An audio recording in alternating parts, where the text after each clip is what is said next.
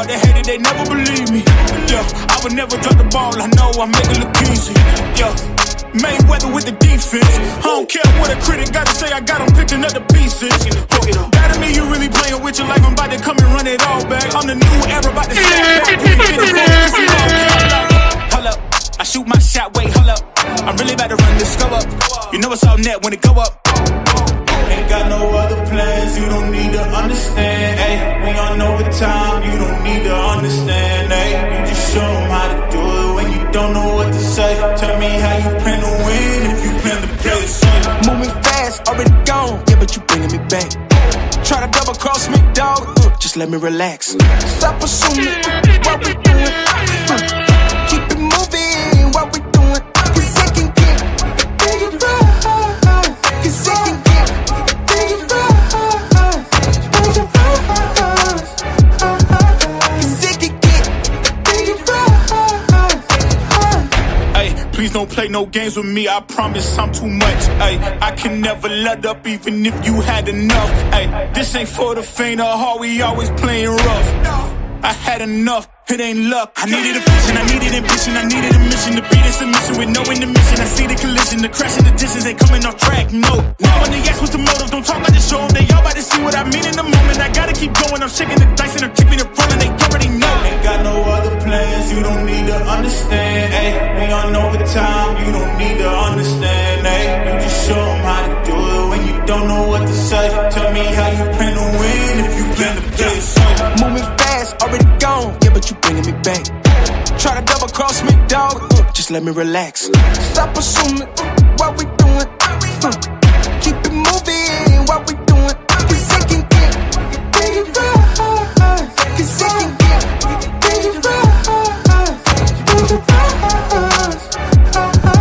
Cause it can get dangerous.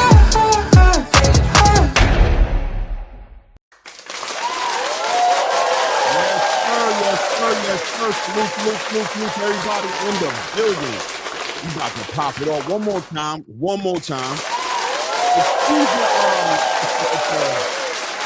the video is I don't know, StreamYard is playing games. It's not me, you know what I mean? It's not me, I promise you. At some point, I don't know what StreamYard is streaming me kind of weird. Just bear with me, I guess. You know what I mean? We're still gonna cook. A lot to talk about today. It is fight weekend.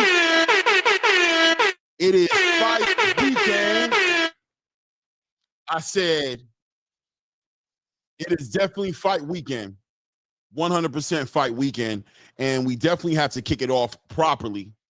Going into this weekend, Drum Boots Ennis debuts his 154-pound weight class entry into the space.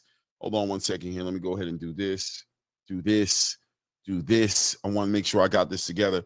We got to talk about it a lot. I mean, obviously the space is rumbling. Nobody's really happy about this fight. If you're a Drum Boots Ennis fan, you're excited to see your fighter potentially fight this weekend. Big homecoming, Philadelphia. This will be the third time since he's been working with Eddie Hearn that he's bringing it back to Philadelphia. But nonetheless, you got to be excited in different ways, right? And going into the fight, no matter how you want to look at it, I'll be calling the fight tomorrow, and there are things that we're going to be looking at going into the fight. Very important things, improvements. We got to see how he transitions into the space and make sure that style, the way that Drum Boots Ennis fights, the fighting style that we've all become a fan of, does that translate up into the upper weight class to 154, what we call the Hornet's Nest? A lot of punchers, a lot of better pedigree worthy fighters in that space. Drum Boots Ennis knowing to be somewhat of a daredevil, right? Showman inside of that ring. We're going to talk about that going into that and see what we got to look forward to. The undercard, underrated for free. I mean, a pretty damn good undercard. We got a heavyweight fight on there. Excuse me, two great heavyweights, an undefeated heavyweight and a heavyweight who's only had one loss on that undercard. We've got Tamir Smalls. If you guys aren't familiar with Tamir Smalls, you're under a rock. We're going to introduce you to him today. He's going to be on this card against a real good fighter in Roman Vasquez. You guys remember Roman Vasquez, guys, the guy who beat Jaleel Hackett in Puerto Rico. I don't know. We got to rewatch that fight. I don't remember feeling that way after I saw that fight, but it is what it is. Bringing in some sort of a WBA form of a belt, right? But Tamir Smalls at 147 really looking like the goods, right? Coming out of that Philadelphia, I believe he is fighting underneath Boots Ennis's Boots promotions or Boots Boxing Promotions, whatever it is. So definitely going to be looking at Tamir Smalls. Of course, we got Zaquin Moses, little cousin of Shakur Stevenson on a knockout streak, I guess, a stoppage streak. Let's see if he can add another one. He'll be fighting on this card as well. We've got a Giorgio Viasoli, another Philadelphia is he a Philadelphia fighter? Don't quote me on that. I'm not too sure if he's a Philadelphia fighter or not, but a very talented fighter who'll be on that undercard as well. We also have to talk about the cancellation of this PBC card.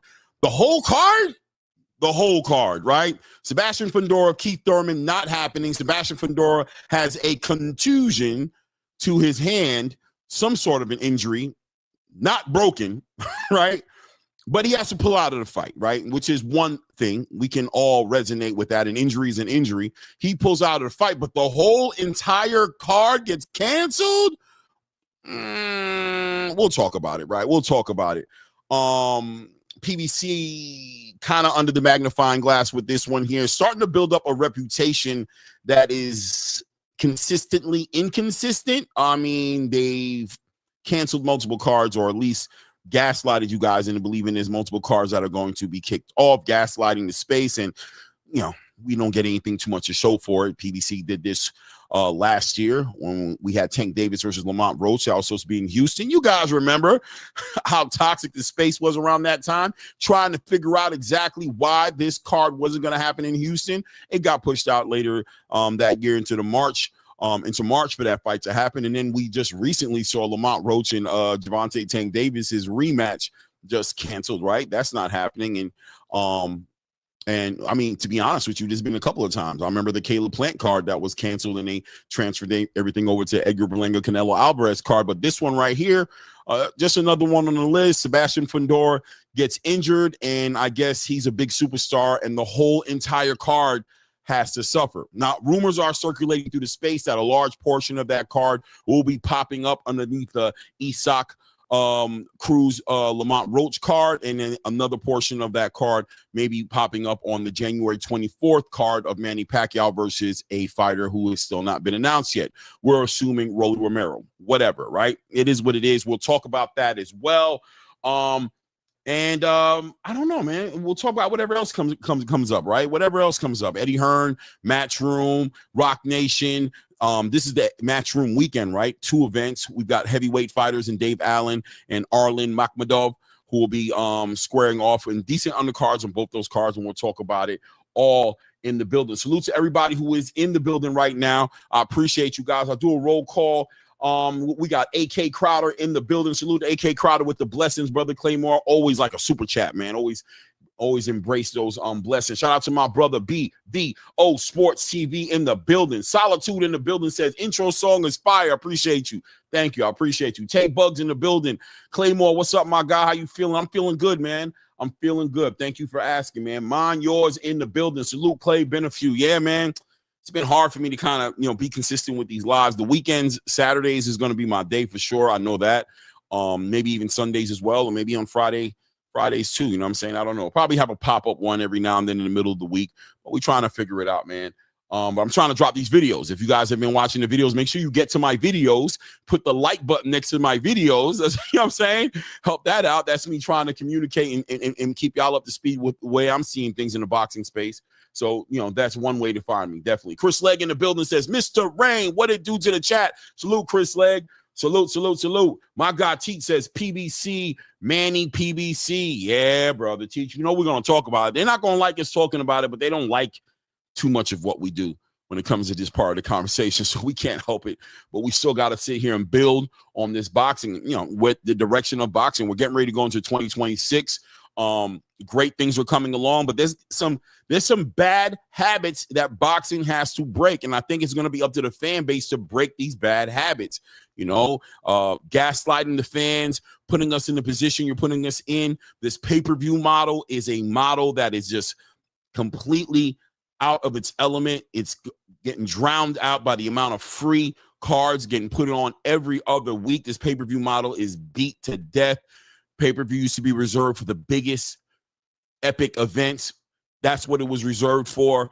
And now it's just a big money grab. They put it out for everything. And, you know, there's an argument out there to say that when they start seeing the numbers aren't making sense, the pre-sales aren't there, the building isn't packing out, all of a sudden somebody sprains a muscle in their butt cheek, and the whole event and the whole event goes away just like that. How long will the fans just continue to deal with that?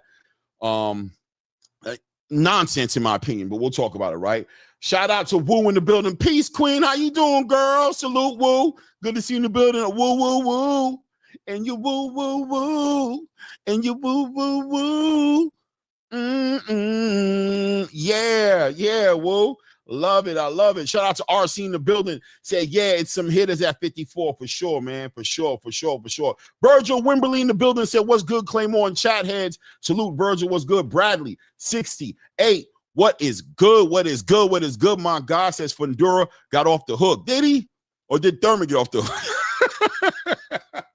Somebody got off the damn hook, right? But it looks like the whole damn card got off the hook, right? The whole card got off the damn hook. Everybody got off the hook. Nobody gets to fight. You don't get a fight. You don't get a fight. You know what I mean? Nobody gets a fight. All right, man. And of course, I'm not going to do this by myself today. Gotta have a co-host on the show today, right, to build on this topic. So much going on in space. My brother Ray getting ready to go to work. He'll probably pop up at some point in time in the chat and say what's up or something like that. But I know he has to get his sleep and everything like that. But no worries. I got you guys. Definitely going to bring up my boy up in the building, somebody who's dialed into this boxing space. And we're going to talk some boxing tonight, man. Y'all hang in there. And don't forget to hit the like button while you're in the building. Hit the like button if you haven't subscribed to the channel. Don't waste another minute. But let's bring in my brother from another Angelo in the building. Talk about it. We're going to talk about it, man. That's all we can do is talk about it, right? Salute, Angelo. How you doing, family? How you doing, man? Blessed to be alive, bro. Blessed to be alive. Always, without shout out to Donor Network West, the third largest organ procurement organization in the United States. I'll be doing some stuff for them media-wise this month for Filipino History Month. So shout out to all my Filipinos. October, we do celebrate Filipino American History Month. Yeah, I just gave you the horn, bro. I just gave you yes, the horn. Yes, sir. We are a strong fabric of the American community, and we've been here a while. So shout out to that. You know, we just finally got our own Filipino town, Clay, here in Las Vegas. Did you know that? We have our own little area. Yeah, really? Yeah, man. What do they call it? Like, is there a name to it? You know, like Chinatown? It's called Filipino Town. It's called Filipino That's a Town. long name. We got to work on that. They don't got a nickname for the Philippines. That's a long name. No. Yeah, LA has it. It's called. It's called Historic Filipino Town, right? That's what LA has. Okay. So it's like a lot of different parts of the community. San Francisco has one. So you know we're everywhere, Clay. We everywhere, man. We come to Vegas now. We get some of the Filipino culture. We go get some Filipino food. We get to see some. Maybe got a little Filipino nightlife a little bit. Maybe you know what I mean. Vegas is known for the nightlife. Little Filipino. You know what I mean. We get a little bit of culture in the city. I like it. I love it, man. Give it up for the Filipinos, man. For sure, man. Absolutely. Let's do. Without a doubt, man. Hey, Teach. I see Teach's comment. Hey, Teach, let me tell you something right now, man. When I grew up, it was always well known that the most beautiful women in the world are Filipinas. So shout out to my wife, man. Shout out to Mrs. Reyes Boxing in the building, man. Shout out. Miss Reyes holding down the tent, man, all these years. And gave this man babies, took care of him, holding him down. By the way, I picked up that Ghost of Yote. You got Ghost of Yote? Yeah, I picked it up. You know what I mean? I've been playing it. Man, that game is such a good game. It's like the first one was so good. I didn't really play it all. I beat it, but I skipped because you could jump from you skipped adventures, bro. I didn't know I was skipping. I didn't know I was doing right. I was just kind of going. I ended up at the last, and I was wondering why it was so hard for me to beat the boss because I didn't get like all of the upgrades that I could get. You know what I mean? So that's the fun part, man. My brother was killing me on it, and he was like, "Yo, you should just play it all over again." And I was like, I started playing it again, and I kind of got like annoyed a little bit because I didn't want to trash all my upgrades that I did have, and I just kind of left it. So this game right here, I'm gonna take my time and go through every bit of it, slow down, get all my upgrades, all my experiences. The anime, that game is such a good game, bro. First off, let me compare it to boxing so you can understand, right? All right. So when you play Ghost of Tsushima, and I agree with your brother, you should definitely go back and replay it. In fact, what you should do, Clay, is play it in samurai mode so that it looks like a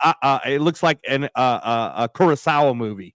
And you'll like it even more because it'll feel like you're watching your own movie, right? But when you play Ghost of Yote, which is what me and my wife are doing right now, right? We're playing it.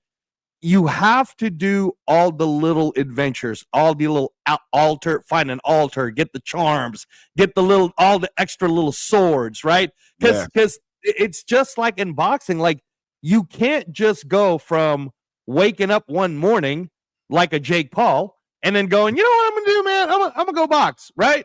And though again, and this is not a slight on Jake Paul, I promise, guys, I'm not gonna shit on him.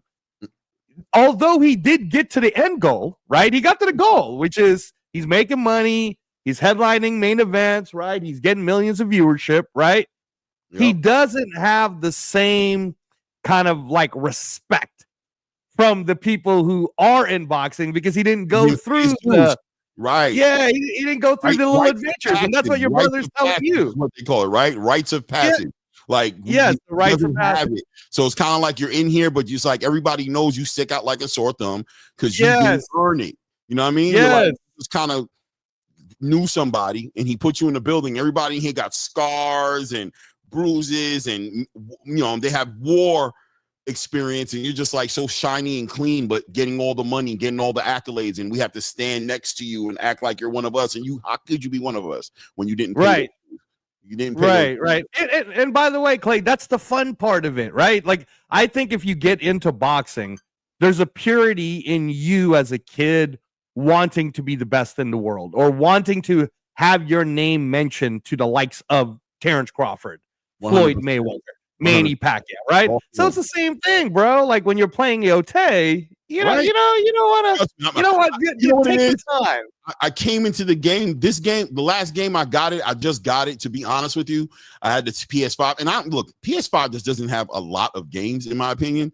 I got games that I like. Either that, or I'm not a big video game guy like I used to be. Either way, I don't have it in me for all these different games. You know what I'm saying? Like, but this game I knew would catch my attention because I saw the trailer for it. So I went and got it, but I didn't dive into it. I'm 48 years old. I didn't dive into it the way I normally would dive into a game. This one, I missed the boat. You know what I mean? I missed the boat. I missed the boat and just kind of play through it and just kind of kill time with it. This one, I'm going to savor it.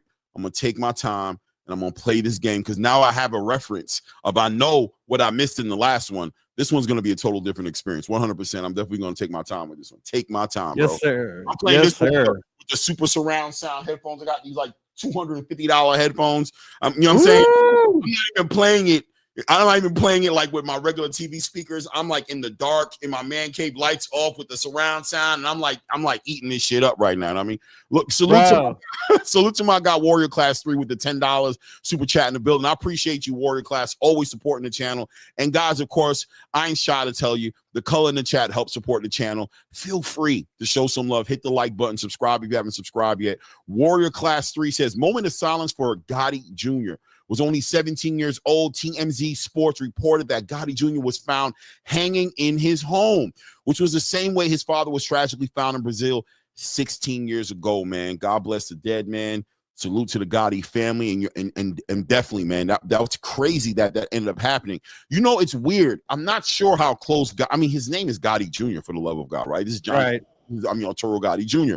So it's weird because, like, even like with the Whitney Houston situation, right? The way her daughter kind of went the same kind of way that her mother did. You don't know if this was obviously, a self-unalive type of situation or some sort of plot. We don't know what it is, but man, mental health is such a serious thing, you know what I mean? And we that's why I tell people all the time, I'm not against Tank Davis the way people think we are. I just acknowledge where he is in the boxing space, but I completely resonate with him being in a position to where he needs to tend to his mental health. He has children, he has family that is depending on him being here. And you could wake up any morning, bro, and hear this kind of horrible news right now. And then that put into perspective, how important was it for us to see him fight all the best fighters in the world? Like, you know what I mean? When you could think of that, the fact that he could have taken time off and tended to himself and did some self-care. So shout out to Arturo Gotti Jr., man. Rest in peace to him, his father, man. Condolences to his family as well. I'm sure they're the ones at the end of the day who really left back here struggling. Like Arturo's on to his next chapter. You know what I'm saying? Figuring out, you know, he's good where he's at, I'm sure, whatever he was dealing with. And on the back end of the funeral of there's only one Ricky Addy, right? On the back end of that funeral as well. And we don't know ultimately what happened in that situation either. But guys, you know what I mean? Take a moment, you know what I mean? And smell the roses and speak to somebody. You know what I mean? God forbid, speak to somebody, get some perspective. It's never as bad as it is. There's always somebody out there who's ready in a two wiggles of a rabbit's tail to switch spots with you, bro, and live in your space. There's people out there who will just give it all up just to be in your quote unquote struggle. You know what I'm saying? Right. You're dealing with, but you just need some perspective, man. And so, you know, speak to somebody, right? Like speak to somebody and get some perspective, man, before you pull that, you know, before you move on that first thought, you know, put some more effort into that second thought. You know what I mean? I think that's one of the things that, you know, a lot of people appreciate about ATP Combat is we don't just talk, you know, boxing space all the time. We try to mix in a lot of life lessons into it, right? And you know, with me, Clay, I'm never shy to share that I'm alive today because a 19-year-old had passed away, and his family was gracious enough to give me the second chance at life, and in being an organ donor, right? And having him be an organ donor. And I'm telling you, man, when you stare that edge of the cliff of death, I promise you, Clay, like me, it makes your whole perspective change about everything. And then you do cherish moments like today. We're going to talk the goods and the bads of boxing, but I'm in it, bro. When you called me and you started telling me all the stuff, I'm like, oh, I'm in this, right? Because honestly, I don't know what's going to happen tomorrow.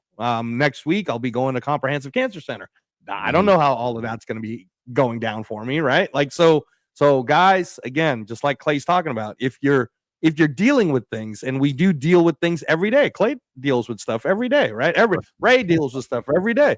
Yeah. But if you need to just pick up a phone, man, talk to somebody, right? Sometimes that's all it really takes. Sometimes it's just a call from Coach or call from Clay or call from Ray, just talking football or something, right? Sometimes it just turns you around. Turns you right around. So good stuff, Clay. Definitely good stuff for you to always remind everybody that life is a very important thing. And every day is an opportunity. There's a chance in there to switch it all up, man. Just you got to be there though, right? But every day you wake up and you get a chance at this thing, man.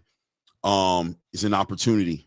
You know what I mean? It's an opportunity to win, and it's an opportunity to put everything in hindsight in a funny space where you laugh at and like, well, I can't believe where my mind was 3 days ago. I couldn't even imagine being in that space right now. Today was such a good day. Yeah, exactly. But you know, the important thing was you were there, right? You were there. That's the most important thing, man. That frequency, you got to stay there. You shoot something out into the universe and you tell the universe you want something. Make sure you're in that same frequency level, because it does come around. But if you're not available, if you're somewhere else, and listen, I'm not even talking about unaliving ourselves. I'm talking about staying in a spiritually positive space, because you were in a positive space when you were asking for that help. And then now you're somewhere else. You're distracted. We're always so distracted in life, man. But if you stay the course and stay steady and stay where you started, stay right there, man, it's going to come back to you, man. Amen. 48 years old, man. Seen a lot in my life, man. Haven't seen as much as a 60-year-old or 80-year-old or 100-year-old, but seen my fair share to let you know that consistency, man. Stay available. Stay right there, man. It's coming back full circle. I promise. Amen. Amen to that. Amen to that. And by the way, guys, when we start talking about what's going on with PBC versus what we're seeing in Matchroom, don't get the wrong idea that we're coming from a bad space or we're coming from a space where we want to cut someone down. Clay and I are speaking for you guys. We're speaking for the fan base. We're speaking for everyone who loves boxing so much they want to see it the way the NFL is shown, the way the NBA is shown, the way Major League Baseball is shown, right? We want to see a big fight get like Super Bowl status, right? And I think we saw a glimpse of that moment in Canelo Crawford. We saw it, Clay. We saw for the over 41 plus million. Everybody's still watching it on Netflix to this day, right? All the different things you're seeing, Clay. You're seeing Terrence Crawford in Japan, right? And he's wearing samurai gear, looking like Ghost of Tsushima. And you're seeing him in Nebraska football, and 92,000 people are yelling for Terrence Crawford as he leads the Nebraska Cornhuskers out on the field, right? This was boxing in the 70s, man. In the 70s, it was like this. And in the 80s, Mike Tyson brought it back, where the Salute world... my brother, Blue Blood Sports TV in the building. Blue! Salute, Blue. The world, Clay, would shut down to watch a Mike Tyson fight, just like the world would shut down to watch an Ali fight. And I think that Terrence Crawford and Canelo Alvarez showed us a glimpse of what we can see if we really, as a fan base, if we truly invest in boxing and hold them accountable, hold the people that are not giving us the consistency that we want, hold the people that we cannot trust with our time, which is even more important than our money. Because I know we do tend to complain I don't even want to call it complaining. I just want to say we do tend to talk about the fact that there's too many pay-per-views. That is true. Because it's not like the economy's helping right now where we can just throw away $80 nowadays, right? But Clay, man, more importantly is our time, right? As a fan base and as boxing aficionados, our time is more valuable. So we have to hold all of these people like the PBC who are being inconsistent with our time. Well, they're being consistently inconsistent. Yes. They're messing with us, man. They're messing with us. They are absolutely messing with us. So yeah, let's get right into that. Blue, do you want, I don't know, are you busy, Blue? If you are busy, you are, but I can send you, I'll send it anyway. How about that? I'll send it to your email anyway. You'll let me know if you're trying to step up in the building and build on this topic. But no, 100% back at you, man. Hold on one second. Let me bring up Ray MF and Davis in the building. Ray Davis. Hold on, let me give it to him. Ray Davis. I couldn't wait for that. I feel blessed. Ray Davis in the house. Ray, I thought you were going to work tonight. I thought you said you're off Saturday and Sundays. No. This week I work. I mean, I thought I work this weekend. Right. So when you I'm off tonight. I'm off tonight and I'm off Tuesday. So Tuesdays and Fridays. Wednesday morning, Tuesday night. Yeah. No, just this week. Okay. Anyway, you need to get that sleep, though, bro. It's crazy over there, bro. I just told her they messing up. They messing up the schedules. They messing up my life right now, but it's all good. No, I figured you were definitely trying to get some sleep in, but no doubt, man. Salute. What's good with you though? Chilling, man. Just got in from swinging the sticks, baseball. Definitely throw the pause up. Definitely throw that pause up. Throw it in there quick. Get it in there. Yes. My son, had him out there hitting the ball off the tee. You know what I mean? Rough getting him out there because he's trying to go pro. You know what I mean?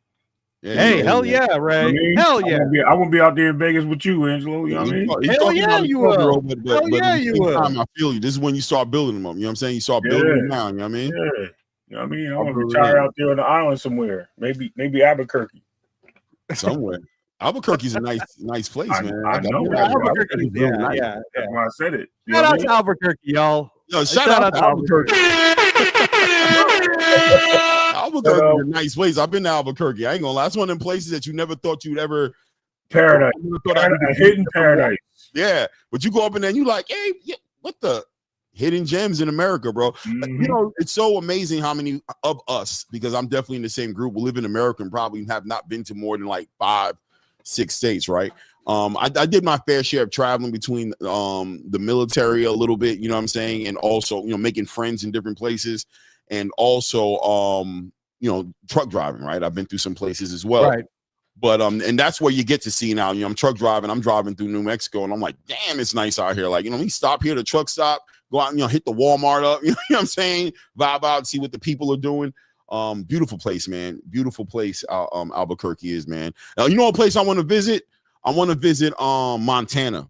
I want to see how it is out there, bro. Hey, man, shit, that looks beautiful. We'll talk offline on that because your hobby, your hobby. Yeah, it's real nice out there, Clay. I got people out there. Oh, wow. They love it. And it's crazy because they out there. I mean, actually, matter of fact, what's the name from Montana? He up in the chat. Ain't he? Lance Meyer, right? No, is he? No, I think Lance Meyer's Colorado. No, Lance Meyer is not Lance Meyer's Montana. J.R. Spock is Colorado. Yeah, J.R. Spock. You love him. I know they do got a similar. We'll talk about Z. Salute to Roger that. You know what I'm saying? My bad. I mean, I got some new people in the building, you know what I'm saying? But look, guys, shout out to everybody, by the way. Shout out to Johnny at the hangout spot. Past 2 nights I've been over there building with Johnny. We've been getting it in over there. I'm wondering why I couldn't find you. That's where you've been. Yeah, the last 2 nights. I've had the last 2 nights off, so I'm trying to keep my schedule because I'm working at night. So even if I'm not working that night, I try to stay up. So the hangout spot just checks the boxes, right? It's just right there, good boxing talking. They're going to like 3 a.m, right? And shout out to Brian Norman Sr. You know what I'm saying? That's my guy right there. The Normans are such a genuine bunch of people. Like, I don't care about this boxing thing, outside of the boxing thing, whatever. Those are just good stand-up, you know what I mean? Good, they're cut from good cloth, bro. He just really is, man, and always willing to share and sharing some perspective. It was a spicy night last night. Shout out to Coach. It was actually very calm, Ray. Like, cause I jumped in, right. The last 2 nights I jumped in. I've been with Johnny before. I've helped co-host them a couple of times. And you never know who's going to show up to hangout spot. So we're having positive conversations. Everybody's having a good time. And in fact, a change of pace, Ray. I was the bad guy for a second because Clay and Johnny were like kind of, I don't want to say they were there. We were holding Boots accountable, bro. Like, we love Jerron Ennis. We love Jerron Ennis. Ray, you know me a while now. You know I'm a big fan of Jerron Ennis. But we're definitely holding that fan word around here. We support a big supporter of Jerron Ennis. But 100% have been, and we're going to talk about it again today as well, right? Like, completely holding our fighter accountable, right? Just letting him know that, hey, man, like, I get it. It's been a rough road.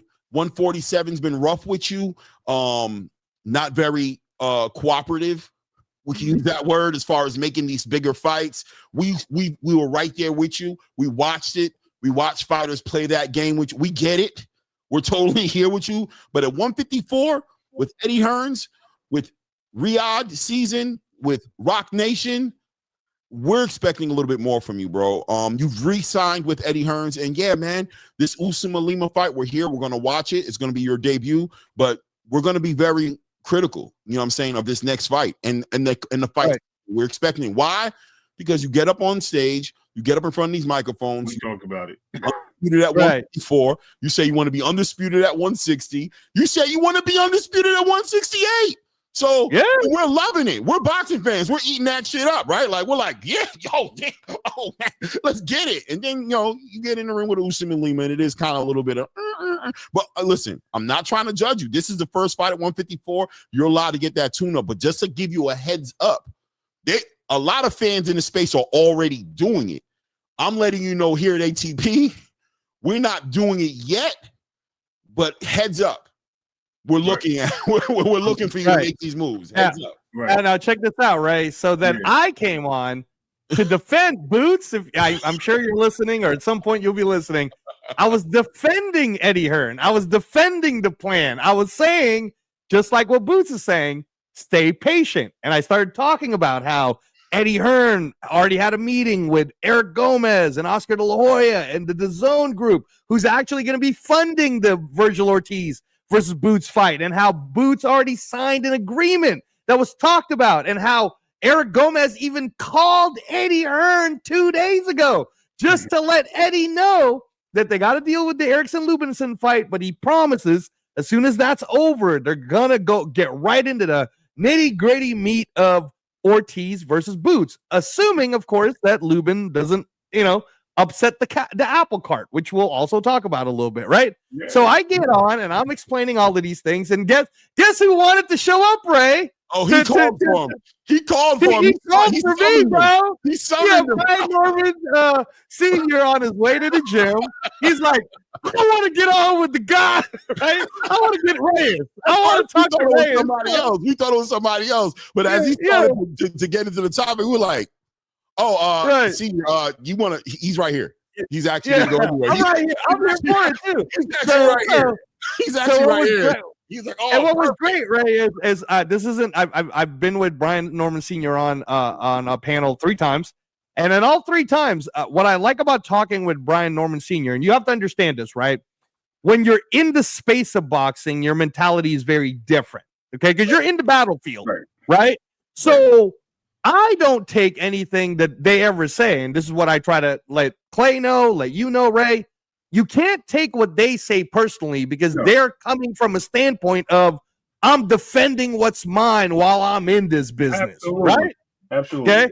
But when you're out the business, you don't really give a fuck. You're just kind of I'm going to respect the space of boxing, but I'm going to care about boxing more than I am going to care about protecting egos or protecting this and protecting that. So Brian Norman Sr. gave a very interesting perspective coming from his angle of things, right? Which I felt also is very valid, right, Clay? Yeah, I even said it wasn't off. Like it's like they say you got a sphere in the middle of a room and you put 10 people around the sphere. Each person's gonna, when they describe what they see in the sphere, it might not be the same, especially if it's a reflective sphere, right? Like where am I standing? What's behind me? Everything makes a difference. So is what he's saying not accurate? No. But at the same time, is that necessarily knocking down another perspective? Not necessarily. And multiple perspectives have to learn to coexist in the same space, right? Right, Ray? I agree. Exactly. And that's what it was. And then you know what, Ray? What was great about Brian Norman Sr.'s, it ended up being a very good, positive conversation. And then he was supposed to leave. But then I kind of had him stick around because I want to ask him all these different questions, kind of interview him a little bit, right? So he stuck around. We asked him some good questions. Clay asked him some good questions. He gave us a very positive space, and it ended so positive. And then, man, the hangout spot, bro. The other night, it was Clay. Clay fucking lost it at the hangout spot. And you know what? All fairness to Clay, guys, Claymore Rain is allowed to do that shit when it's not his show. Because when he goes on someone else's panel, okay, he's coming in as a fan. He's coming in as not Claymore Rain the host. He's coming in as Claymore Rain the man. Yeah, can't be calling the man no names without him, coming back at your ass. Listen, man, I get it. Now Clay know how I be feeling sometimes, right? What I do? That's why I say I stay out of these spaces sometimes. Right. I know I'm weak. I know I'm not built to just get shots thrown at me all the time. Let me get this super chat so it stops blocking your face. Warrior Class 3 in the building with the $5 holla again, man. Y'all leaving Warrior Class by himself, man. Y'all could listen, man. Don't leave Warrior Class out here by himself, man. We a community, we a family. Feel free, the $2, the $5, $1,000, $100, whatever. $1, whatever you got. Warrior Class 3 in the building says F the PBC. He says Matron. I'm wondering if he's saying Matchroom. Matchroom, yeah. Okay. Matchroom, yeah. He meant to say Matchroom. No doubt. Matchroom, the Zone, top ranked Golden Boy, has formed like Voltron. Could they rival Turkey Riyadh because pay-per-view is dead and can't be free? We're gonna talk about it, Warrior Class. We're gonna talk about the whole thing. Actually, we're gonna even talk about why Dana White was able to put his foot in the door, right? For the longest time, that boxing door was shut.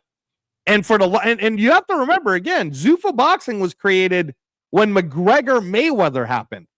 Think about how long ago that was. Mayweather-McGregor is when Zuffa boxing was introduced, right? They formed a company. Dana White did this whole speech about how he's going to get into boxing, blah, blah, blah, blah, blah, right? And he never got in. But then Foot got in the door. And now... some people feel like we let the wolf in the hen house. I don't think so. I think all we did is we opened up the market for American boxing in an even better and bigger competitive way. And the one group that's actually hurting it, just like Warrior Class is talking about, is the PBC, man.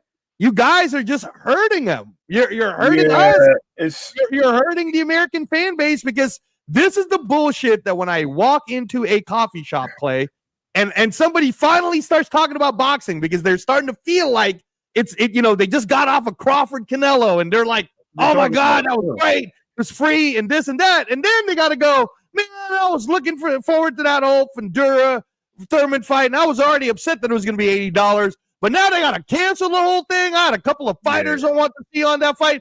And that's what I'm talking about, man, where Dana White, and you guys can look at the history, when a main event got canceled or a fighter fell out, he never canceled the event. Nope. He just rolled with that shit. He was like, well, UFC 300 is going to now be this and this. You remember, guys, even on that time, Anderson Silva came back on like a 3-day notice to fight Cormier, right? Right. So, right. You're telling me, okay, now I'm not, me, Clay, I'm never going to say Fondura's not really hurt. That's not right. Right. Hey, Fondura, blessings to you, bro. Get healthy. We want to see you fight. We want to see you fight Butsinas. We want to see you be one of the best 154-pounder in the world. Health is wealth. That's more important. So rightfully so, Fondura should step out. But what the F, Clay? What the F, Ray? Why can't Keith Thurman fight Yoenis Tejas? Why can't Keith Thurman fight somebody? I mean, I think Charles Conwell, right? Yeah. You tell me PBC don't got nobody that they could have just said, hey, man, you got about a 2-week notice? Because I saw Josh Padley fucking come from an electrician job to go fight Shakur Stevenson. I saw Martin Bacoli fucking fly from Africa, bro. Yep. In a 2-day notice. And that can fly on like a 12, 15-hour flight, bro. Right. To make it happen. Like nonsense. Didn't even get a chance to go to sleep. From what I understood. He took a nap, like 2-3 hour nap. Didn't even weigh him in. They just put him on the scale. Right. He didn't cut the weight. He didn't and the fight was made. 100%. So, and again, and Ray, I'm talking more on the promoter side. And I want to hear your thoughts on this. On the promoter side, okay? You're the promoter. Bro, you can't do what Turkey's doing. You can't do what Dana's doing. You can't do what Matchroom and Eddie's doing. You can't do none of that. Because I wanted to see Shockey Foster versus Steve Fulton. Right. I wanted to see Jesus Ramos move up to 160, fight Shane Mosley Jr. I wanted to see all those undercards. I wanted to see that 19-year-old kid, Kaipo Gallegos, right here from my neighborhood. You know what I'm saying? Like, why you got to cancel the whole show, man? Why are you punishing everyone else because Fondura has a hand contusion or injury or whatever that is? Right. Here's the thing I want to give back and kick back to that. So, as a promoter, in my sense is the people that were there and have moved away from it. It's definitely the energy from PBC, because we could see that when they had this happen before, what did they do? Fondura got moved to the main card. Jesus Ramos then found a partner. I'm sorry, not Jesus Ramos, excuse me. Brian Mendoza found another dance partner. And we ended up getting a different fight, right? WBC was entered to this category, blah, blah, blah. We had Boychuk move into the place and get the WBC title. So, yes. There's definitely space for this to happen and be moved around. The problem we having with this fight is there's no more star power at PBC. I think we heard Tom Brown say this in the last interview when he said he's looking for the next star. And I think because the star power is not there, to the plus and minuses for gains in the PBC are better to take a hit and move the fight along, maybe postpone it, whatever the case may be, as opposed to taking a whole guy and moving them in. It may cost you more money. It's going to cost you to do this. It's going to cost, and it's not a big name. Remember, Tim Tszyu was the star, right? Thurman fell out. They moved Fondura up. You have the same opportunity. Why didn't that happen? Because of what it is, right? They have to grow. They don't have the star power no more, and it's a shame that they're going down that road as a company, because there's plenty of boxers in the space. Me and Clay were talking about this earlier, and I named a few that I was like, man, you can get a few. And I even heard like I heard a few names mentioned. I'm laughing because I'm like, yo, this guy's fighting. This guy's not. This guy's not. This guy can fight. This guy's there. This guy. There's so many people, man. I mean, you could have pulled up a lot of people. I mean, it's just bad. It's a bad look for boxing. And for somebody like Keith Thurman to keep him busy, you know, you could have gave him a good fight. You could have pulled somebody and gave him just a fight. You know what I mean? Pull Madrimov in. When's the last? I mean, if it's that serious, pull him off the card, bro. Just all right, go. Okay, you don't want to fight. You wanted to whatever, bro. There's a bunch of other fighters who are not. It's not like they're active. Right. They're already not as active as they should be already, just because of the way PBC rolls out events. Now you push it off, and I'm be honest with you. I believe it's the pay-per-view model. It's the idea everything. Yeah, it's the idea that the pay-per-view are made to draw money, right? Obviously, we're talking about a money poor organization, you know what I'm saying, that's having a hard time facilitating a space for the big fights to happen. So we understand, we see what's going on, but what ends up happening is, in my opinion, as the numbers start to come in and you start to see how the space and the algorithm is dealing with the idea of this fight being a pay-per-view, and you're starting to get an outlook maybe of what the numbers are going to look like, you become hesitant to roll it out. We're in the last quarter of the year. You have a shaky deal with Amazon. You keep on beating this pay-per-view model over the head like a dead horse. You're just beating it to death. It's not returning. Your two headliners, your biggest stars in the game, Gervonta Tank Davis and David Benavidez, have made arrangements to go perform on other platforms that are going to give them the paydays you clearly can't give them. And instead of going into a rebuilding phase to where you're dropping more free events and you're just trying to deliver as much boxing as possible, you're being greedy and you're still stuck on this pay-per-view model. So now you have somebody to answer to, right? Where Showtime kind of like gave you this carte blanche, right? They gave you this blank check, and they allowed you to roll out as many of these events as you wanted to, pay these fighters whatever you wanted to pay them. Amazon is auditing. They're watching, and they want to see money in, money out. And you're having a hard time producing that. So all of a sudden, somebody gets an injury. Now, Sebastian Fondura could be I'm not trying to call him a liar. I'm sure he does have an injury. But is Sebastian Fondura not being able to fight on your card enough to cancel a whole entire card? No. But maybe if you make it a pay-per-view, maybe when you sit there and you make it a pay-per-view and you're already looking at the numbers looking bad for even that to sell, now you take him off. Maybe he does kind of change the bottom line. But what does Stephen Fulton do? What does O'Shaquie Foster do? Right? What does Shane Mosley Jr. do? Right? What do these fighters do who pay for camps and they're cutting weight and they're mentally locked in, and some of them have left their families and they're paying for their whole entire team to come around them, and you just casually, move them around like it's nothing. And now what do? They prepare for another camp. You're going to stick half of them on the Esoc Pitbull Cruz, Lamont Roach card. You're going to throw the other half on the Manny Pacquiao, whoever he's fighting. You can't even lock that in on who he's fighting against, right? So, yeah, it's time for some vision. Dana White was talking about that. It's time for some vision over at the PBC. It's time for some people to have a bigger picture in mind. And what are you willing to sacrifice to concede to? And are you guys willing to go back to a build back better phase? Shout out Joe Biden, right? Which means you're going to have to give more free events. You're going to have to get more active. You're going to have to produce and give more boxing. Build your fan base back up.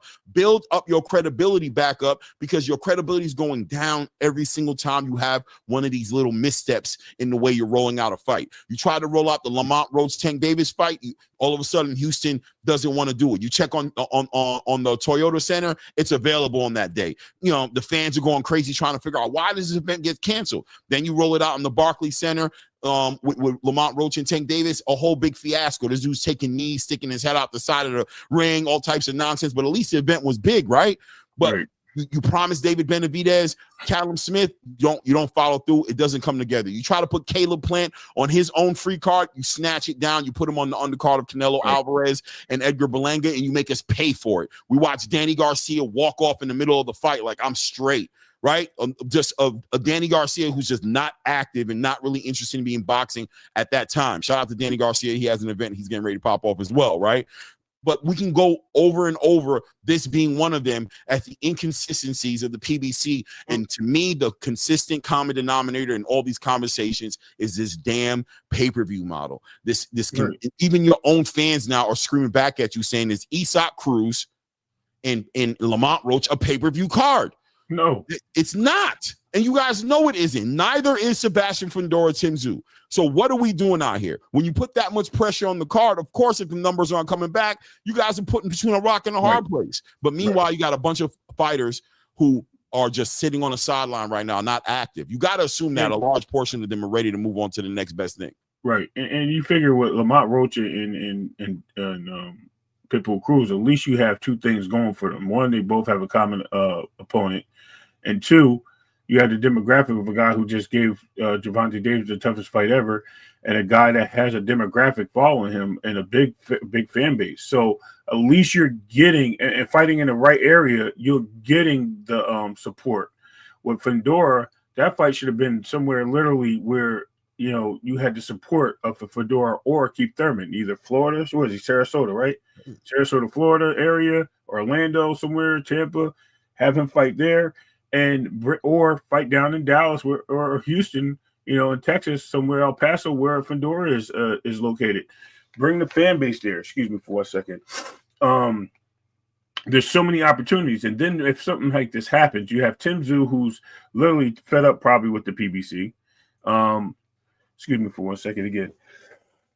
Oh, excuse me. Sorry about that. Thank you. You have Tim Tszyu sitting there. Just came off a loss, right? But he is a fighter contracted to the PBC at the division, even though he claims he's moving up. You have Pete Dobson at 147, who they had fight at 157 or 156 or whatever the catch weight was with Conor Ben. So you have a fighter you can move up there. Then you guys were allowing Jesus Ramos' uncle Abel Ramos to move up to fight Boots at 154. Where's he at? There's another fighter you could have dragged in. And if you need to make a money grab because you need somebody to co-host this, Eddie Hearn has enough 154 pounders where you can move somebody over. Oscar, too. He got some. Top Rank has it. Oscar has it. MVP has it, bro. Right? Not to mention, Probox has a lot of 154 pounders that came from the PBC on their stable. So there's plenty of people you could have just pulled into this fight and just kept it going and just moved them down on the card. Okay, eliminate the situation. But my biggest thing here, my biggest question is, you had a mega fight on this card. You had two WBC champions about to go at it. A guy coming up in weight, a guy's getting trained. This is their second time they've been pushed back on a card because they were ready to fight in August, and now they're getting ready to fight in late October. So now that's 3 months from their original date. Now they're getting pushed back again for a hand injury. Like, what is going on? Like, you guys are delaying this. This guy's a top-ranked fighter, and you're giving him there. He already felt mistreated because he's the A side, he feels, right? The guy's coming to my division. He's asking for my title, and you got me sitting on the B side of the stage. He already made that point clear. But then you're going to disrespect me by pulling me off the card? You should just gave me the headline. Should have been a headline anyway over this dumb fight that you guys had with a guy that's I ain't going to use that word, a guy that's a little smaller than in case of a guy who's a giant. Come on, man. It was a mismatch. Why you even do that? That's something that you should have had somewhere else. But listen, it is. It's smoke and mirrors, in my opinion. I'm being honest. I just think it's and you should be, right? Like, again, this is us, the chat, everybody who's listening to us at ATP Combat Media. Like, this is us holding them accountable. This is us saying, bro, you want to, like, for all of you people who love the PBC and what they've done in the past, they're the ones that let the wolf in the hen house. It's crap like this that lets Dana White go on camera and say, yeah, boxing's broken, man. Boxing's broken because it's always a fire sale every show, right? Like, they can't just hold their own. Nobody's investing back in the company. I'm talking about the people who are in charge of PBC. Have you guys not made enough money that you could stand to lose a little bit and invest back? That's the problem. They're so over the top. It's like a CEO and a CCO of a company, right? They're all looking to cash in first before they pay their managers, and then paying their managers to their employees. They're constantly keeping white collar attitude on non-profit companies, and they're constantly doing this on a basis where they have to make a profit. It has to be a general profit. They get the bonus. You guys don't get the bonus at the bottom. You guys just see something maybe every once in a quarter, but this is the problem. PBC has to understand that the pay-per-view model is way gone, right? Way gone. You're holding on to something. The fight's not even worth it. The value of it is not even worth it. Okay, I can live with the Pacquiao Barrios thing. Pacquiao was a name that everyone resonated with from 10, 12 years ago. So, okay, him coming back, it may spark some old boxing fans to say, oh, Pac's back. Let me go watch him. He's fighting a champion. Let me go. I get that part. But the problem we're having is the fact that everyone's fighting on these stream channels, these preloaded streaming services.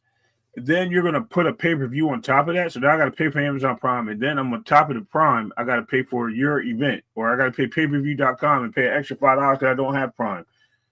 That's a little weird in my case. And then the fight's not even worth it.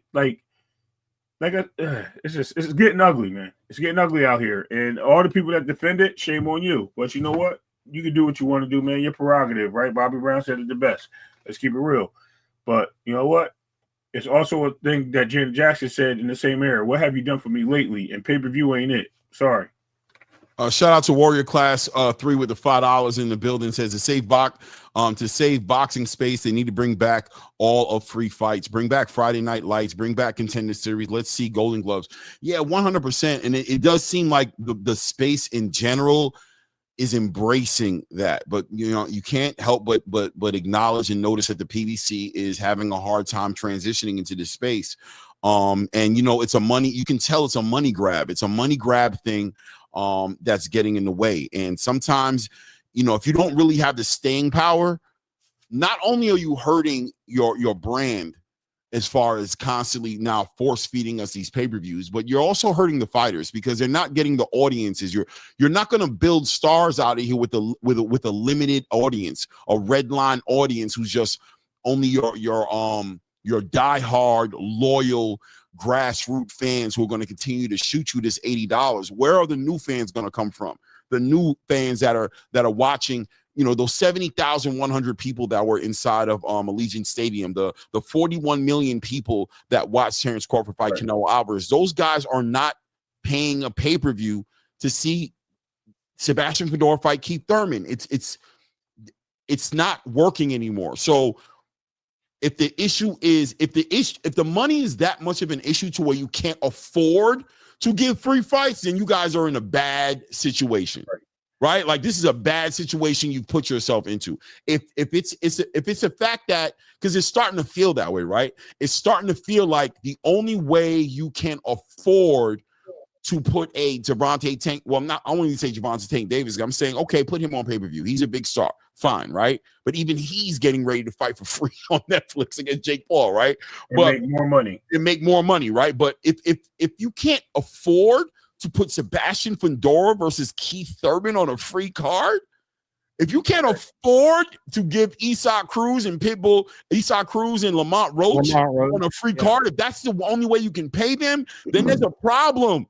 It's deeper than rap. It's deeper than that because, listen, I'm going to be honest and straightforward with you. It's not sustainable. Right. And you're heading out the door anyway. So, right. So if you're not gonna, if the model has to be this way, if you're not going to be able to deliver this product, then you might not want to hear it, but you might have to bend the knee. You might have to get into a partnership with some money. You might have to go with Turkey. You might have to go with somebody who can facilitate this business model that you put into it, that you're putting into action, because you can't afford to keep the lights on in your own house right now. It looks crazy. It's crazy dark at night when we pass your house. We're wondering if anybody's even living there. When was the last time you got your grass cut? Or is anybody, you know what I'm saying? We're driving past his property and we're like, yo, low key, you kind of hurting the whole entire neighborhood right now. Right. You might Right. need a petition to get you in court because you ain't cutting your grass. You got broken down cars in your driveway. You know what I'm saying? You need a paint job on your crib. You guys are up way too damn late. You're playing music. You're hurting my neighborhood. I'm investing in my home. I'm putting a new roof on it. My grass is getting done. I don't plan on sitting here for 30 years. I'm trying to get rid of this shit inside the next 7-10 years so I can go to my next chapter. But this ain't gonna work for me. With your crib, got my shit looking like South Central after a damn riot. Right. Yeah, and let me add this too, right, Clay? First of all, let me just say, Warrior Class, we appreciate you. We appreciate the super chats.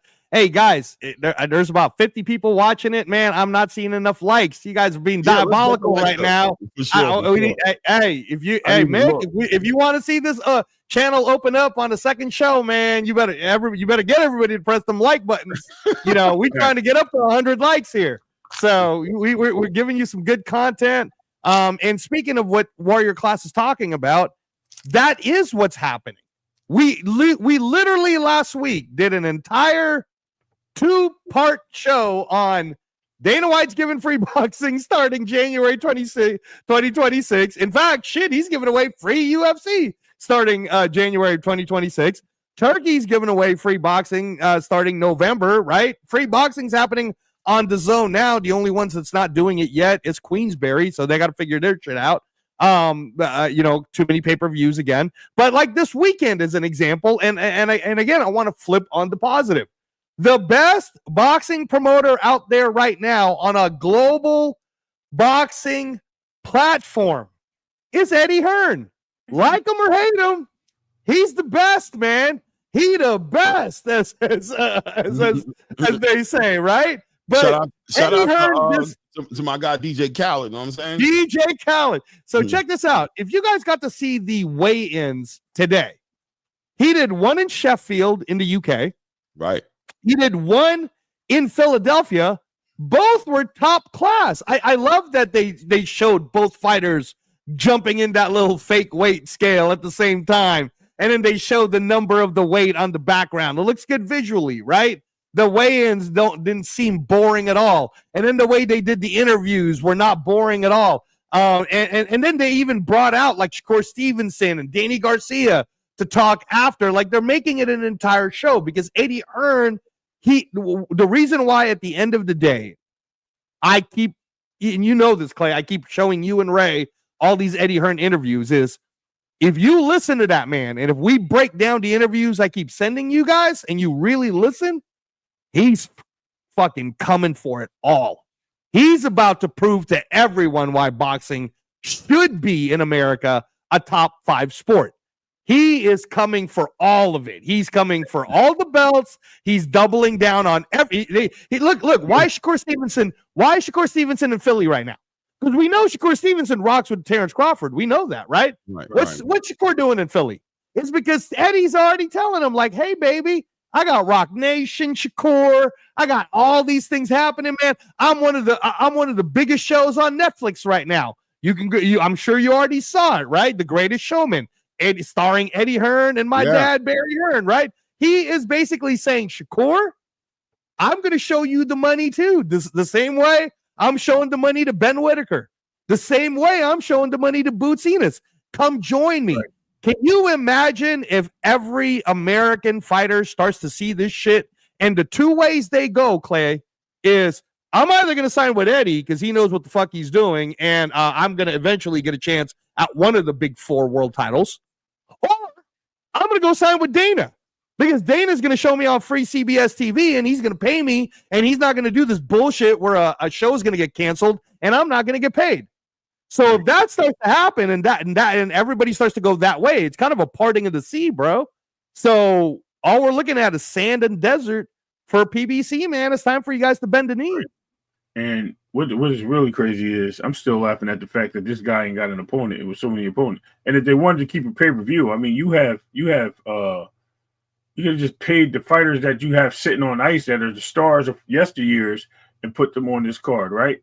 Everybody wants to see the fights anyway. You would have probably made a bag trying to convince Earl or what's homeboy? I know it's 2 weeks out. What's Charlo to get in that ring just to have a fight with Thurman because they probably would have beat him anyway. But regardless, you still those guys is a negotiation process. Oh yeah, I know, but they ain't fight till next year, I don't know right? if I was talking to you about it this morning, but we were talking about Ryan Garcia and things like those guys. My thing is, just take him off the card. But you make the money. Yeah, just take him off the card. If you can't get a fight for him, take it. There's just no reason to cancel the whole card. Right. Take him off the card. And shout out to my guy, Everything Boxing in the building. Says Shakur's in Philly because his cousin is fighting. No, I know that. Everything Boxing. Look, let me respond. All right, you're not understanding what I'm saying. Shakur doesn't need to give all those interviews. Exactly. Eddie Hearn doesn't need to make him go on a fucking stage, bro. Right. I'm talking about this is a long play. Eddie Hearn's like, hey man, you're here. We love you, Shakur. You're a free agent. Come on, bro. You know better than that. You know better. Even having Danny Garcia go up there, and not saying that Danny's about to do a deal with Matchroom. I don't know what Danny's got going on. He might have his fighters go do a deal with Matchroom. Yeah, he got his own promotional group. Exactly. You don't know, but at the end of the day, however you want to look at it, they're up there pushing the brand by being on a Matchroom show and doing an interview on a Matchroom show and talking on boxing, not specifically like being interviewed exclusively on only their career. They're talking about boxing in general. I think if it probably just went off if it's not still going on. They're up there to promote the brand. They're helping Eddie out. And there's a legitimate question there as to why they're helping the brand, right? Everybody's in. This is a money game. This is not a favor for favor game. This is a money in, money out game. Like everybody's being businessmen in their own right and therefore their own vested interest, right? So why is Shakur Stevenson up there? Nothing is by accident when it comes to marketing. When it comes to marketing, money and dollars being spent, everything is done with purpose. So you see Shakur up there. You see Danny Garcia up there. I'll give you a perfect example. I just watched on Instagram on Keyshawn Davis's Instagram, and he posted up that he's running through the desert. And if you look on the messaging, who do you see up in there? Eddie Hearn saying, "Champ, we need you back in boxing. You got to come back to boxing." That's not by and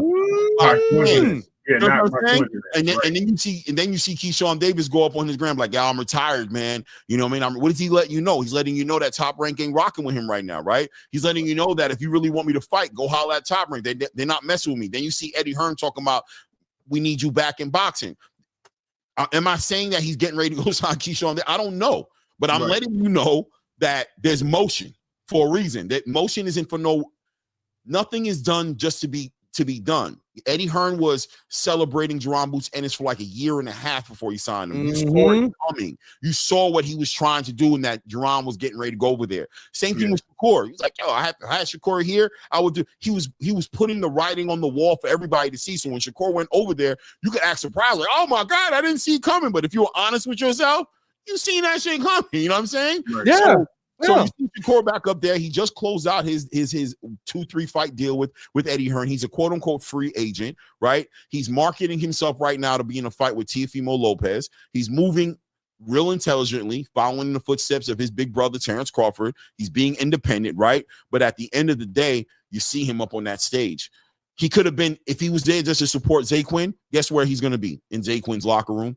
Being there with Zaquin in Zaquin's hotel, popping up on Zaquin's corner. Maybe he might talk a little bit, do a little bit while Zaquin's fighting. Maybe he might do a little fake interview on the broadcast team while they're calling his fight. He didn't have to be up there in the capacity he was. He was up there because, we pushing this Matchroom brand right now, and the money is there right now. Matchroom is controlling a good amount of money, man. They're able to do things. That's why, and we can segue into it. That's why it's so important for Boots' next move to make sense, because we know now the resources are there. We know Riyadh Season's in partnership with Matchroom. We know you've got the marketing of Rock Nation who can get his brand all the way up, just marketing him. And we know that the fights are there as long as the money is there. So there's a lot of things. Shout out to Birdman in the building with the support on the channel. Hold on. Let me go ahead and put that there and put this here. Birdman, salute to you, fam. I don't know if I've ever seen you in the building, Birdman. If I have, my apologies if I don't remember, but I appreciate the support, man. Thank you for the support. Says Swift needs to stop playing and hit up Thurman for his farewell fight. Tickets might actually sell. Yeah. They declined that he wanted to. They approached Danny Garcia about making the fight. Danny Garcia basically turned the fight down. And I'm gonna tell you straight up why he did it. They ain't got enough money to give it to Danny Garcia. I'm telling you straight up. They ain't got enough money to give Danny. Danny is one of those fighters who's made a good amount of money for himself, bro. And then he has his he's putting up the money for his own promotions right now. He made enough money to do it. And in fact, when they interviewed Shakur and Danny together, he's not going to do that. He's not a filler. He's not a do us a favor, come fill in. Like, he's not that guy. Like, there's almost a lack of respect to a degree to hit somebody. That's like calling Tank up and being like, yo, Tank, Sam Noakes got sprained his knee, man. We need you to fight Abdullah Mason. He's gonna look at you like, bro, what? Yo, bro, I'm supposed to be getting promoted. I'm supposed to be a headliner or a co-main event. I'm supposed to get a certain amount of marketing. You know what I mean? I'm supposed to be able to market myself. I don't have none of my shirts in the building. I got merch that I move. You guys know not to play with me. I get points. I do all types of things that we are not going to negotiate in a week. You know what I'm saying? Right. With Thurman. We're not doing it. Let me touch on that real quick, which I like actually what you guys are talking about, especially with the boot situation. So what I've learned is a lot of people, and I've heard this actually just last night, which actually is very good contrarian conversation. There you go, Keon.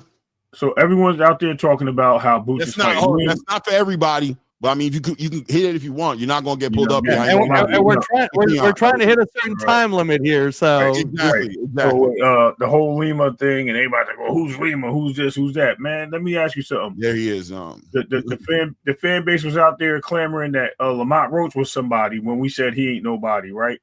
Constantly saying that, who is this guy? We don't know who he is. He's pulling him up. I mean, we knew who he was, but you know what I'm saying, right? He's a champion from another division. He's pulling him up. Why is he fighting this guy? He should be fighting Shakur. We wanted the star name, right? So we get that. Now, the same people are like, oh, well, who's Lima? Who's this? Who's that, right? And then actually I've heard with my own ears the same people that were telling us Lamont Roach was somebody telling us that Lamont is nobody right now. You know what I mean? Like, who is he? He's living off the fame of Tank Davis and getting the draw. He was nobody. Because why? Because Coach Calvin actually put that stain on him talking about he was nobody. But yet when we said it, when we were up here saying like this guy is not this is not the value fight, we got our backs again. Just to show you that you're doing the same thing with Boots and Lima right now. And it's the opposite end, right? We're telling you that Lima is a dangerous fighter. We're telling you Lima has a puncher's chance in this fight. We're not saying that he's a fighter that's going to go out there and put on fireworks. We don't know. First of all, we don't know. Shout out to Reyes for saying that, right? We don't know what we don't know. You know what I mean? But what we do know is the guy got a nice check hook. The guy can actually jab, and the guy can punch, and he has a solid defense. He has an IBO world title too, man. I know. He don't get his head off the line very well, but guess what? Neither did Karen Kikuchan when he was putting beats on Boots in that pocket, right? Hold on one second, guys. Let me bring Keon in the building, man. Everything boxing, Keon, my God. What's good with you, family? Long time no hear. I'm gonna do something for my son anyway. So salute. What's good with the guys? Man, we doing good, family. We doing good, King. How you, man? Oh man, good. No, I mean, man, I was just up here listening to y'all cook with the situation, with Shakur and Eddie Hearn. I mean, yeah, a lot of what y'all was saying was making sense, but he is in Philly because his cousin, Saquon Moses, is fighting on the card. So I mean, we know that. We know he's always going to be there to support him. But I mean, as far as Eddie Hearn, trying to get him to come, like that ain't no secret. Like, that's not a secret. Right. Eddie has said on multiple occasions, like, yeah, like I want to continue to do business with Shakur. Yeah. Shakur has said on multiple occasions, like, I still F with Eddie. Like, I F with Eddie big time because he did me right. And I trust Eddie. So, if me and Eddie can do business together, we'll do business together. But he's also said, I'm a free agent, so I'm gonna go with whoever is making the biggest fights.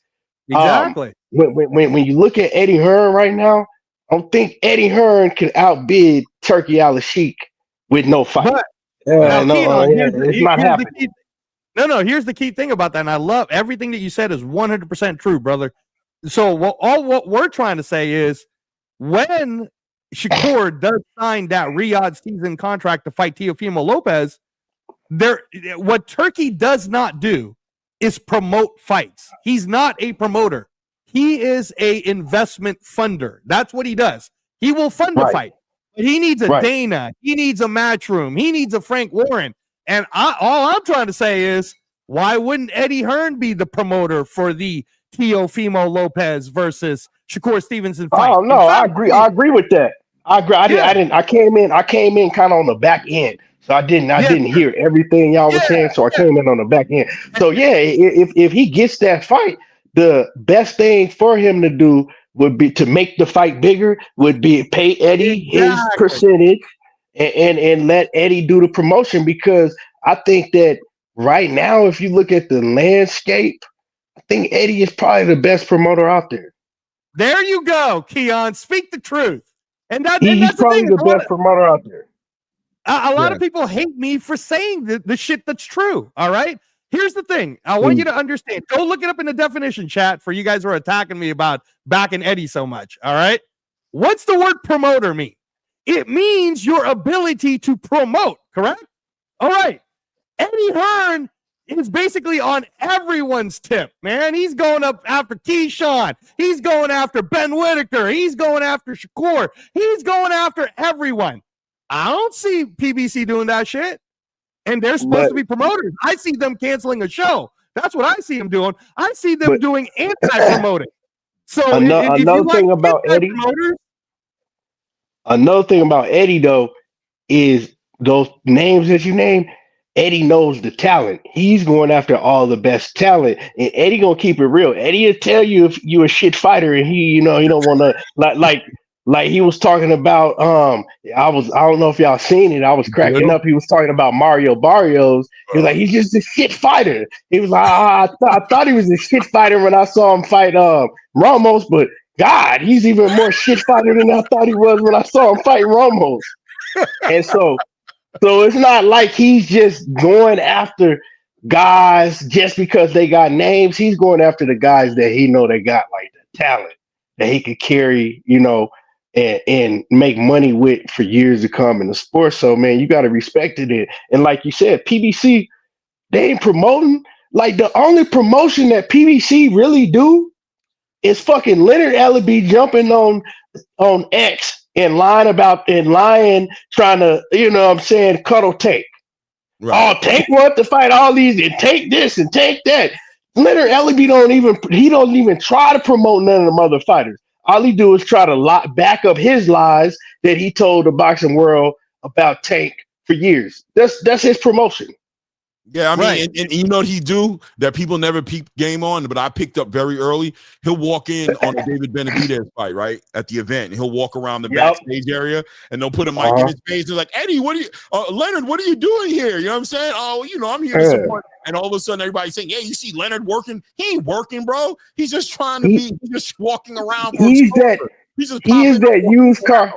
He's that used car salesman that'll sell you that nice looking Jaguar that falls apart as soon as you drive it off the lot and shit. 100%. You know what I'm saying? That's him. I've always told people that. People don't know, man. I interviewed Leonard Ellaby years ago, and he gave me that used car salesman shit. Because the first thing I asked him, and this was probably like 2020, 2019, like 2019. And I was like, hey, Leonard, man, this is like when the Gervonta Davis, Vasil Lomachenko, like talk was getting real, real big. And everybody was like, well, when is Tank gonna fight Lomachenko? When is he gonna fight Lomachenko? So I asked Eddie that, and he's like, well, Tank don't need to worry about none of those guys, we not worried about none of those guys that you asking about, Tank is gonna be a star in the sport. We got a blueprint for Tank, and just talk all around it. And it was like, okay, so pretty much that's what Leonard Ellaby has been doing. Yeah, and we're in an era now, Keon. We're in an era now in where the best is fighting the best, or the best wants to fight the best.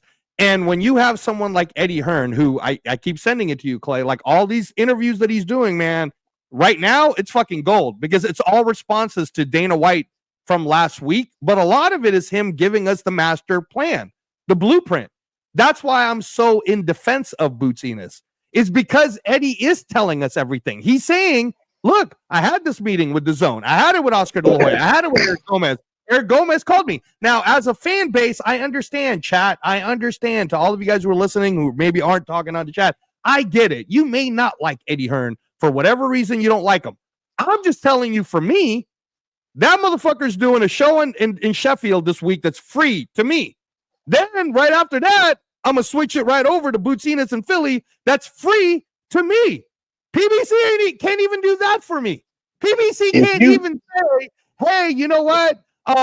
Sorry, guys, Fondura's hand got hurt. We're going to give it for free, and you guys are going to have Oshaki Foster versus Fulton as a main event. It's going to be a free card. We're paying for it on Amazon. They can't even do that, man. And how long have we been supporting them for, Clay? How many pay-per-views did we pay from 2013 all the way up until we said, fuck that shit?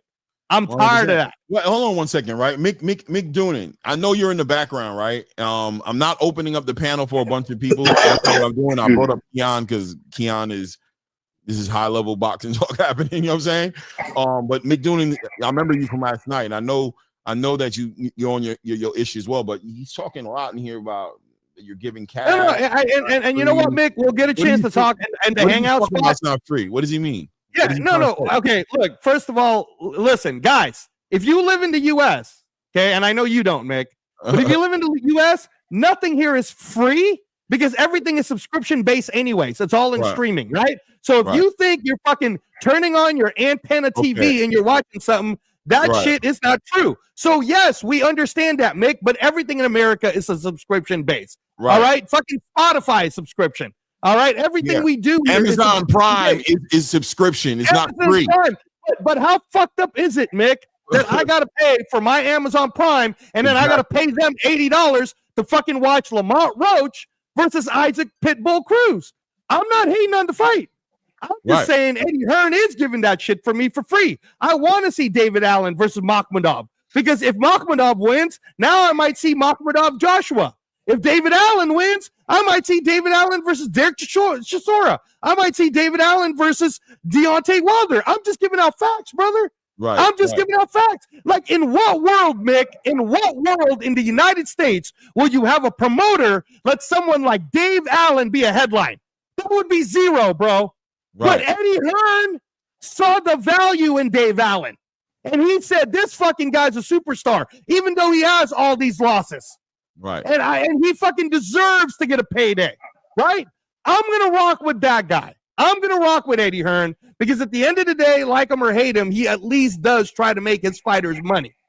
Yeah. And he has passion for the sport as well. So he is trying to deliver. I don't care. What I've seen from him, he's trying to deliver fights.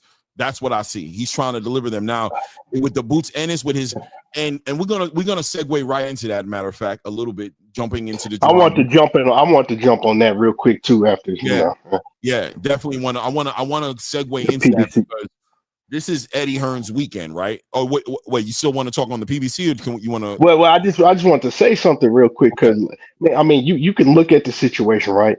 And I don't want to like disrespect nobody, but I mean, common sense will tell you that PBC is holding on by a thread, right?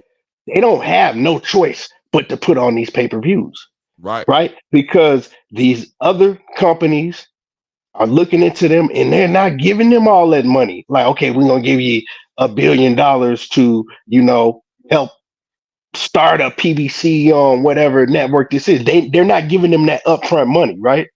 Whatever it is, I don't know what's going on with Al Heyman or whatever, but it ain't looking good, right? They giving you how many shows a year? What, 4? I don't know. How many shows from PBC have we got this year? We in October. Off the top of my head, I want to say about 7, right? Because if we're counting the free ones, they had about 3 free ones, 2 or 3 free ones, right? And then they had let me see. They had the Lamont Roach Tank Davis pay-per-view. They had the David Benavidez, David Morrell pay-per-view. Did they? No, that wasn't free. I mean, that was free. The Caleb Plant, Resendez was a free card with Jamal Charlo. Yeah, they probably sitting on about 5, 6. About 5. Yeah. About 5, 6. Yeah, right. Yeah. So Yeah. They holding on by a thread because they not getting that upfront money from that whatever huge entity is out there, right? It's looking like you either go to the zone or where else you gonna go, right? Facts. Netflix is they only doing big events.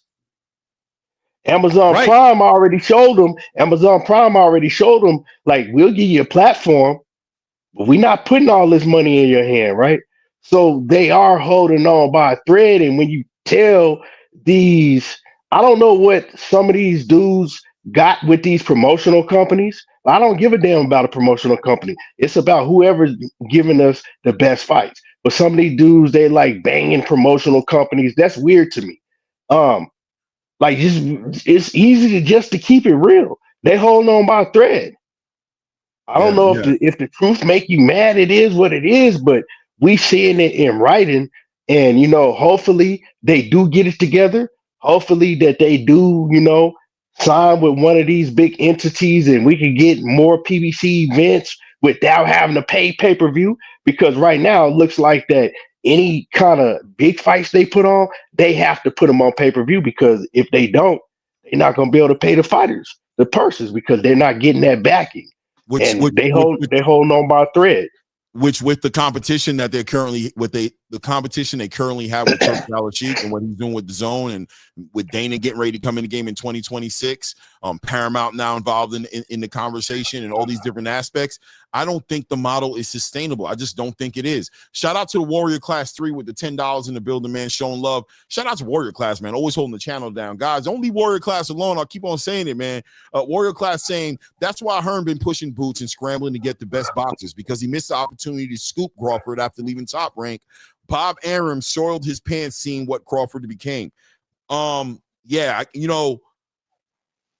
Bob Arum, just like a lot of these other promoters, wasn't ready to invest. See, Bob Arum's on the opposite side of the PBC, right? Bob Arum was like, I'm not going to do the pay-per-views and drain your pockets, but I'm also not going to, quote unquote, overpay any of these fighters. I'm just not going to do it. But certain fighters, like Terrence Bud Crawford, were worth a bigger investment. He was a star that just needed the opportunity to become a star, but you capped him off.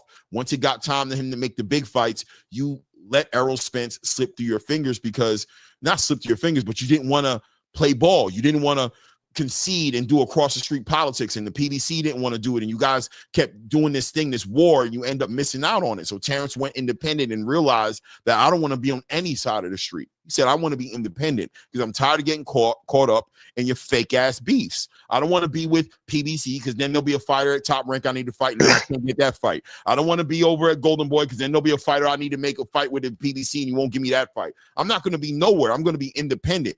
And in many ways, that's why people have to respect Devin Haney. They have to respect Bill Haney and Devin Haney, even though they can annoy you or however you feel about it.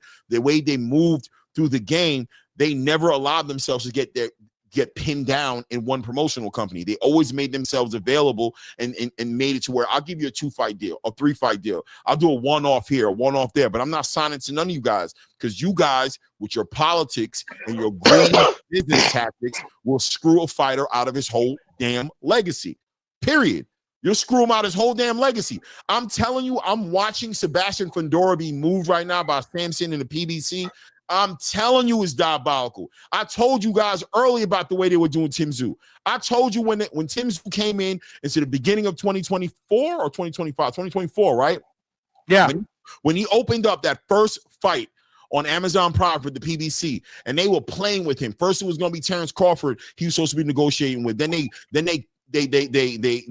cock blocked Terrence Crawford, and they threw Keith Thurman into the conversation. Even Tim Tszyu communicated in the interview like, I thought I was fighting Terrence. I don't know what the hell happened. Then you put Keith Thurman up in there. Then a week or two before the fight, you replace Keith Thurman with a southpaw, 6'5", towering inferno, bro. Then you got his head split to the white meat in the ring, and what do? No respect. You don't say, let's go back to the drawing board, get Tim Tszyu a rematch. Let's take care of this guy that saved our event because Tank told you he wasn't moving a needle. He was going to move 1 foot forward until you got him that bag and secured that deal off the back end of seeing Canelo Alvarez get $35 million to fight Jaime Munguia, right? So he's like, yo, I ain't not even playing with y'all, bro. So he said, I'm going to sit back and watch what Amazon does. Y'all scream for Tim Tszyu to come from down under. And he says, I'm going to be a company man. I'm going to come there and save the day. And there's no problem. I thought it was going to be Terrence, but fine. Keep Thurman. Let's get it done. A 5'9" guy who hasn't been active in like 2 years, orthodox. I can rock with that. You did the switcheroo on that dude in the last minute and gave him a 6'5" southpaw towering inferno, bro. And then you split his head to the white meat, and you didn't even let him get the blood to stop running out his head. You bring Errol Spence into the ring, right? You bring Errol Spence into the ring. Errol Spence comes in the ring because he wasn't expecting none of that nonsense as well, right?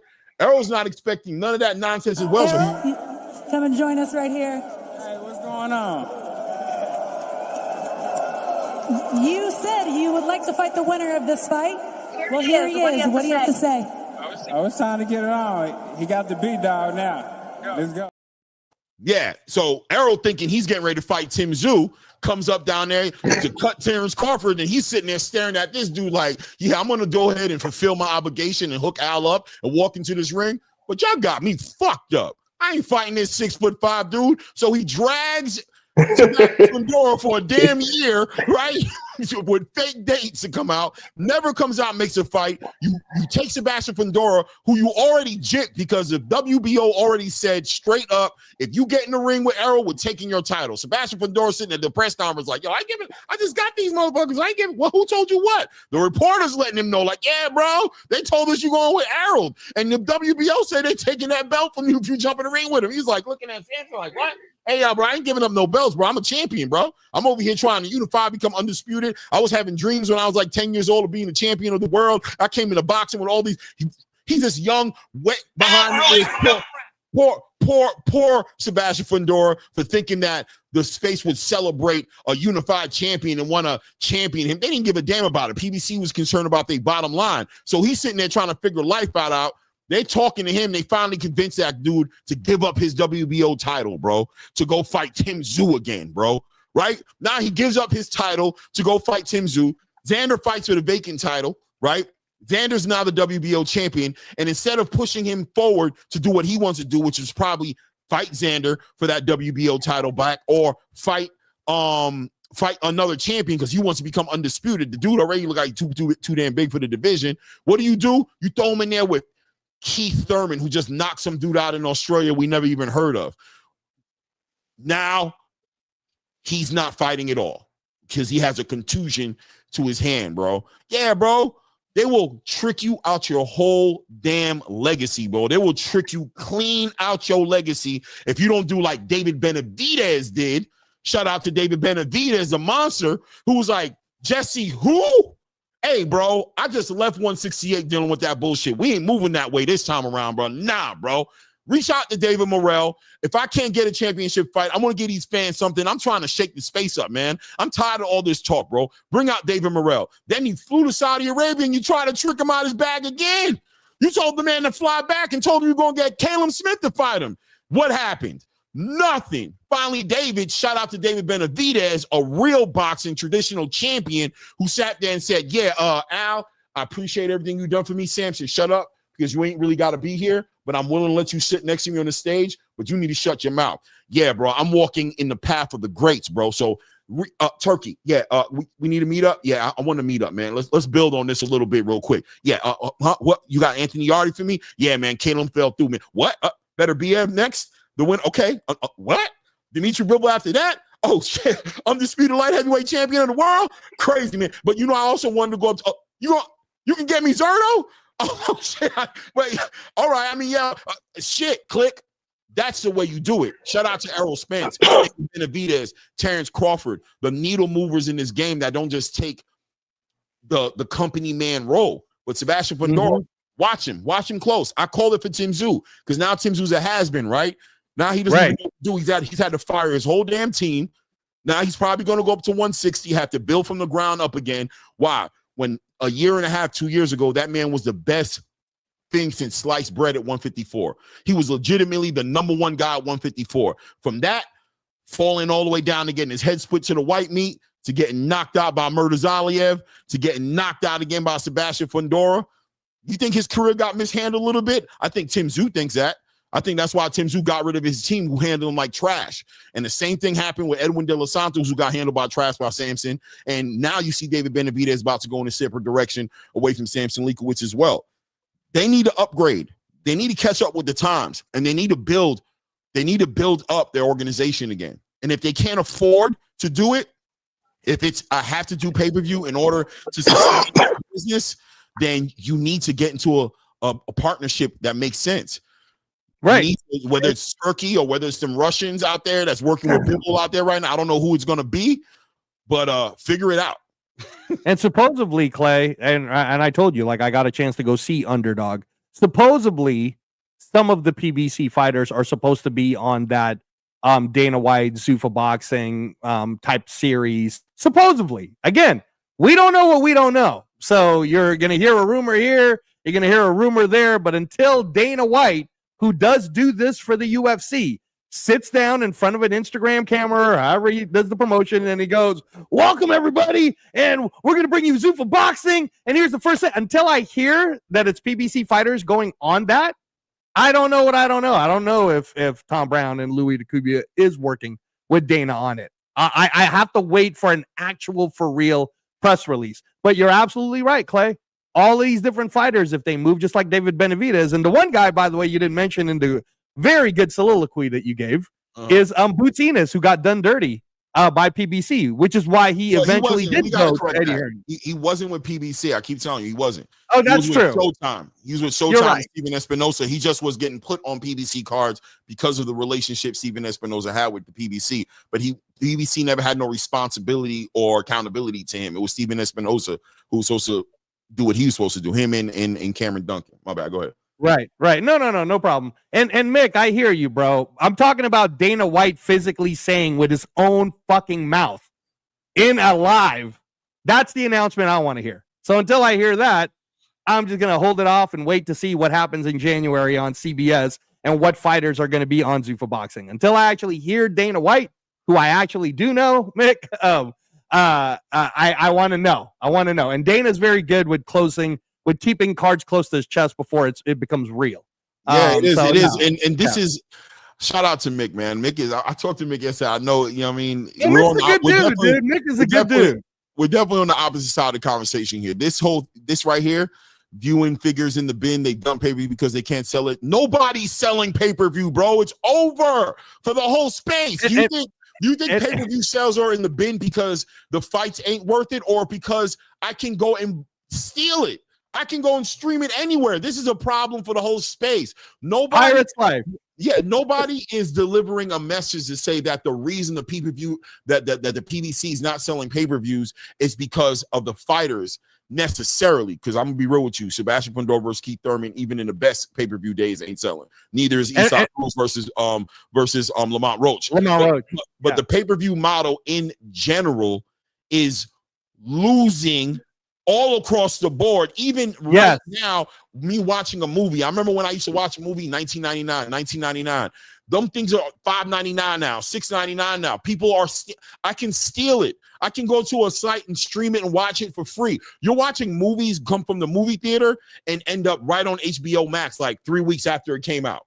Like 3 weeks after it came out, the movie's on HBO Max. Why? Because people are getting around paying for these things. So the space is embracing the idea. There's nothing with Dana going to Paramount to get $7.7 billion, right? For the UFC, the stream, quote unquote, for free, obviously with your subscription to Paramount. With Dana doing that, that's not because of him failing. That's because of a business model that's failing in general. That's him being a businessman, staying with the times and evolving with what's going on in the space. There'll be no company out here that adds some new sauce to a pay-per-view model and make it happen. They just gave you Terrence Crawford versus Canelo Alvarez for free.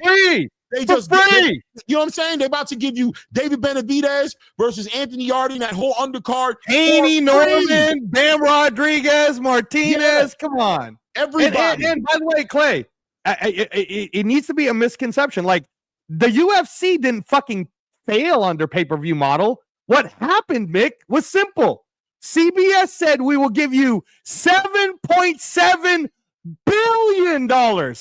Billion dollars. Not to buy the company, but to basically ask you to please put your content on our television platform so that we can get more commercials. Bro, that's a success story, not a failure at all. There's no way 7.7 billion. That's why I try to tell people, and I appreciate what you're saying, like, because that's the truth, right? Like, if it's failing, you don't shoot $7.7 billion at a failure, bro.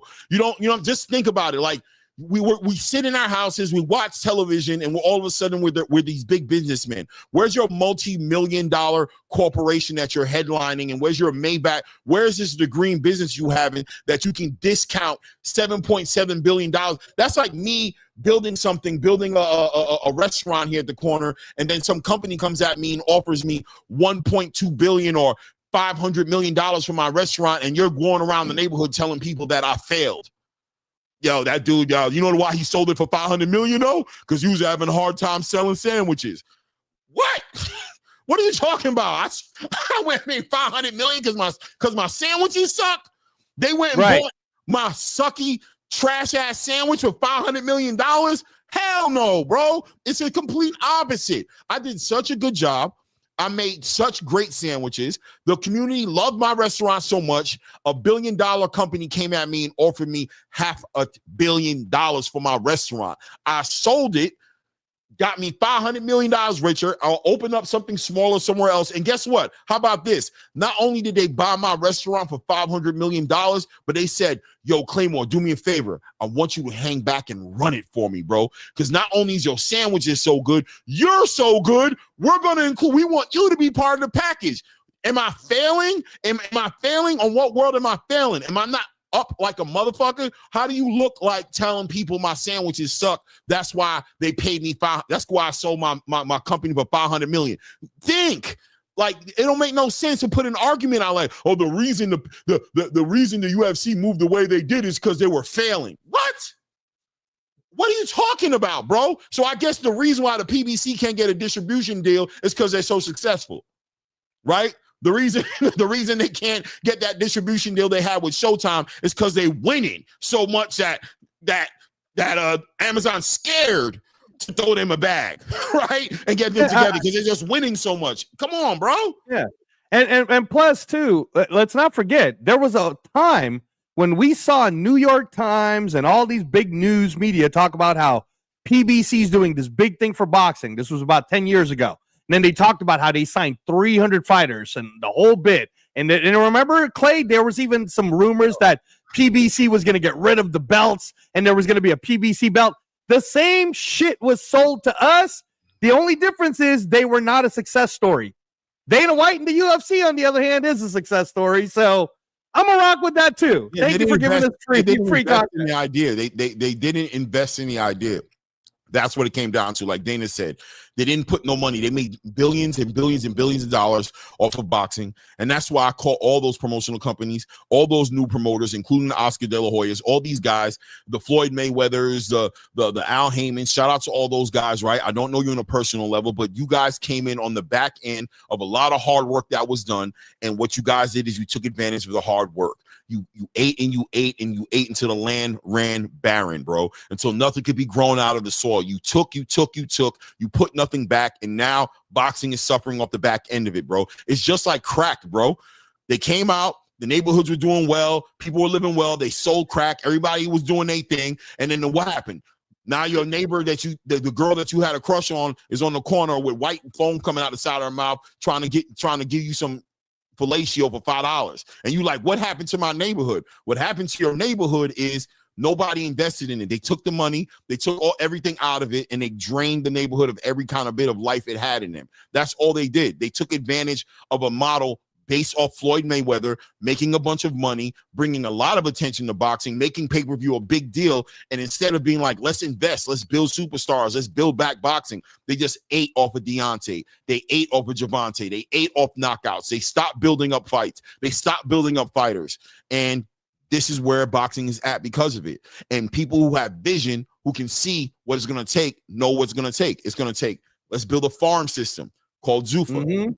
Let's build a system. Let's build up new stars, young fighters. Let's build them up. The special ones will leave Zuffa and go to Ring Magazine, and they will fight for the WBCs, the WBOs, the WBAs, the IBFs. They will challenge the champions. The special ones will. But at the same time, this farm system will stay intact because it will be a space that we're going to put production on, large audiences, a lot of views, and we're going to be like a star mill, like a mill just building stars. And the best of the best will get removed from there. Every single fighter will not go into Zuffa and make it to the big show. But the special ones who are now able to box for a career, they don't have to handle a whole damn job while they're fighting. They can have a career as a boxer, nutrition, workout facilities. They're going to get exposed to the biggest audiences. They're going to have WWE quality production and promotion going on to build themselves up. Will come with fan bases. They will come with a following, and they'll come into regular boxing with that following, and they will build the big shows, the big fights, and boxing's going to grow. Video games are going to get made. These little motherfuckers are going to be in the video games. There's going to be all types of shit coming out all around these dudes. They're going to be building, and guess what else is going to come back into boxing? Marketing, promotion, advertising. You're gonna see these little motherfuckers with Pepsi stabbed on the side of their ass. You're gonna see them in Wheaties commercials again, and you're gonna see them in all types of shit out there promoting and getting bigger and bigger. And they're gonna invest in the sport. And in 3 to 5 years, you will not recognize the sport from what you see today. But if you lack vision, if you're just sitting there being a brute and you can't get past an idea of people evolving and the business evolving, and you have this small-minded perspective on boxing, I'm gonna tell you straight up. Most of you guys need to shut the fuck up and just watch it, right? Because I'm going to tell you why. Respectfully, right? You don't know what you don't know. And the reality is you should be more inquisitive than quick to give answers, right? Be more inquisitive and saying, I want to see what this is going to be. And if boxing is going to get bigger, I hope it works. Instead of doing what a lot of you guys doing is you hope it fails. And you hope it fails to what? Your own demise, because you're cutting your nose off to spite your own face. Because who suffers in the long run? We do as boxing fans. We don't get fights. We don't get events. We don't get nothing. And you know what you do? You get to be right. You get to be right. You get to walk up on these fucking stages and be right and tell the whole world that I told you it was going to fail. Come on, man. That's sucking shit. At the end of the day, support what's supporting your best interest. What's supporting your best interest is more fights coming out.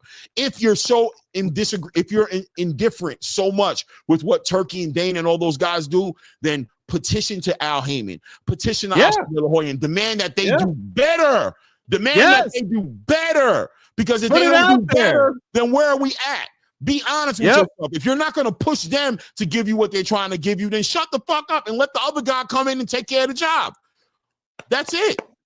Give yourself a clap, Clay. I don't have the clap button. Give yourself the clap, bro.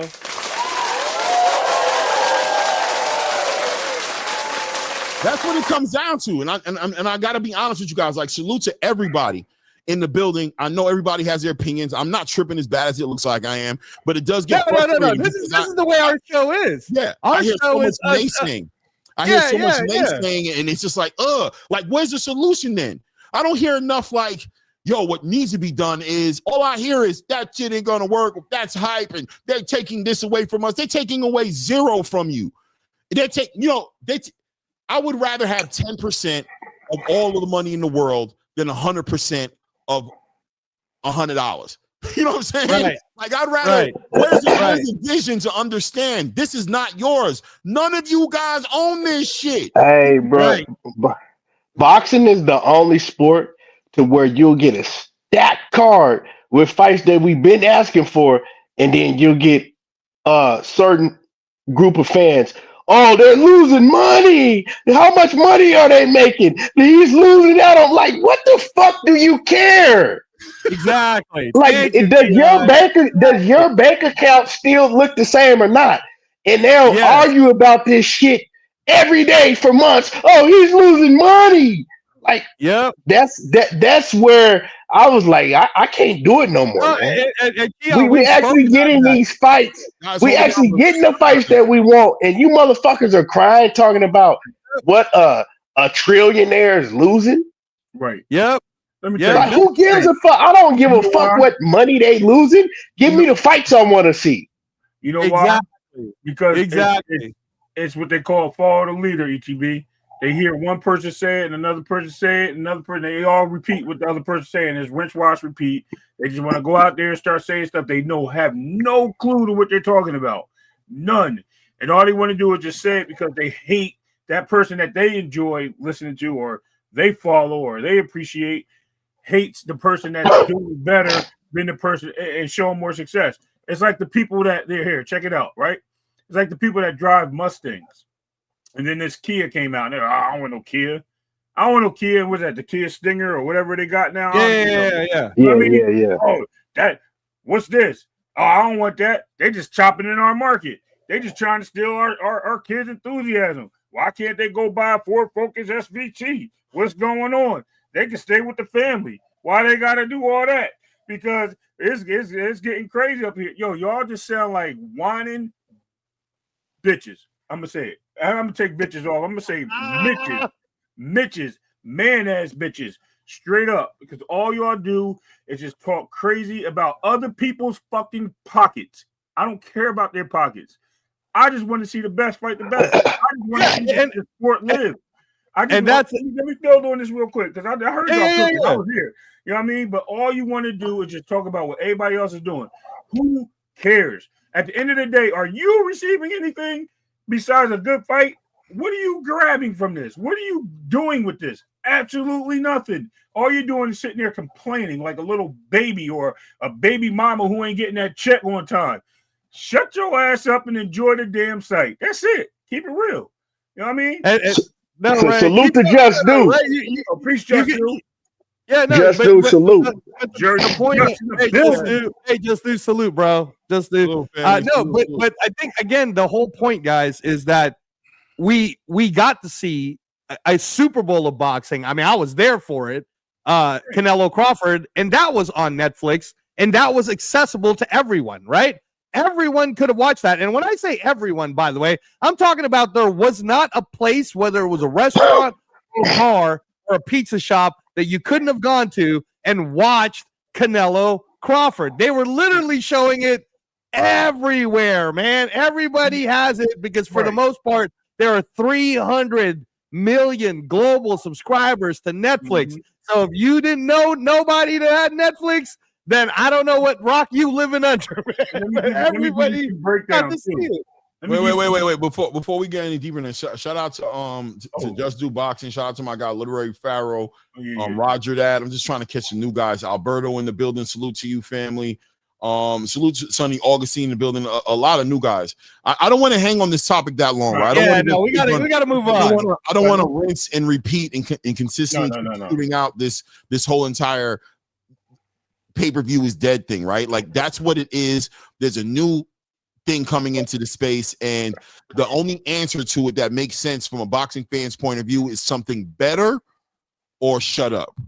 The idea of staying still and staying in what we have, which is not what we want because somebody else is doing it, I'm not buying. I'm not trying to hear none of that shit. You know what I'm saying? So it's either the better version of what we're looking at coming, which gives me more than I'm getting right now, or you sound like a crying, you know what I mean? But it's great. It's easy. It's not complicated. It's not deep thinking. It's just calling it for what it is. I don't get it. I don't want to get it. You're not going to convince me to eat government cheese over good New York, Vermont aged cheese, bro. Eat dick.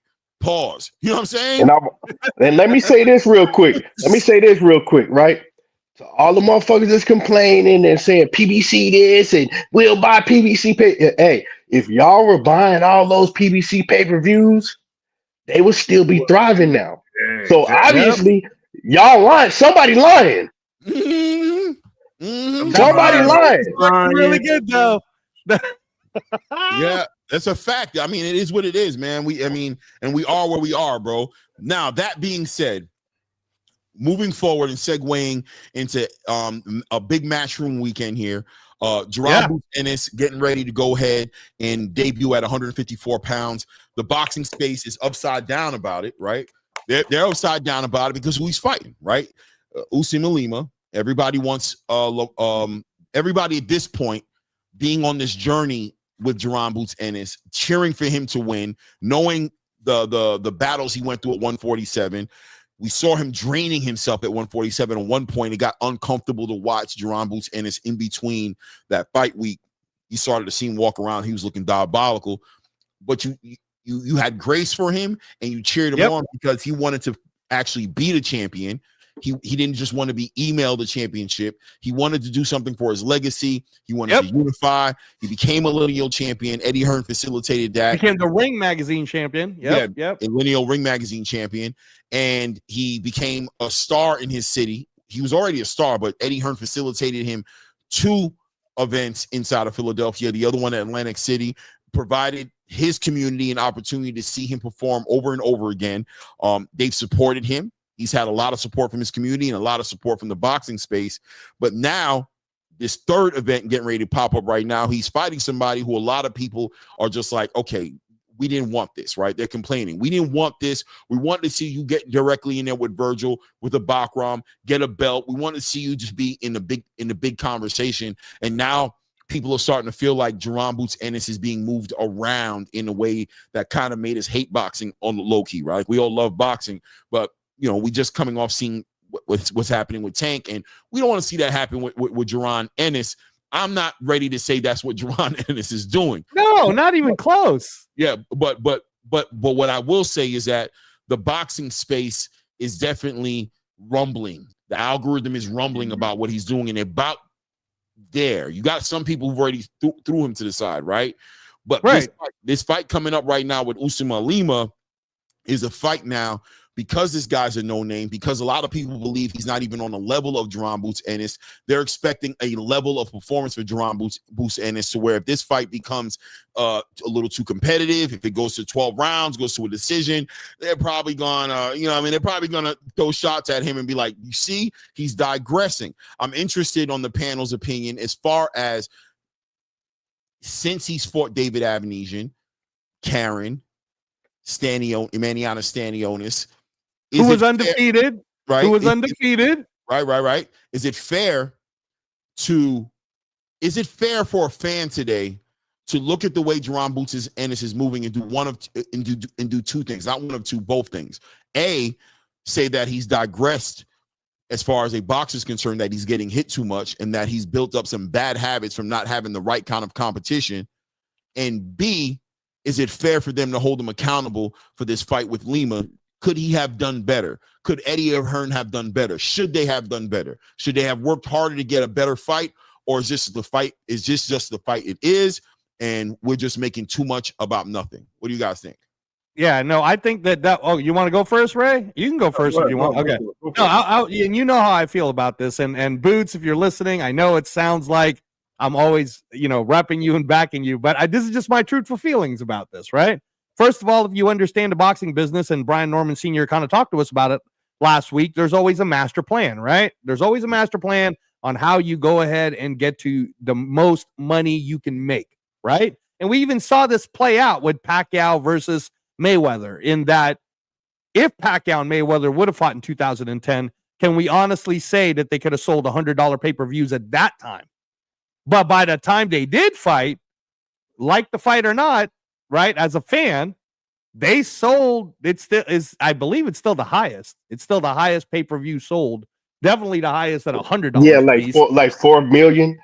They got like 4-something million views. It was huge. Yeah. So my point is that Boots Ennis is only 28, man. Everybody needs to pause and relax.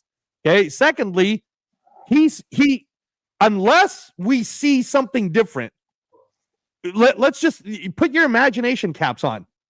If Boots Ennis would have stayed at 147 as the lineal unified WBA and IBF champion, does any of you guys really believe that Rolly Romero could have beaten Boots, or Mario Barrios could have beaten Boots, or Lewis Crocker could have beaten Boots, right? The only one question you might have had is, I sure would have liked to see Brian Norman Jr. versus Boots Ennis. Respect to Brian Norman Sr. on this one, right? But we won't get a chance to see that for now because Brian Norman is focusing on 147. All Boots wanted to do was do the plan that him and Eddie worked out, which is why he did the extension, right? So now he's moving up to 154. And you look at a guy like Luis Lima, who, yes, he is the IBO champion. Like it or not, there are plenty of other IBO champions like Roy Jones Jr., who was an IBO champion, right?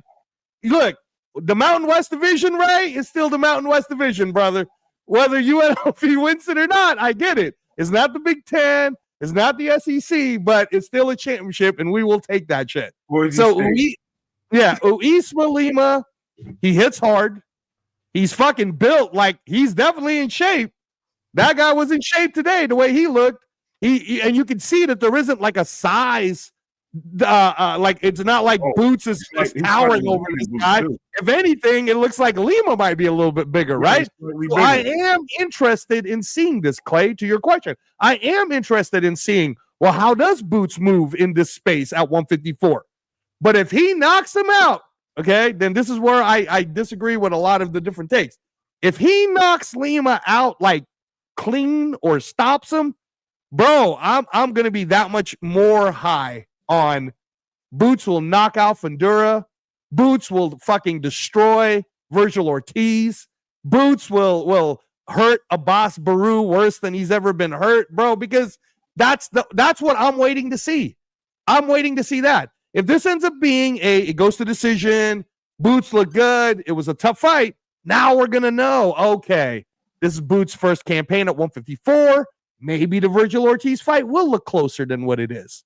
So that to me is where it's at. But still, at the end of the day, it's a great show, and nobody should be complaining about $30 tickets. Mm-hmm. No doubt. Man, salute to my guy, Warrior Class 3 in the building. Showing me too much love tonight, man. Thank you, Warrior Class. You my Charles Edward Cheese now. Cheese used to be that guy. I ain't seen Cheese in so long. But Warrior Class my Cheese now.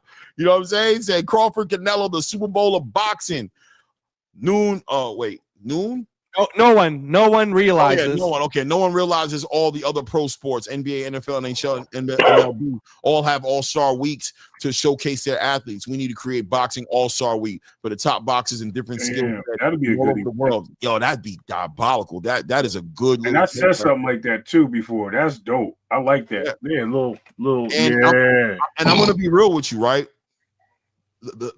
Like Dana White said in that interview he had, I can't remember where he had the interview. I can't remember. I think it was something Campbell. I can't remember his first name, but he did an interview with the guy, and he said that, you know, these guys are trying to compete with me. And, you know, he was responding to a question about Eddie Hearn saying that he wanted to compete with him. That Eddie Hearn was like, yo, I'm going to be competing with this dude on a high level. And, you know, and Dana said, that's cute. Like, that's adorable. Like, I got no problem with Eddie Hearn, but I'm not competing with these guys. These guys don't have the vision that I have, to be honest with you. I'm here because these guys failed, right? Like, so I'm not here to compete with them. I've been hired to exceed what they've done because they haven't done enough for the sport, right? I'm here to do something completely different. My assignment is to compete with, shout out to Warrior Class said, the NBA, the NFL, the NHL, the MLB. I'm here to compete with those guys. That's what my assignment is. So we're going to, when I'm done, the hopes is after I've built up this stable, and I'm just doing the first phase of it, Zuffa Boxing, and people are putting so much on it, but they're not seeing Zuffa Boxing. I did the whole spiel earlier, right? I did the whole spiel. I'm not going to go through it again. But what Zuffa Boxing's purpose is to fill in. That's why Mauricio Suleiman has had a moment of like, oh, okay. Nah, I'm going to support it. If you see the interview Mauricio Suleiman did on the boxing. Oh, yeah. Yeah, he the light bulb went over his head. He's like, what? I'm supporting everything that, because he knows what Dana's doing is he's building up the next stars that are going to be carrying his WBC title. That's going to be carrying up these titles. They're going to go over the Ring Magazine. It's a connection. It's just a farming system to develop fighters. It's a way to give back to boxing by giving fighters something they've never had. Money when they're not the biggest superstars. The biggest stages when they're not the biggest superstars, advertisement opportunities when they're not the biggest superstars. They don't have to be the biggest draw to get that investment. They're going to weed out the best fighters. But that being said, I would not be surprised at all if that were to end up happening. It would make sense. If you're trying to compete with these organizations, then you're going to do what these organizations are doing at some point in time. So I wouldn't be shocked at all to see an all-star weekend. Right. Which is fire. Yeah, right? yeah. And by the way, Clay, just to add to that, so that Ray can go on this and Keon can go, but Dana White on that interview made it clear as fucking day to anyone who didn't listen to it. He said he's not going to work with the other 4 belts because he's going to do a Zuffa belt and blah, blah, blah. But then he also said that the goal is whoever that champion is or those fighters are, he will move them on so that they can go fight for Turkey. Right. And if you haven't watched the last 2 years, Turkey doesn't give a fuck about nothing. He will, if you go to him, he says, hey, you, Zuffa boxing guy, I need you to fight Eddie Hearn's guy. I need you to fight Frank Warren's guy. I need you to fight Bob Arum's guy. Because at the end of the day, it's all about Riyadh season. So, yes, Clay, you made it very clear on exactly what Dana's doing.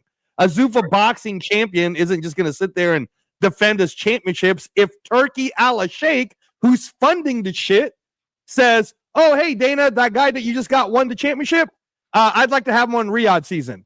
Now, you really think Dana's going to have the power to tell Turkey Al-Sheikh, oh, no, well, my Zuffa boxing champion can't fight Jaron Boots Ennis? Come on, man. Shut the fuck up. Right. Absolutely. So, basically, just getting back to this Boots thing, right? So, let's talk about the Lima Boots fight. So it's not just for the credibility of an IBO title. First of all, let's get that out the way. It's also giving them a chance for a boss's title, right? The WBA interim. So it's putting them in line for the next the next fight to come along. If Boots decides not to go after Virgil, or Virgil decides to move the needle and go after Fondura, which I think is happening. By the way, I think this is why this card got canceled. By the way, Clay, I'm gonna keep it real with you. I think they're trying to set up something else. I think they moved him out the way, but let's stay on topic here. This says a lot about what champions do, what matters. Sometimes you have to take on fights that acclimate you or get you ready. Everything's not going to be a big fight. I put this out there earlier. No fan of my buddy with the same last name as me was upset that he took a fight with a insect last name. Let's just keep it that way, right? No one. Y'all supported it. Y'all was all ready for it. Y'all were crying. Yo, y'all just hating. Y'all just this. Y'all just that. Blah, blah, blah, blah. But then now y'all want to throw that right back at Boots when he's doing the same thing to not only, and he ain't bringing nobody up, he's the one moving up, right? He's the one going after that. But you need to see him fight somebody right now. Let him fight who he wants to fight. You're not the one taking on the risk. You know what I mean? And this is a high risk reward fight anyway. You know what I mean? So y'all looking at it like this guy is not a champion. Doesn't matter if the IBO is one of the top 5 belts right now? No. I mean, it is a top 5 belt, but is it one of the top 4 belts? No. Right? So the fact is he's getting in position to what? To go get something else, to get a better title, to get opportunity, get some experience in the division and see how they punch. No one cried about David Benavidez moving up to 175 and fighting Clay, Garvik, Vosnik, right? I know it start with a G, but it sound with it's okay. Yeah, Vosnik, right? Nobody got mad at him. Everybody was like, oh, he's gonna destroy him. What did he do? He looked very, very primitive in that ring with him, right? He looked human. He looked human. He looked human. He looked good. He looked good in that. I was ringside for that fight. David Benavidez did his thing. He didn't look bad in that fight. No, I didn't say he didn't look like David Benavidez at 168. No, he looked. He looked normal. He just didn't get the knockout. You can't expect, like, we got to stop expecting all of these fighters to get knockouts every time they get in the ring and then say that they didn't look good or didn't look like something when they don't get the knockout. He dominated the fight. But ETB, if that was the case, then I would be kicking his back in for not knocking out Caleb Plant. But I'm saying he dominated the fight, Ray. I know I'm not knocking him down. I'm making a comparison to something. What I'm saying is we're not kicking his back in for that, right? Same thing with David Morrell, who went up there for a hot rod. He didn't look spectacular. My point is these guys move up to get adjusted to the division. That's my point. They don't. He struggled though. That's two different things. David Morrell struggled. I mean, listen, to each person's opinion. Benavidez didn't know. Right? I mean, their opinion. I thought he had a little rough time, but that's on me. That's my opinion. What I'm saying is, Yeah, all right. no, he won the fight, right? He definitely won the fight. He got the win. I'm not mad at that. What I'm saying is, people have to adjust to the new divisions. He didn't just go up there and fight Bivol. He didn't just go up there and fight Berterviev. Is my point. Right. He didn't just Right. go That's up there what and I'm fight trying to make David a Morrell, comparison bro. to. He He didn't just fought go up there and somebody. He fight David fought somebody Morrell. to get ready to fight in the division, and then he went and fought Morrell. So you know what I mean. They both fought each other, which is okay. He took the bigger fight. He took the bigger name, which seems like Boots is doing right. He's going up there. He's going to fight Virgil, who both came from 47. So if it happens the way that's going on, we'll see these guys in the positions that they want. But you guys can't rush these guys into greatness. It takes time. You're patient for Christmas. Why can't you be patient for the fights? You know what I mean? The Super Bowl is in February, but you watch the beginning of the season, you watch week 17, you watch week 7, you watch all those. The point is, be patient and let it develop.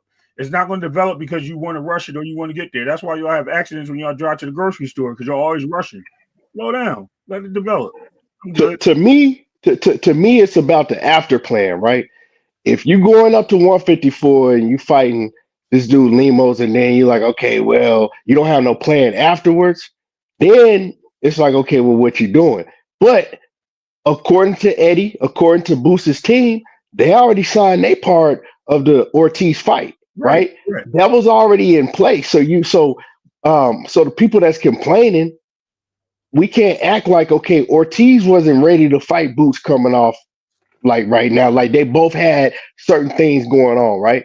So you find an opponent, right? If he want to get his feet wet in the division, that's cool. Just as long as you have, okay, you going after that smoke afterwards, and you hear Eddie Hearn, what he said about Ortiz.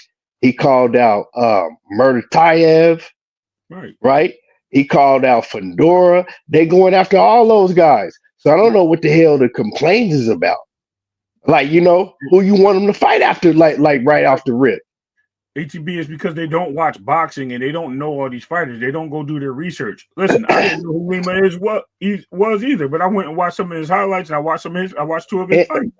And I'm not even saying I know the dude, right? I don't really know that dude. I'm not even saying that he one of them ones like that, or he's even that good. But all I'm saying is that, okay, if this is let me get my feet wet in the division to see how I feel. And then after that, I want all the smoke. What's the problem? Right. I don't understand what the problem is. Let's not pretend like he didn't just fight. He fought a dog in Stanionis. He just fought Stanionis, right? Yep. He just unified at 147. Yep. So what is the problem? It ain't like he just got done fighting a bomb at 147.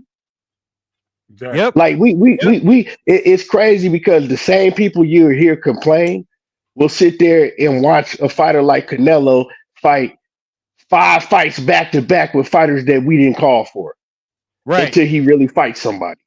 Right. You know what I'm saying?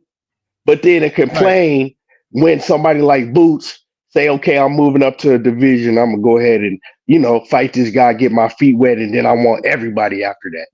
Remarkable point. I love it. And Keon, let me ask you this, since we're talking about the Boots fight. How do you like that entire fight card? Because I'm sure if you were in Philly, you'd probably go. You'd probably be on the floor or on the media row or something. Yeah, I definitely. What do you think of that whole thing? I definitely love the prospect Zaquan Moses. I haven't seen I haven't seen Boots fight live yet. I would love to see Boots fight live. Like to me, Boots is a special talent. And it ain't too many special talents in boxing, and to me, Boots is one of them. I think that he's gonna be if he's able to get the right fights. We know how the politics of boxing. Well, I'm not even gonna say the politics of boxing. Throw that shit out the window now. We know how some of these fighters do, right? Regardless of what people try to tell you that fighters ain't scared or fighters don't. No, some of these fighters don't want to fight certain fighters and they scared. Mm-hmm. Like I don't know if y'all heard today. And shout out to Sergio Mora, right? Sergio Mora, you don't really hear fighters admit this that much. He admitted, he said, man, I ducked Triple G. He said they offered me a Triple G fight and I didn't want nothing to do with him. He said, yeah, I ducked him. So that lets you know right there, yes, fighters are scared of other fighters. They don't want that smoke. So I think that Boots is going to have that problem. I've been saying that for years. I said that he's going to have problems getting certain fighters in the ring. He's going to have those problems. You know, let's just see how it plays out. You know, let's just see how it plays out, especially fighters that got somewhat of a name. I don't see them getting in the ring with Boots. It's gonna be hard unless they get big money. So Turkey is gonna have to be in play.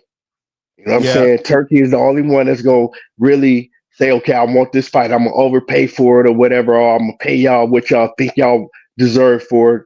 But other than that, man, if Boots get the right fights, I think that he's a huge superstar. Although he don't really talk that much, you know, it ain't really nothing um exciting about him outside of the ring, but inside the ring, he like Roy Jones, man. He give you everything you want to see inside the ring. I wish he would add some shit to his game as far as charisma. You know what I'm saying? Talk a little bit more. That would make him a much bigger star, but it is what it is. Yeah. I think we plan on him talking. Hold on 1 second. My bad. I was actually looking for a clip that I wanted to play because I saw somebody saying that Dana is not he's gonna hold on to these fires and not gonna be able to live. I don't know, man. You guys have a very cynical you must live in like a communist society or something. You're not used to freedom or something. I don't know, like They got get so the negative and cynical, right? Like he's gonna hold them. He's never gonna let them go. They can only yeah, this isn't the UFC, man. The contracts are going to be very different, and there's actually even the UFC. already Contractors up. A lot of people left, and they went over to the PFL. They went over to other places. Right. They came back, and they moved around, and they did all types of shit. Mighty Mouse bounced and went and made millions of dollars. Yeah. Over one championship in Asia. Yep. Yeah, exactly. You know what I mean? So that's nonsense. Like, hey, but Clay, but Clay, the UFC. I used to follow the UFC like real big, and once they was in those contracts, they was locked in them fucking contracts. They couldn't go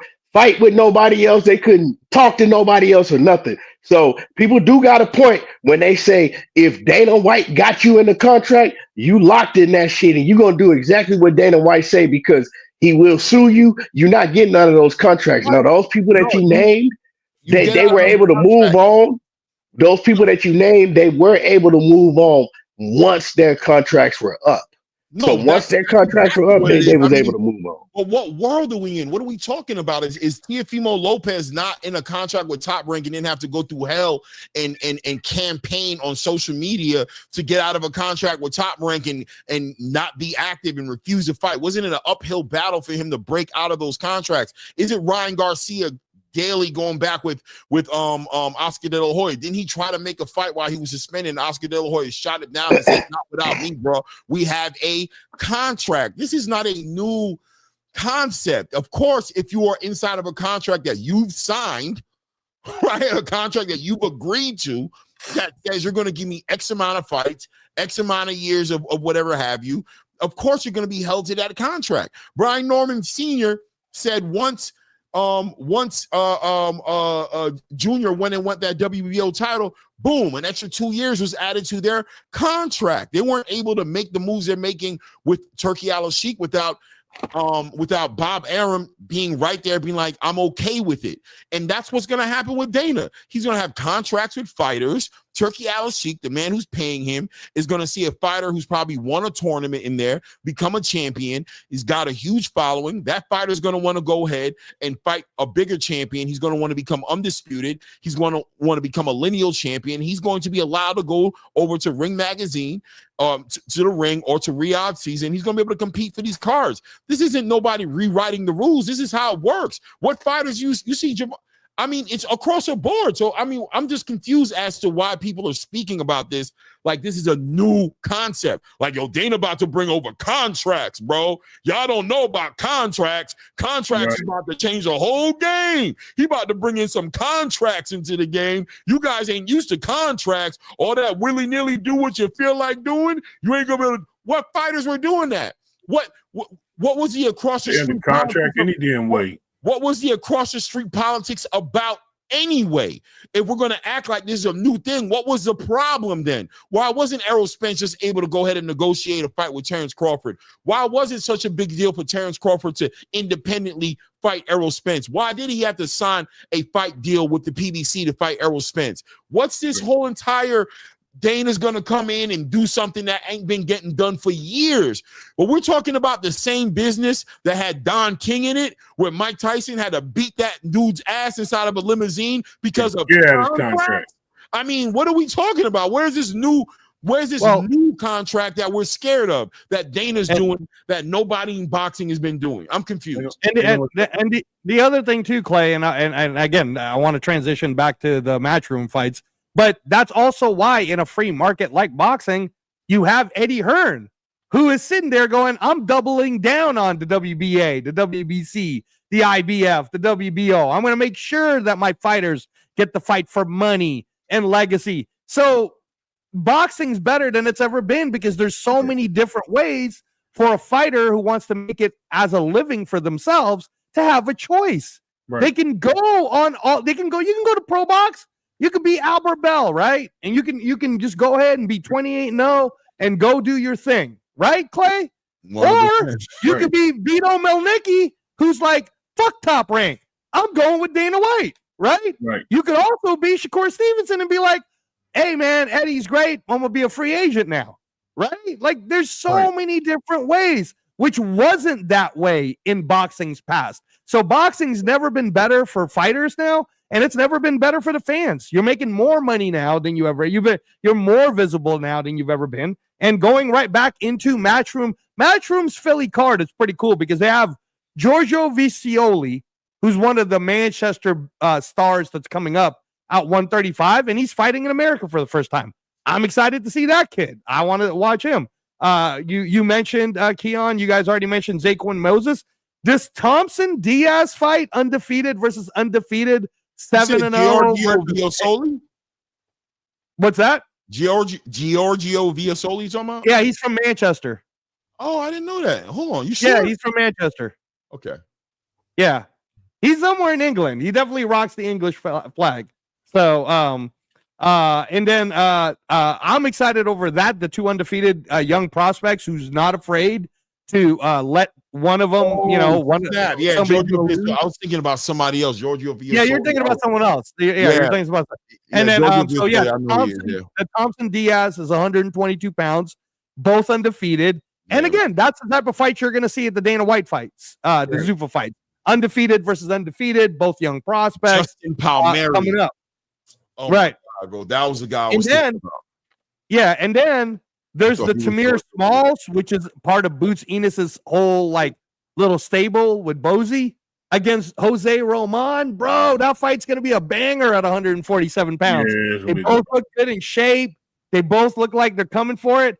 Honestly, man, this is a big test for Tamir Smalls. And if Tamir Smalls comes out of it as the winner against Jose Roman, I don't know. I might need to start talking about Tamir Smalls a little bit more than 147. We're supposed to be talking about him. He's going to be one of the next ones. He is. Yeah, and then I'm actually super excited. I want to get your take on this, Keon and Ray. I'm excited for the heavyweight fight because Guido Vianello, he beat F.A. Igjagba, I believe, in a really close fight. He lost to Richard Torres recently, but he fucked up Makhmudov in a great fight. I sent you guys that fight, right?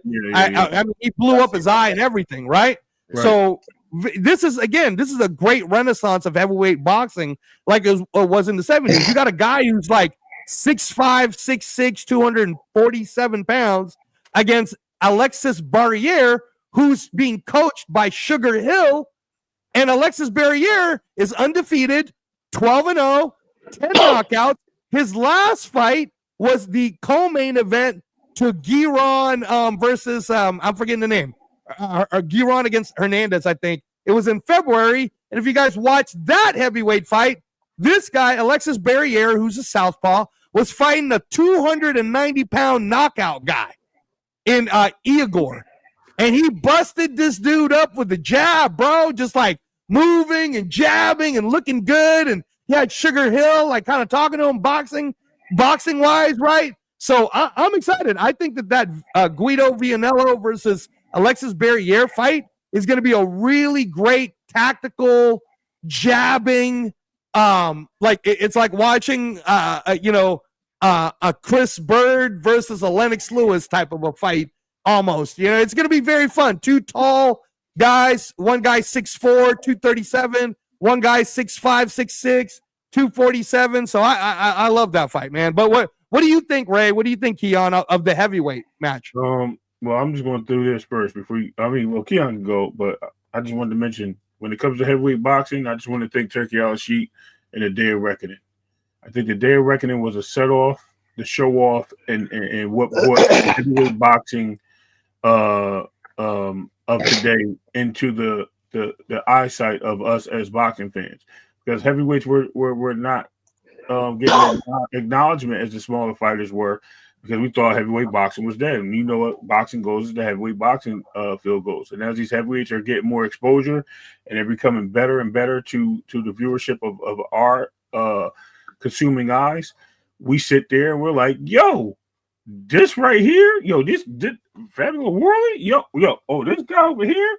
You know what I mean? Like, we're starting to notice that all these guys, even though a lot of them are Brits and Australian and New Zealand and South American and even Middle East, Eastern European, we're starting to realize that these guys are carrying the sport, and it's getting better and better and better. So I think the Day of Reckoning, I always want to give praise to them every time I see heavyweight fighting. I did want to touch go ahead, ATB. I'll come back to it because he had that was his question. No, Keon, what do you think of that heavyweight fight? The heavyweight fight, I like it, man. I'm going with Guido. I'm going with Guido, man, for the upset. I'm going with Guido for the upset, and then the heavyweight fight on the Matchroom card. I think is earlier, right? That Dave Allen and that big the big Russian. Yeah, Dave Allen. I got Dave Allen pulling off that upset, dude. I don't like that dude, Makhmudov. I've been up and down with that fight, man. And I've been that dude is trash to me. But David Allen likes to scrap too much, bro. Like, but all you got to do is go to that dude Makhmudov's body. If Dave Allen have any type of ring IQ, all you have to do is go to his body and get him to the second half. He's gonna tire out, and he's trash. Like that dude is fucking trash. But he punching. If you sit there and let him punch you, like he's slow as hell. He have no footwork. He's just trash. All you have to do is just weather the storm for like 5 rounds, go to his body, and then after that, he's done. I've got him. I think Dave Allen is tough enough. I've got both guys in a parlay, and they're making me nervous. Everybody else, I got. I think Dave Allen. Everybody's. I got Dave Allen and I got Guido. I got both those guys, but I think Dave Allen is Dave Allen is tough enough, right? He's tough enough to weather that whatever storm, because he's tough, and that's pretty much all you got to be. If you not like, I don't look at Dave Allen as no like superb boxer or fighter, to me, he's better than that big ass dude. But I hope they doing drug testing. That's all I believe that alone. Salute, yo, no doubt. Hey, shout out to Warrior Class 3 for $2. ATP platform create boxing bracketology. Let's go. I'm gonna look into that because you've been asking me to do that so much. And today, I said that a while ago. We should do that, Clay. Yeah. I mean, he's been pushing for it as well for like this is his third or fourth time bringing it up. Bracketology, bro. We got to do bracketology and putting all that money up today. Putting all that money up today is definitely, I gotta respect it, man. Right. I can't believe you guys leaving this dude by himself up in here, basically sponsoring the whole damn show today. Nobody won't even put up to it. Y'all diabolical. Yeah, you guys are diabolical, man. You guys got a lot to say, but only Warrior Class is the one willing to put up his money. So thank you, Warrior Class. Yeah, 100%. Yeah, man. No, on my parlay, Dave Allen, Guido Vinanelli, I got both of them on my parlay, but I'm nervous about Dave because I think this is a fight that's there for him to win. But I think I'm hearing he's taking boxing so much more serious that he had this full camp and him and his team are dialed in. He's looking to move forward. So I want to see him fight more intelligently. And if he fights just even 30% more intelligently than he normally does, I think he gets Makhmudov out of here. Because I think Makhmudov is about as one-dimensional as you can get in the heavyweight division. But the thing about him is he punches. He's earned his name. They call him the White Mike Tyson. Right, that's his nickname. He's putting hands on you if you sit there in front of him, and Dave seems to like to mix it up a lot. So we'll see what happens. Okay, so Clay, let me ask you a question.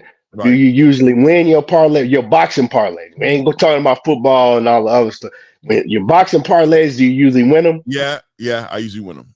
Because you want to pick the best like favorites that you can. But for real though, this heavyweight fight and heavyweight fights, Keon, are tough to call just because anything can happen in a heavyweight fight. One punch, and you're like, God damn. Yeah, it was going good. What happened? Salute to Ray Davis, y'all, for joining Warrior Class. Yeah, Ray Davis put in the $2. Salute to Ray Davis, man, with the love. Hey, since we're talking about that card, though, real quick. So I'm excited about that. It starts at 9 a.m. Pacific time. So for you guys, it'll start at noon. You can watch the prelims on the DAZN either app, or you can watch it for free on YouTube, on Matchroom's YouTube, on DAZN's YouTube. You can watch the first 4 fights for free. Again, no subscription or payments needed there. David Allen weighed in at 259.1. Makhmudov weighed in at 261.1. The deal is Makhmudov and Anthony Joshua had spoken. And should Makhmudov win in Sheffield tomorrow, he's supposed to be the guy that gets a shot at Anthony Joshua. So, I don't know, man. It's 50-50, Clay. I'm not trying to giving him that fight. I don't know. I'm telling you, I'm in the air with Dave Allen and Makhmudov. I'm very much in the air because of Dave Allen's messiness. You know what I mean? Like I was watching him at the weigh-ins today. And he steps up to Makhmudov, and he got this belly hanging over his shorts. And I was just looking at him like this dude is not like, you know what I mean? Makhmudov ain't got the belly. Like he ain't like all like defined or anything like that. But Makhmudov just got that look on his face like he got a lot riding on his career. You know what I mean? Dave Allen just seems to just be having too much fun. Like, I'm just drinking a beer at the pub and I'll come out here and fight you. Like he seems to have a life outside of it. And Makhmudov got that hungry he's hungry. Like there's a lot on the line for him. So there's a lot on the line for him, bro. I mean, he can get signed to Matchroom after this. He was up and coming when he was the White Mike Tyson in the beginning when he was undefeated. Everybody was like, "Oh, this guy's knocking everybody out," and Ajit Cabello kind of exposed him with that body campaign and just kind of put him on blast. And then he had that fight with Guido. With Guido kind of put him on blast as well. So he's like, I don't know, man. I don't know that fight right there. I might take him off my parlay. I ain't gonna lie. He might come off 50-50. And then the co-main event. If you guys have not seen the first fight, it was a banger. But Boston versus Fawaz. They're both 154 pounds. I would highly suggest you guys go on YouTube and go watch their first fight because that was a great fight. And it ended in a draw. So that's why they're getting a chance to be the co-main event on this one. Yeah. I remember that fight. I saw that fight. Right. So what I was going to do is actually touch base on what Clay was building on earlier because we were talking about also Angelo. We talking about how Zuffa boxing was working and how they're staging and using the belts to move people forward, based out of a pro amateur or pro am farm system. We're forgetting that the WBC did it, and nobody's arguing with them with the Grand Prix alone. The Grand Prix is in the same boat, and they're doing the same thing, and it's a success. People are loving it, but because the WBC is sponsoring it, we ignore all the facts that's going on. The thing is, a lot of y'all don't even pay attention to that. Y'all don't even know the fighters are doing that, and this is affecting their pro records. This doesn't even affect their pro-am records. They're getting a whole different record system for the Zuffa fighting. So just to let y'all know, like, you should really stay up to date on things and basically be clear on it.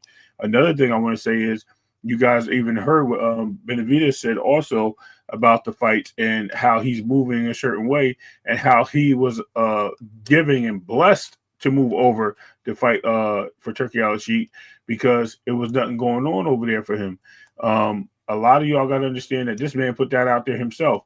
It's not that he's out there saying that boxing is all peaches and cream at the PBC, man. He's saying like, yo, listen, man, they told me they can't facilitate what I got going on in so many words or less. So they gave me the okay to go out here and do my thing. Matter of fact, stay tuned because I'm about to open up my own promotional company. Samson, I love you, man, but so long. It's been great 10 years, but we out of here, bro. So y'all need to really dig down into this boxing talk and these conversations and listen to these boxers and the teams instead of trying to be managers out here and know and just make statements, because there's a lot of stuff going on behind the scenes and they're right in front of our eyes, actually. You know what I mean? None of us are behind the table, right? We're not behind the scenes, really. We get some little plug here and there, but we're not behind the scenes technically in the rooms. But as far as the media goes, these guys are exposing things right in front of your eyes, and you choose not to listen, and that's the problem. Right. And then the one of the other ones that's on the undercard, it's not the co-main event, but I'm actually excited to see this too. We get to see a full, complete Josh Padley at 130 pounds, which is his actual real weight class, fighting Reese Bellotti, man. And Reese Bellotti, that's a tough fight. That's a tough fight. If you guys know your boxing across the Atlantic. Down the weight? Josh Padley weighed 129.5 today, and he's fighting Reese Bellotti, who's 129.9. Reese Bellotti. I think he loses this fight. I don't know. I got Josh Padley. I'm going to tell you why. I think he's a great fighter. I think he's a great fighter, and I think Reese Belotti's a really good fighter, though. Yeah, right. I think he's always in great shape, but I think this is him draining himself to get down there for the best fight. I think he was looking good at 135. Pause on the look good part, but I think he was a very fandish, you know what I mean, following or like a underdog fighter that a lot of people really didn't give a chance to, and just expose a lot of fighters out there. Gave Shakur a decent fight, even though he got beat and it was last minute.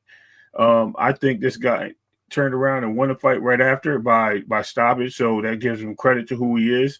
I think he was great at 135. I think he would have made some headways, and he probably even got himself a title. But I see the move of going to 130. If he can sustain it and he can win down there, I'm all for it. I just hope. Let me put it this way: I hope this is not him killing himself to make the weight instead of just continuing his path at 135. But that's a good. Right. Why would you say he's killing himself to make weight though, Ray? That's what I'm saying. It's only 5 pounds. Yeah, I know. It's all. You're right. It's only 5 pounds. He wasn't a big. I'm saying where would you get that from though? That he's killing himself to make weight, like because he just took 3 straight fights at 135. Right, and a lot of fighters usually once you're accustomed. But was it?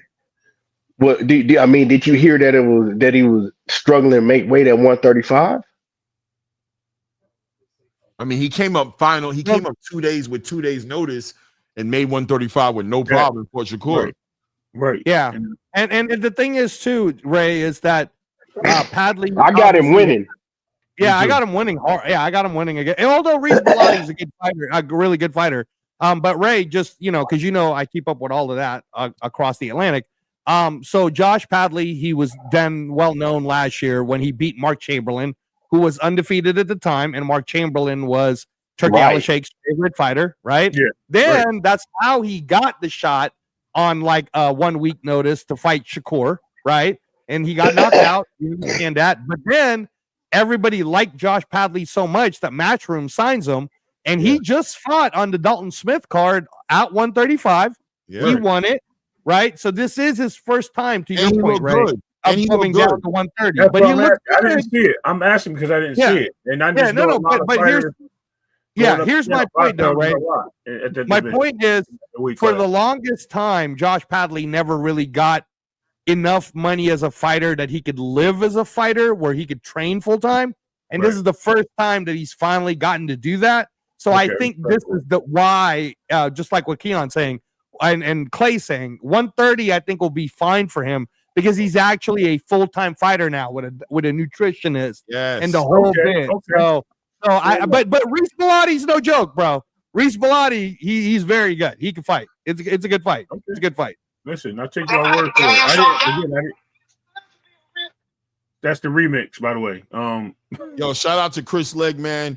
I appreciate you, man. Thank you, man. Thank you for the support, man. 100, Appreciate it, Chris. Yes, for sir. sure. Yes, sir. Hey, shout out to you, bro. You were in Vegas during the underdog fight. I think you went to the Canelo Crawford fight too, bro. So shout out to you, man. Salute. I think that Josh Padley, I think, is a good boxer, and that's why I definitely have him winning this fight, because he's not a big power puncher or nobody like that, but he's got a high IQ. He's got a high IQ in that ring. He's got good footwork, good foot movement, good shot placement. He's very good, defensively sound. He beat a fighter who I thought was going to be an up and coming 135-pound, and Mark Chamberlain, and I gave him a lot of respect. Mark Chamberlain just came out of a war. You know what I'm saying? And he's just a soldier. You know what I'm saying? Him going down to 130, I didn't put that much emphasis on. I don't think that man is draining himself at all. I mean, I didn't see it. Like I said, I didn't see the weigh-ins today, so that's why I was asking. It was a speculative question. You know what I mean? but shout out to what Angelo said. I think that the fact that he's able to be a full-time boxer now, and I think that's why he's going to make his way very comfortably. I think he's fighting at 135 because that's his part-time weight. Like, I can make this, keep this weight, but still work on the top of roofs and do my job. Now that he's able to focus, third shift worker, baby, third shift worker. Exactly. Now that he's able to focus on boxing for a career and do this, I think there's a good chance that 130 is actually his weight. And I think he's down there because, isn't he with Eddie Hearn, right? Eddie Hearn just signed him. Yeah, right? Matchroom signed him. As soon as when he lost to Stevenson, they picked him up that night. I like Padley. I like everything that he did. I love that he stepped forward. Matchroom's going to sign him, and it was a big deal, right? And this is my point, man. Well, hold on. Before we land, go ahead. Right? So I feel like at 130 is probably a stronger weight class for him. He's actually probably going to be able to be strong now, where he wasn't as strong at 135. That was actually the 135 that was the one thing he was missing, was really that pop, right? Like, he didn't have it. He had everything else. But I think at 130, we might see him have a little bit more pop. I think he might be even a little quicker. And you might see him like get into the real conversation at 130. He might get up into he might get a world title shot at 130, Clay. That'd be cool. He might run it at 130. He might take Lamont Roosevelt. Padley's a good fighter, man. Padley's definitely a good fighter. No, Padley's a good fighter. I want to segue a little bit into this Jaron Ennis thing a little bit more. And I wanted to talk about the topics I wanted to cover. One of them being this weight cut. Rumors circulating around the space about Jaron Ennis being weight drained, looking like he's weight drained, right? People are seeing him and they're remembering how he looked at 147 during that week when he's trying to make the weight. I thought he looked great today.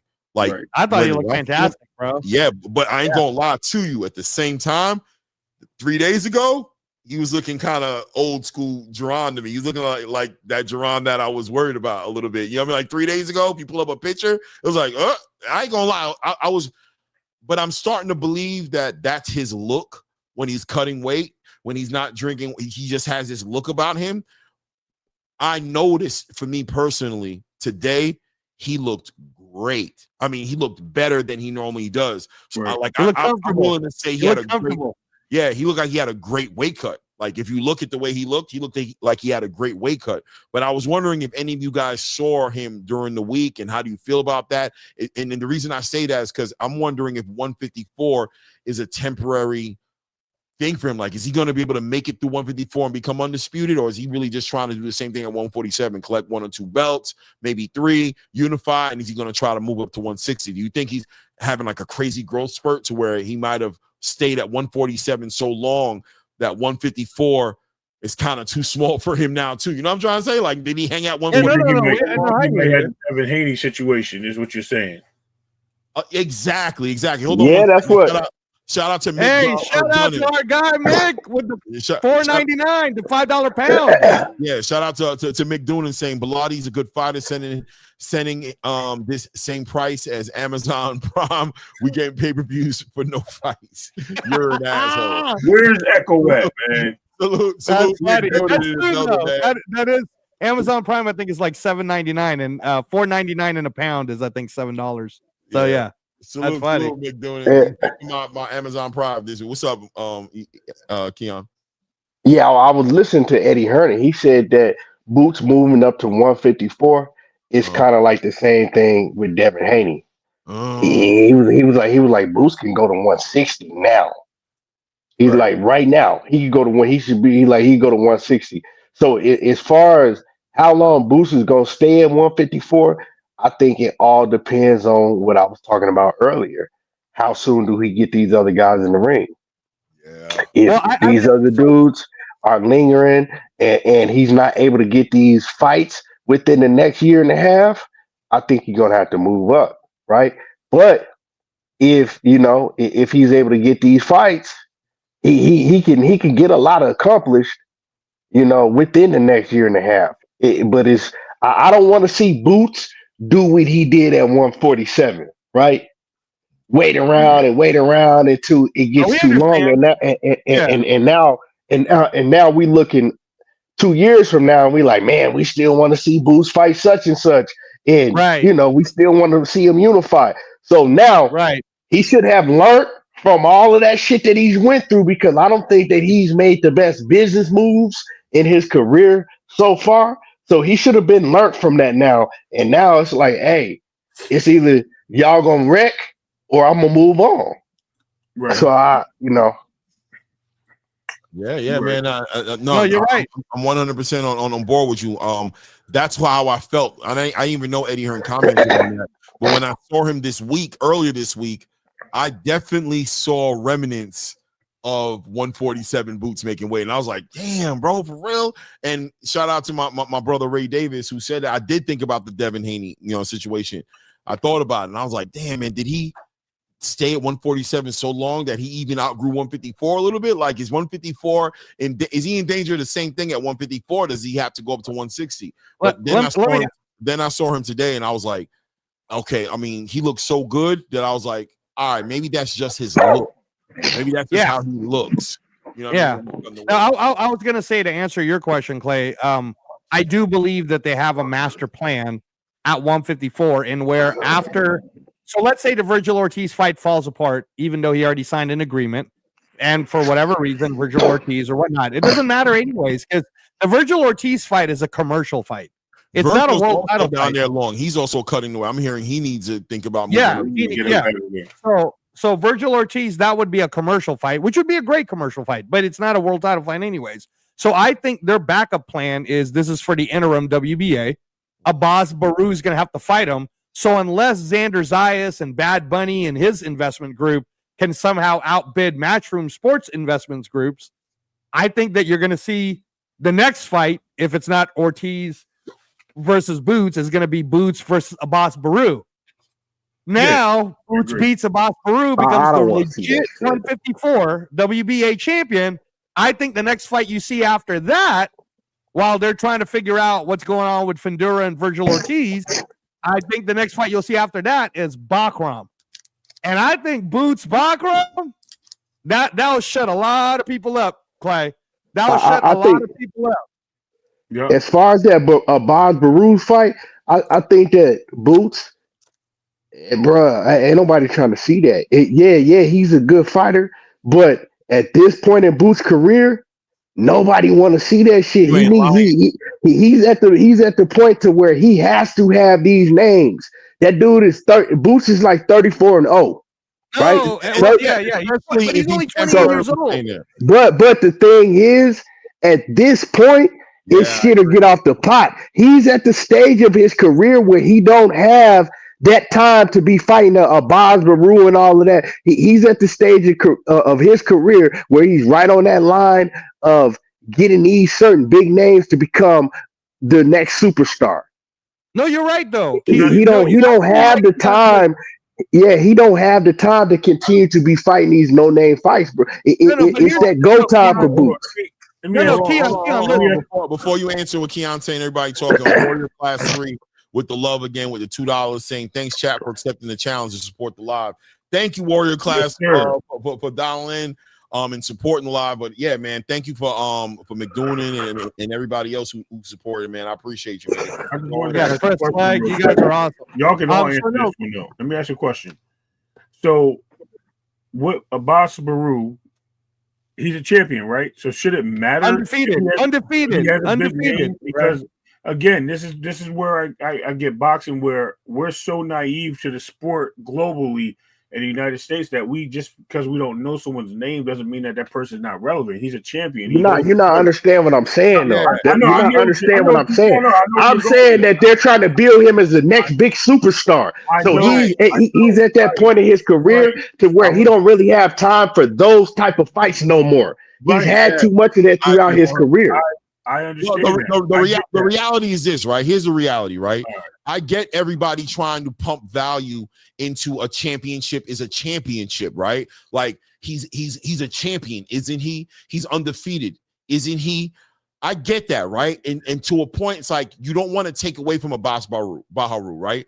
But if we're just coming off of a conversation about Jaron Boots Ennis potentially temporarily being at 154, that he may be going up to 160, he is going to blow his reputation up if he's becoming one of these fighters who's just taking titles away from the easiest guy on the place. When he came up to 154, just like Turki Al-Sheikh said, he tried to give him Virgil.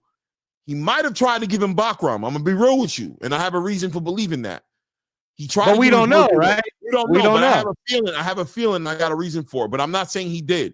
But he offered him Virgil, that's for sure. He offered him Tiafimo, that's for sure. What does that mean? That means that Turki Al-Sheikh, just like the fan base, knows the difference between a big fight and a little decorative fight, right? Abbas Baharu is cool, but he's an elevated champion, an email champion who was an underdog fighting against Yoenis Tellez and beat him, and now he's been elevated to become a full champion because Terrence Crawford vacated the belt.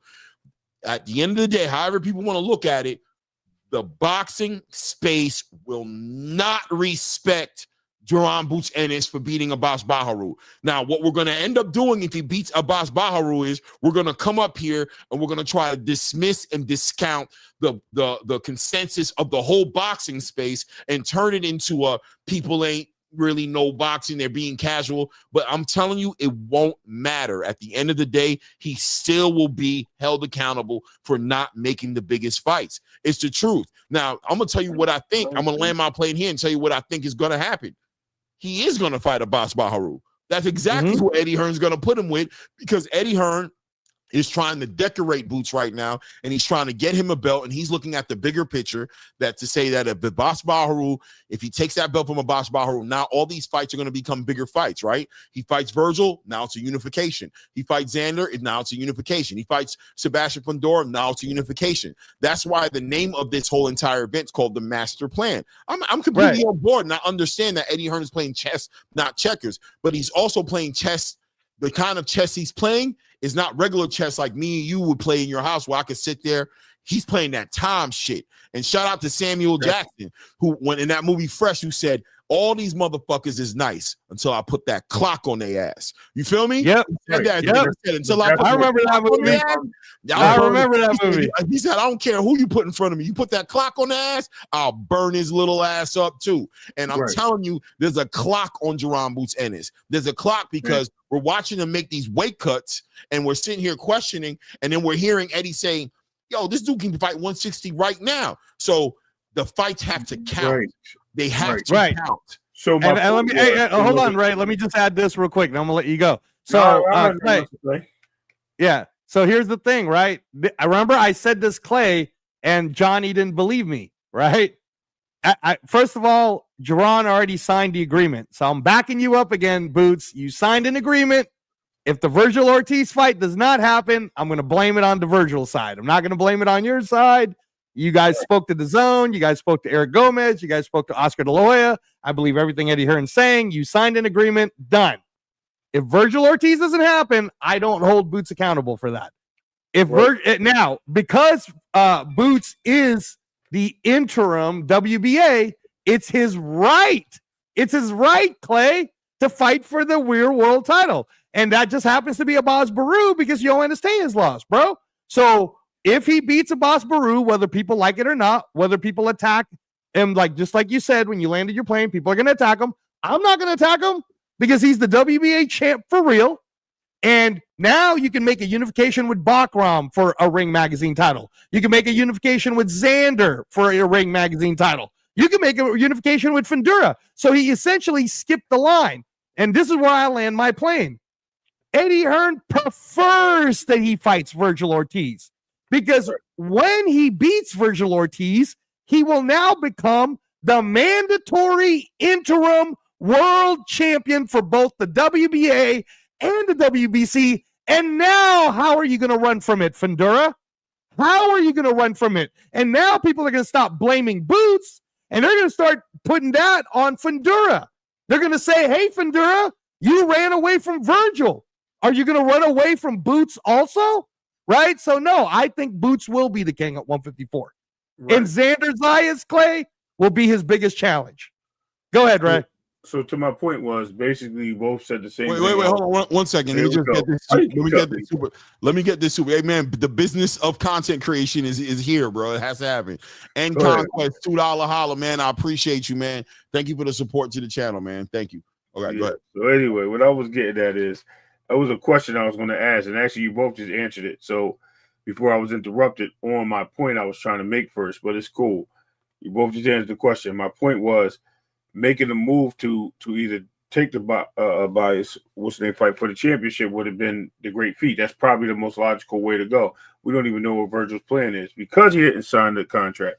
There's so many things that's to be said. Now, and I was trying to build the story up to the question is, which is the route is best for him to take at that point of his as a decision-making process based on Eddie Hearn's conversation of him not one being a bigger fighter, and two, him wanting to collect belts and be a unified champion or undisputed champion at 154, 160, 168. All these things have play in the conversation. So my question was, which way does he go? Does he waste time fighting Virgil Ortiz, who's going to be moving up to 160 anyway, which we mentioned earlier, because he has a tough time making 154, as we know. Remember, he didn't make 154 when he first moved up. He was fighting over. He was fighting catchweight fights. So we already know that Virgil's struggling at 154, right? So that's another thing. Does Boots get the title, then move up to fight Virgil at 160 or a catchweight? And they just throw it and agree to put the titles on the line or whatever they got to do? Or does he just go in there and just keep it moving and stay funky with it? I don't really care either way because it's boxing, and I get the fans are going to criticize him either way he does it.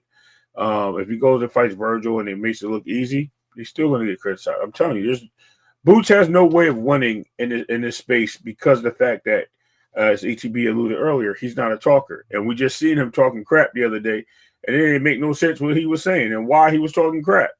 I'm like, yo, this guy's really, he's you know what I mean? So he's sitting there crashing out on Lima. And Lima like, what are you talking about, man? That ain't never happened. I ain't say nothing about you. Why are you coming at me like that? So Boots is, it is what it is. Yeah, I think at the end of the day, I respect the idea of the master plan. I truly do. Yeah. And I can see the bigger picture of him fighting Abbas Baharu, becoming a champion. I get it. That's why I put it out there, right? I get it. I see it.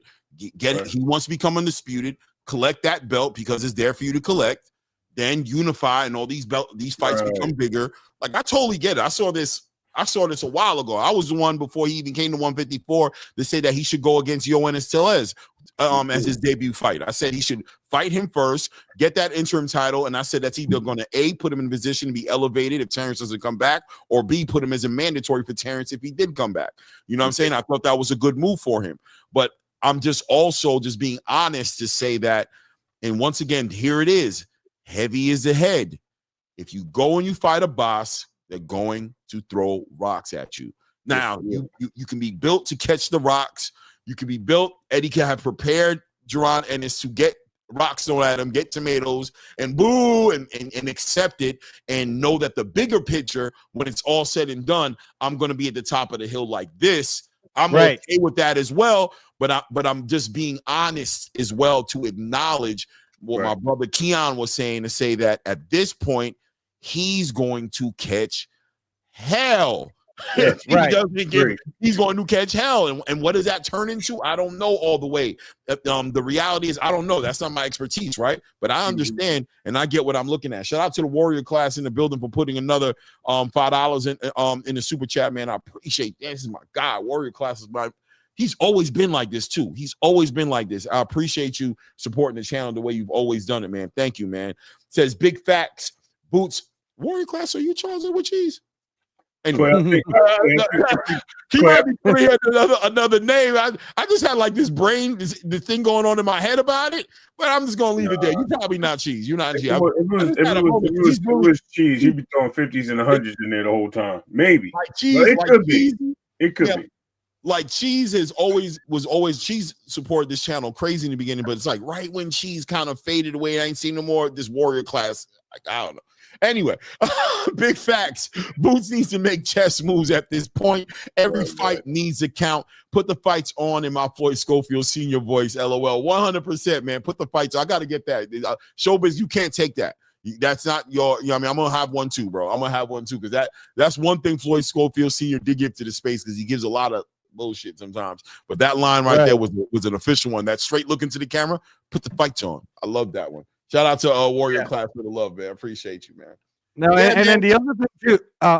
Clay, let me just and this is what I was saying about where John. He's gonna where John. Well, this is where I was saying that when you and I were on Johnny's show and Johnny didn't believe me, and I put it out there, I'm going to put it out on the ATP Combat Show. I'm telling you guys, man. Not only am I hopeful, but I believe that this is what's going to happen.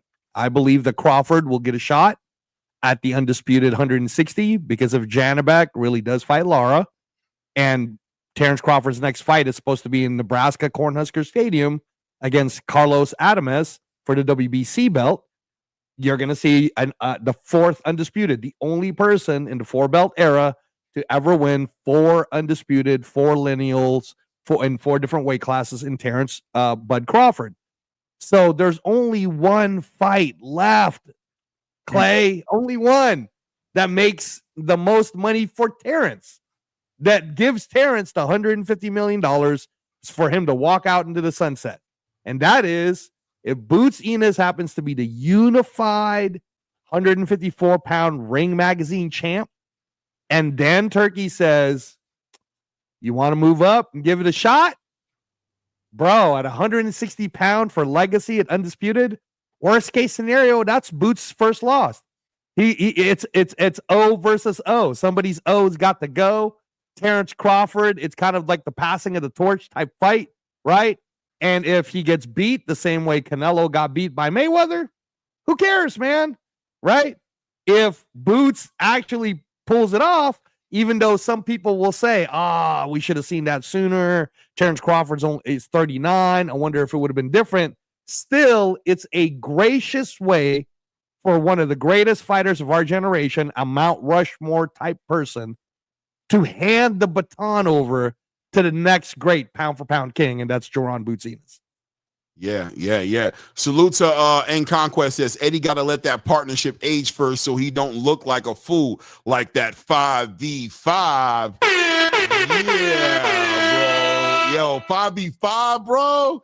That was when he started to gain the whole entire. That's when the Oscar started to really shit on him, right? About his matchmaking skills and about him getting his fighters beat. No, listen, man. Eddie Hearn 100% is being way more strategic with the way he's moving his fighters now than he was a year ago. A year ago, Eddie he wanted to get the 5v5 with Oscar De La Hoya. I'm putting my big guy against who you want. Devin Haney against Ryan Garcia, Jaron Boots Ennis against Virgil Ortiz, this guy against that guy, but he's become a little bit more.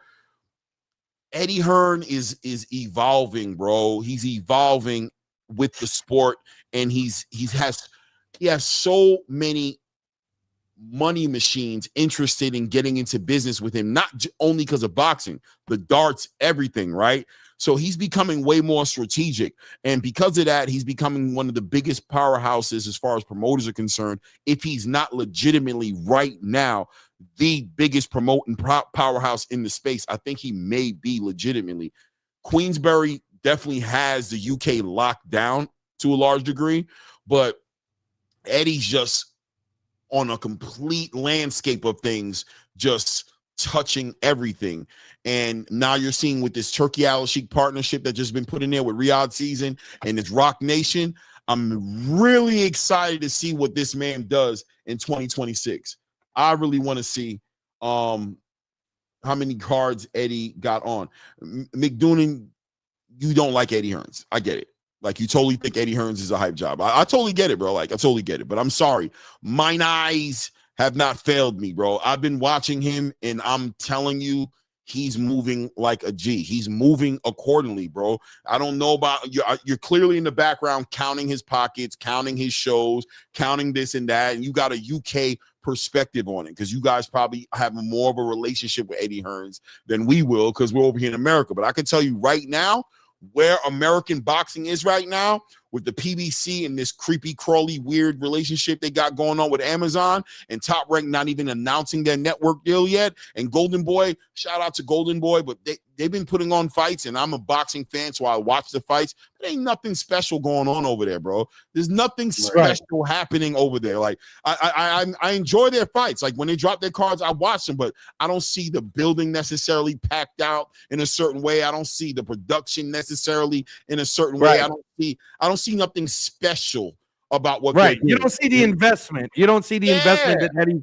putting on. And let me just say too, shout out to our guy Johnny at the Hangout Spot. Johnny, I sent you a DM, so check that out. Pause. It's not that type of DM, but check it out. And that way, if you want to spend some time with us here on this space, since you've been so gracious to let us spend so much time on your space.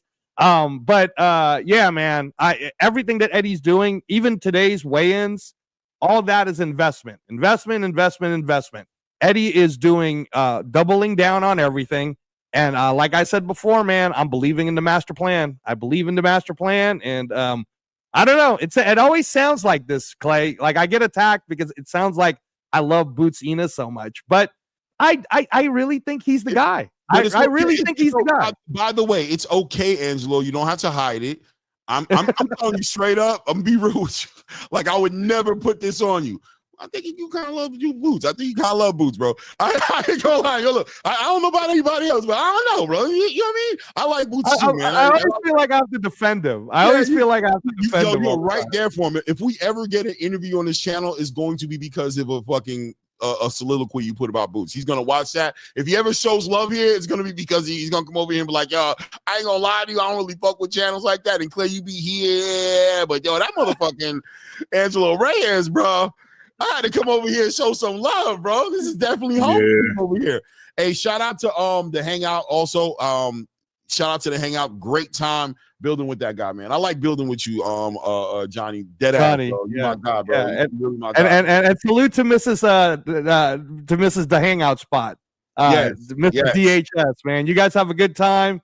Always love to you and your family, bro. So thank you, Johnny. No, for real. Always a great time over there. Bruce Gas Boxing, salute to the scholar, man, in the building. Yes, hey, we got 63 people in the building. Take an opportunity, please hit that like button. And I thank you in advance for going ahead to do that. If you haven't subscribed to the channel, take a moment. Don't worry about it. I won't hold it against you. You ain't done it yet. But right now, you can take a moment to go ahead and hit that subscribe button. Don't forget to hit your bell icons so you're getting those alerts when content like this is dropping. I appreciate and thank you guys in advance. Again, shout out to my guy Fight Sports Talk in the building as well. So guys, you know, we talked about Jerron. We talked about his weight cut. We talked about the master plan, right? We talked about how important it is for him to be moved a certain way. Like I said, everybody's nice in that chess game till that clock get put on him. Let's see what Eddie Hearn does because he has a lot on his plate. That being said, not only does he have Jerron Boots Ennis on his plate, he has a new addition to the team, Ben Whitaker. Ben Whitaker from out the UK, new addition to Matchroom. He's got those star qualities, bro, right? He knows what to say. He's dancing in the ring. He's giving you a little Purnell. He's giving you a little Prince Nassim. He's giving you a little anything.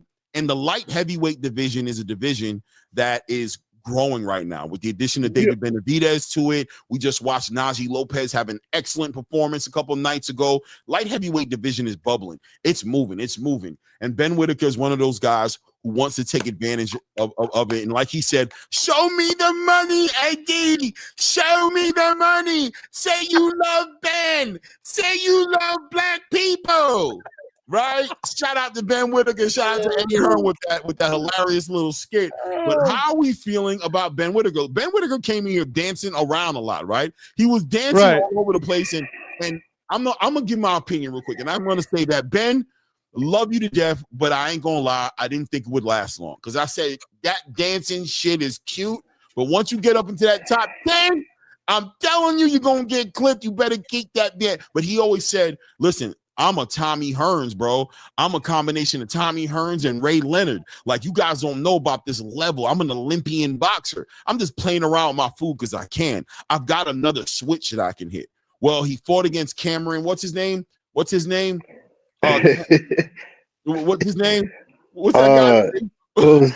Cameron something, and that dude it's something Cameron. Hold on, I'll look it up for you. But Clay, just for fun, while I'm looking it up, I just sent you the Instagram. Can we share it with the group? Because I don't know if Ray or Keon's seen it yet. Sent you. That's why he's laughing, because I did such a horrible job replaying it, acting it out. Yeah, they all seen it. Nah, yeah, I seen that. That shit was funny.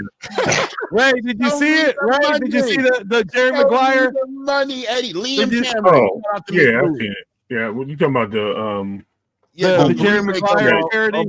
Yeah. But listen.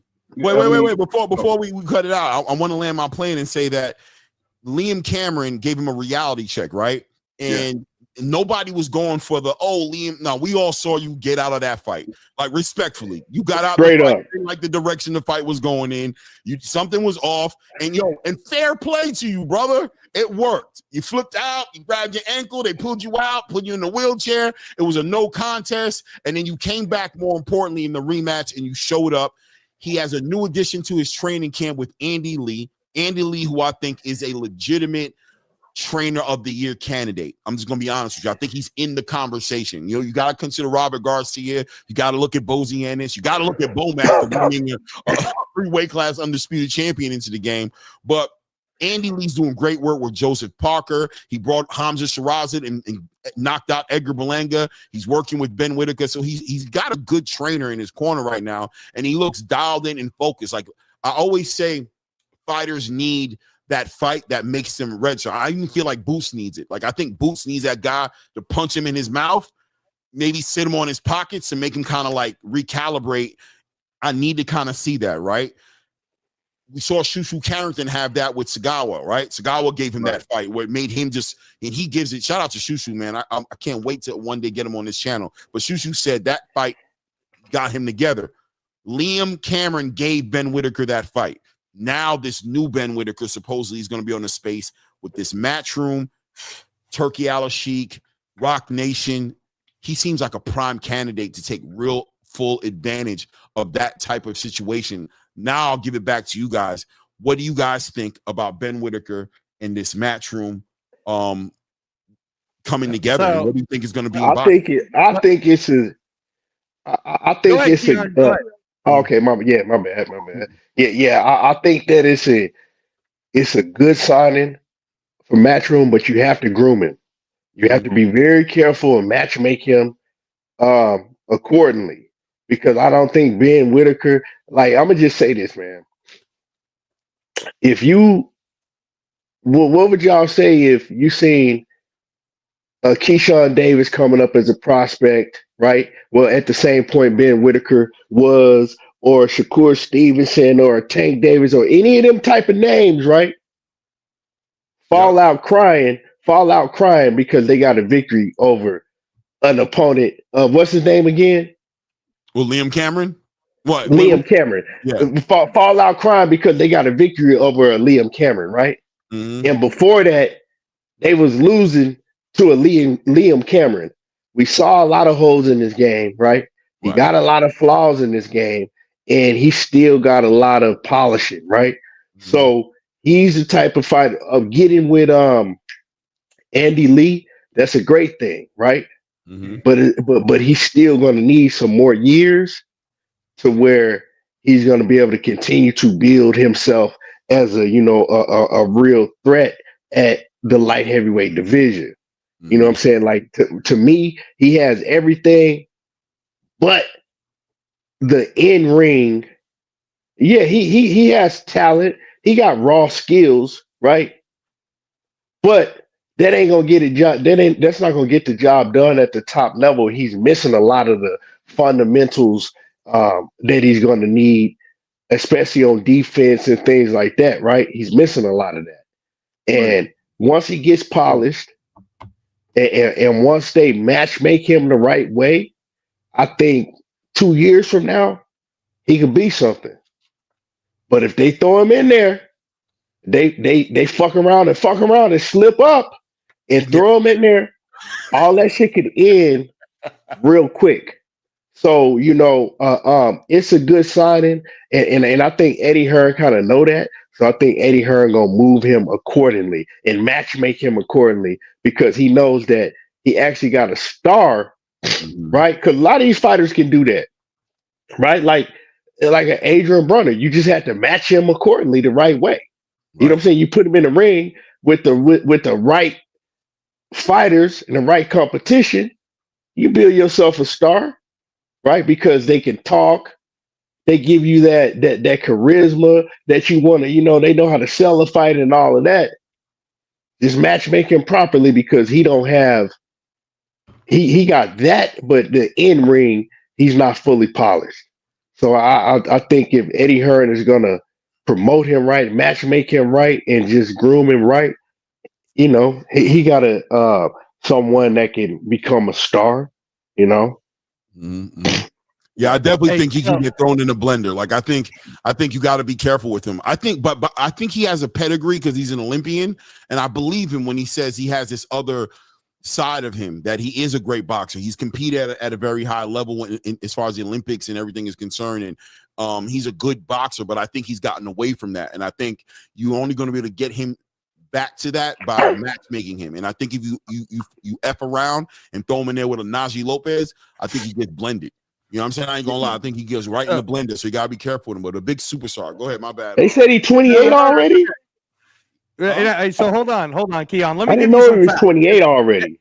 Yeah. No, Keon, let me give you some facts because this is what I do, right? I just want so that you get a clear picture. So I've been watching Ben Whitaker since he won that silver medal, and I'm high on him, right? You guys think I'm high on Boots.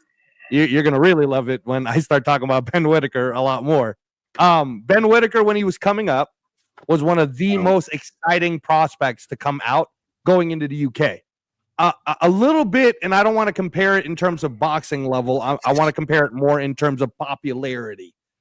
His relationship to a younger fan base, right?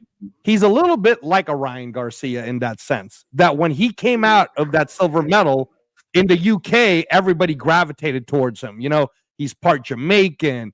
He dances. He watches anime. His walkouts are amazing, right?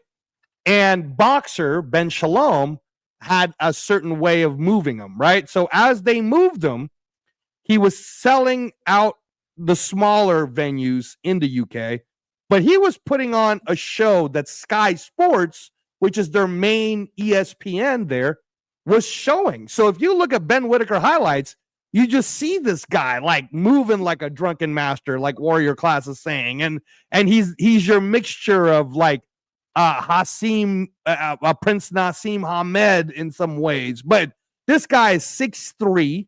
He makes 175 pounds. Honestly, if he continues to move up in weight, this is a superstar in the making. The Liam Cameron fight that happened in Riyadh, and I've talked about this several times, Clay. When you go into Riyadh, shit's different, right? The shit is different.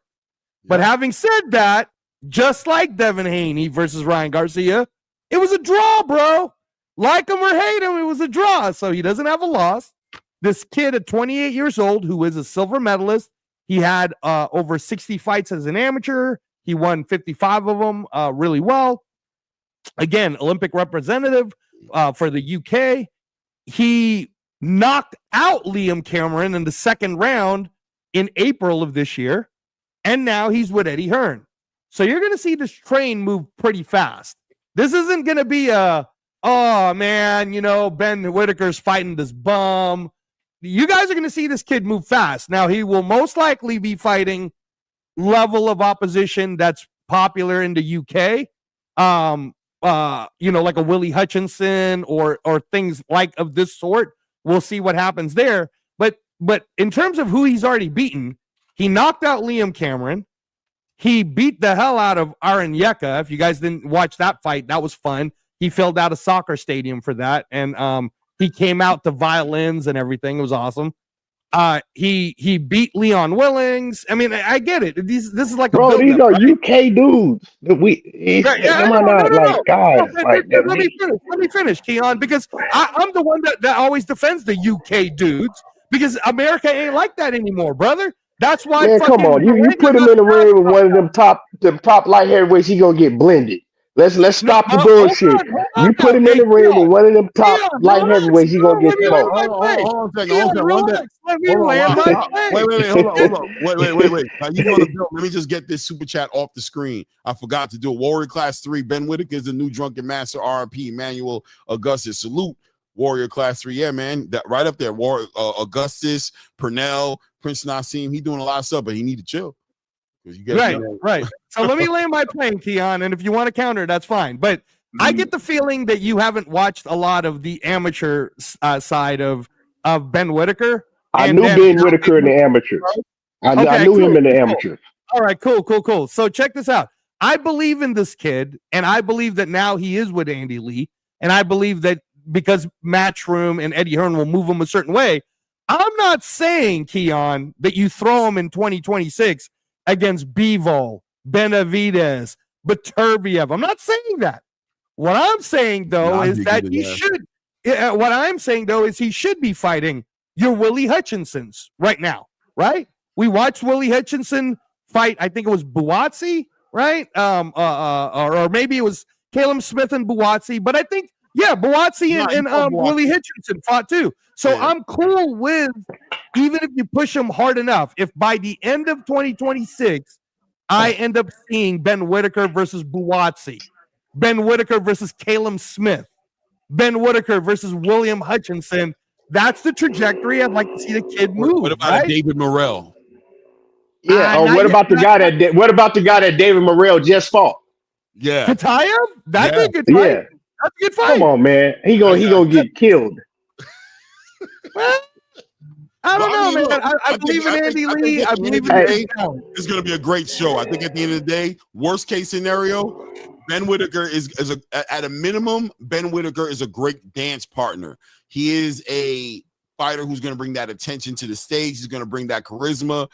But yeah, he's going to have to show and prove. But I think one step at a time. And I also believe that Andy Lee is a big game changer for Ben, because you know why? Because I think Ben Whitaker got real talent, and I think he plays too much. And Andy Lee can work with real talent. So that's why I said you have to groom him right?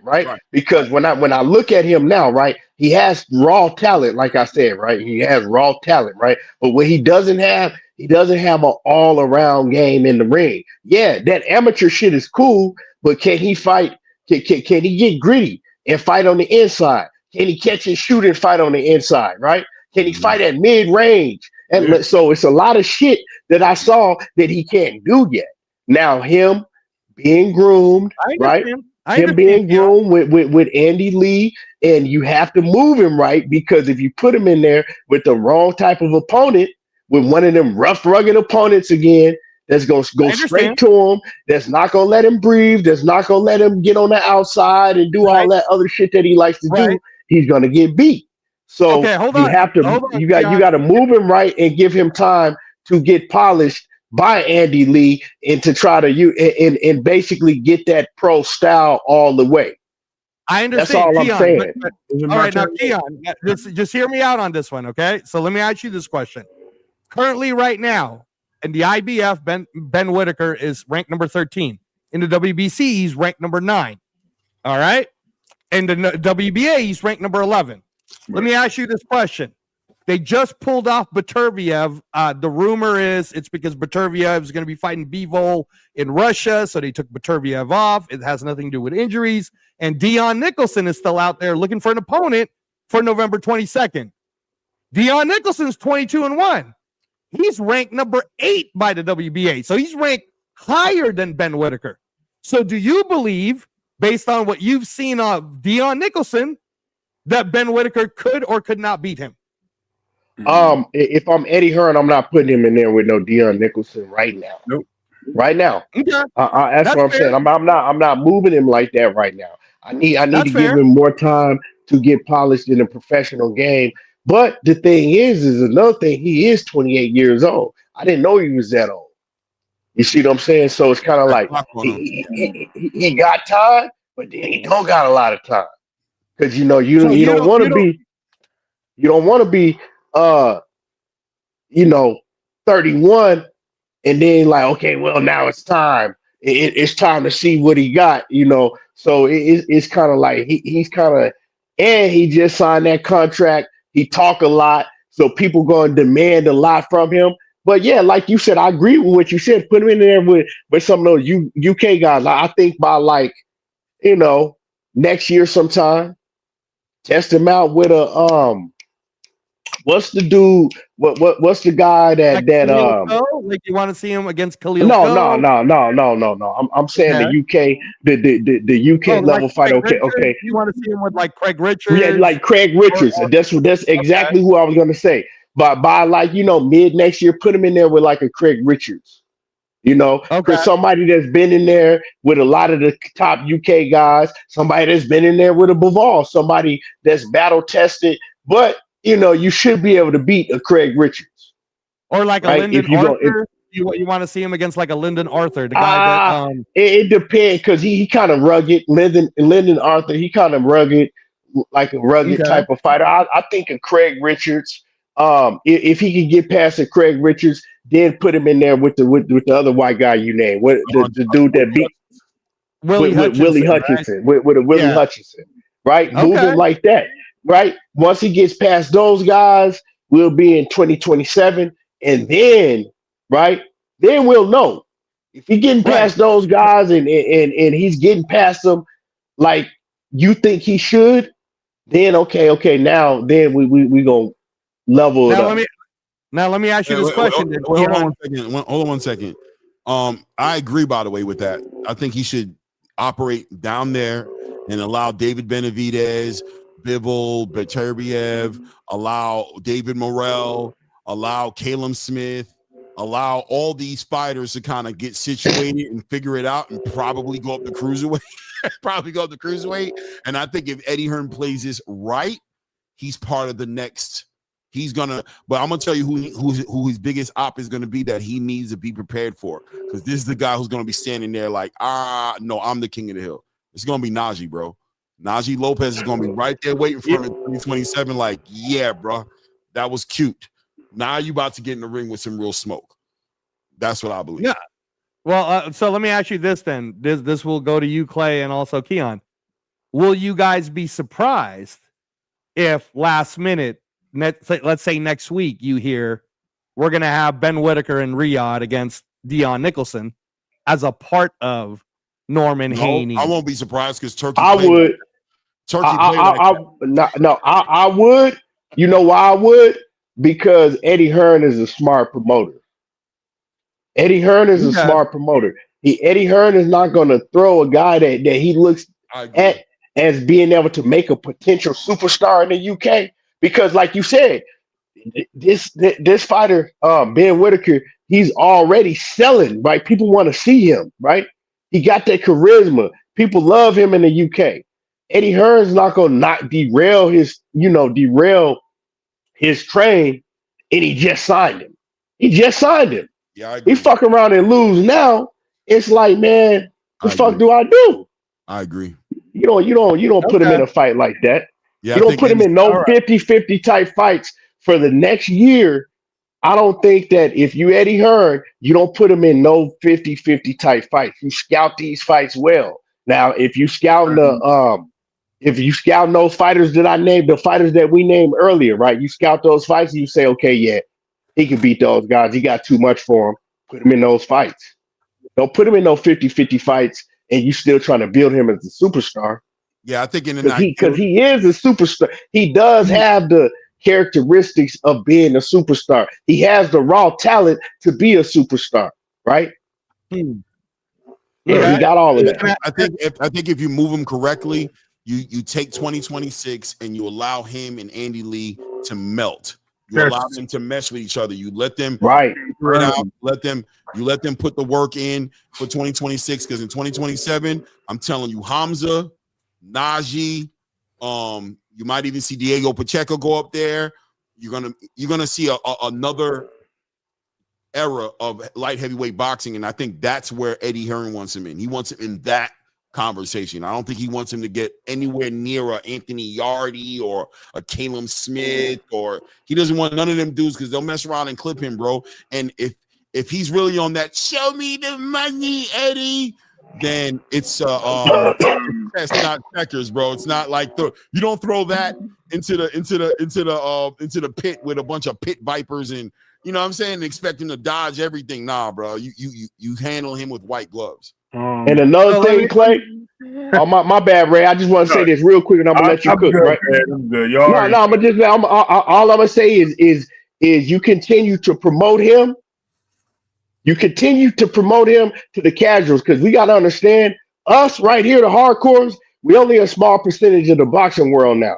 The casuals is what's really, because I had my cousin calling me last year like, "Oh, Ben Whitaker way better than Shakur. That's a real fighter right there." And he don't know shit. He's a casual, right? He's like, he way better than Shakur. That's a real fighter. That's what I want to see because he was seeing YouTube shorts of Ben Whitaker, right? and so you promote him like that, and you can still put him in the ring with guys to where he can clown around and still get those spectacular knockouts against and continue to promote him against the casuals in the meantime to where he's in the back room polishing himself with Andy Lee. Go ahead and cook, Ray. My bad. No. I was just gonna ask. Salute Curtis Robinson in the building, man. A member of the channel. Salute Curtis. You know what I'm saying? Salute, family. Go ahead. So nobody in the panel believes that Khalil Coe, who was supposed to be the co-main event this Saturday, he's ranked below Ben Whitaker. He already has one loss. Khalil Coe has 10 wins, 8 knockouts with the one loss. You got Ben Whitaker with the loss. He came back and knocked dude out. He avenged. I know he knocked dude out, but that's what Ben Whitaker did. That's what I'm trying to say, bro. That's what Ben Whitaker did. Knock him out. Ben Whitaker knocked out Liam Cameron, bro. Oh, yeah, he did. He knocked him out. Yeah. Come on. You guys are talking about my guy. All right? He did knock him out. You're talking about the surgeon, baby. Yeah. He's showing you the money. He's showing you the money. All right? Listen. Is anyone in the panel against Khalil Coe going to the UK to go fight Ben Whitaker in the main event? Yes, I'm against that. But me too. Go ahead, Ray. Go ahead. Really I was just trying to get – Clay actually touched on it. I was going to say let that man develop a little bit, right? I'm with ETB. I think you let him get in there where he can take boxing a little bit more pro-base instead of so much of the casual side. But then I also like the casual side because I think that's going to bring more fans to him. As you said, I had people at work talking about, yo, who's this guy Whitaker? He's really good. He does this, and he was dancing, and they couldn't hit him. You know that guy? So yes, I get that. All that said and more. I think he still needs to do a slight European tour. I think gets 3 fights under his belt in Europe. It doesn't have to be Brit. Get 3 fights under his belt. After that, the end of 2026, if not early 2027. Get the guy stateside, get him a good fight, regardless of who it is. Get him a decent fight that gets him into a good pitcher, a Richard Rivera. We get him with a Craig Richards, or we can get him with a Khalil Coe at that point. I think that'd be a better move for him because then at that point he's developed a little bit. He's a little bit more worked on with his trainer. He has that understanding of what he needs to do and how to move with his trainer, and it moves his career forward, because if he gets the win, then he looks awesome. He looks like he's the next guy. Then we get him back on stage in England with a guy that's been tweetering with retirement named Caleb Smith. Get him in that ring with him. I think at that point, it'll be like 13, 14, and 0 and 1 at that point. Get him in there with Caleb Smith. Big European fight, Wembley, big selling point. And see what he does. And if you don't want to do that, I mean, as early on as I said, his European tour, you can even get him in the ring with a Hot Rod who's down in Miami, but he's still Croatian or Serbian or something. Get him in the ring with him. Somebody that has a really good boxing style, that has a snappy jab, that has good footwork, and could put some pressure on him. We seen what he did with David Morrell and inexperienced David Morrell, how he looked at 175. Why not have him up there and see how he works with a guy that can move just as quick as him and has twitchy muscles, twitchy punches.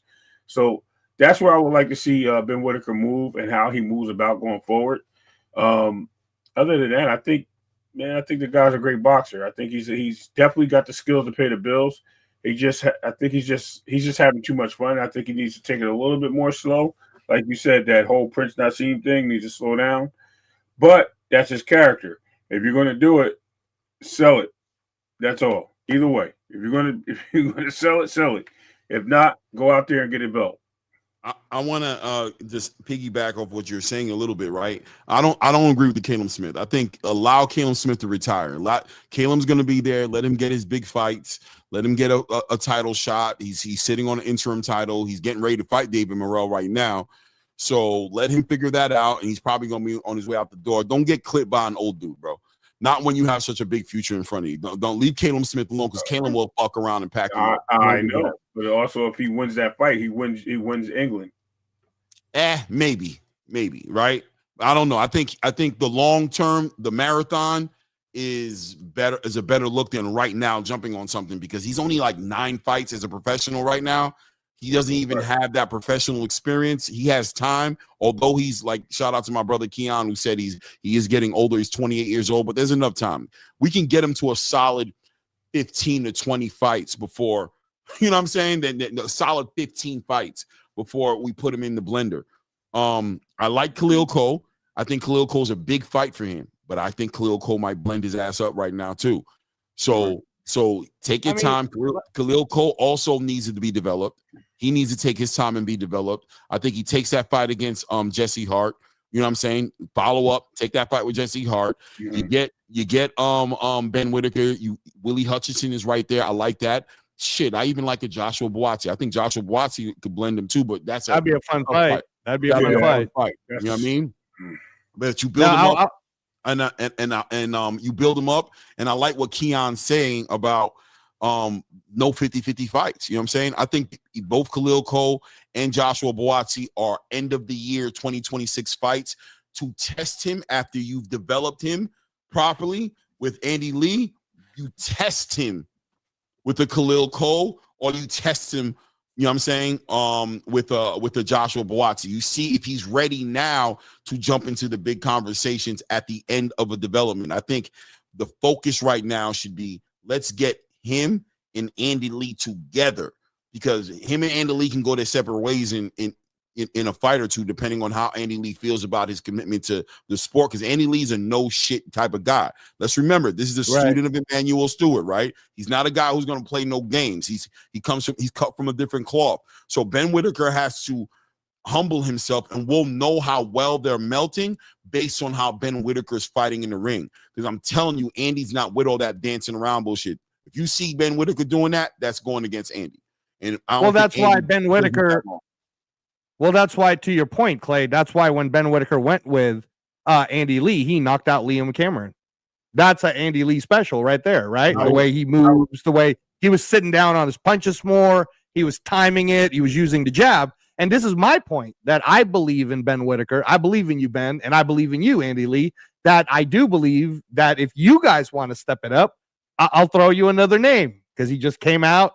He just scored a knockout. I know you guys are going to say he's old, but if we're trying to treat Ben Whitaker the same way Frank Warren's treating Moses Ituma, the guy, then maybe if that's the treatment you guys want to give him, how about Ben Whitaker versus Felix Sturm? Felix Sturm, I know he's 46, but he's ranked number 9 in the WBA, y'all. It's a decent little fight. Yeah, Felix Sturm just scored a knockout a couple of months ago in Germany, and Felix Sturm is ranked number 9, 3 ranks above Ben Whitaker right now. So that would be him climbing up the ranks. How about Berlanga and his move up to 175 as a good test? No, Berlanga will derail you. I'm telling you, Berlanga. You think he'll derail Ben Whitaker? Brother, he can. I know he can, but that's what makes the fight fun.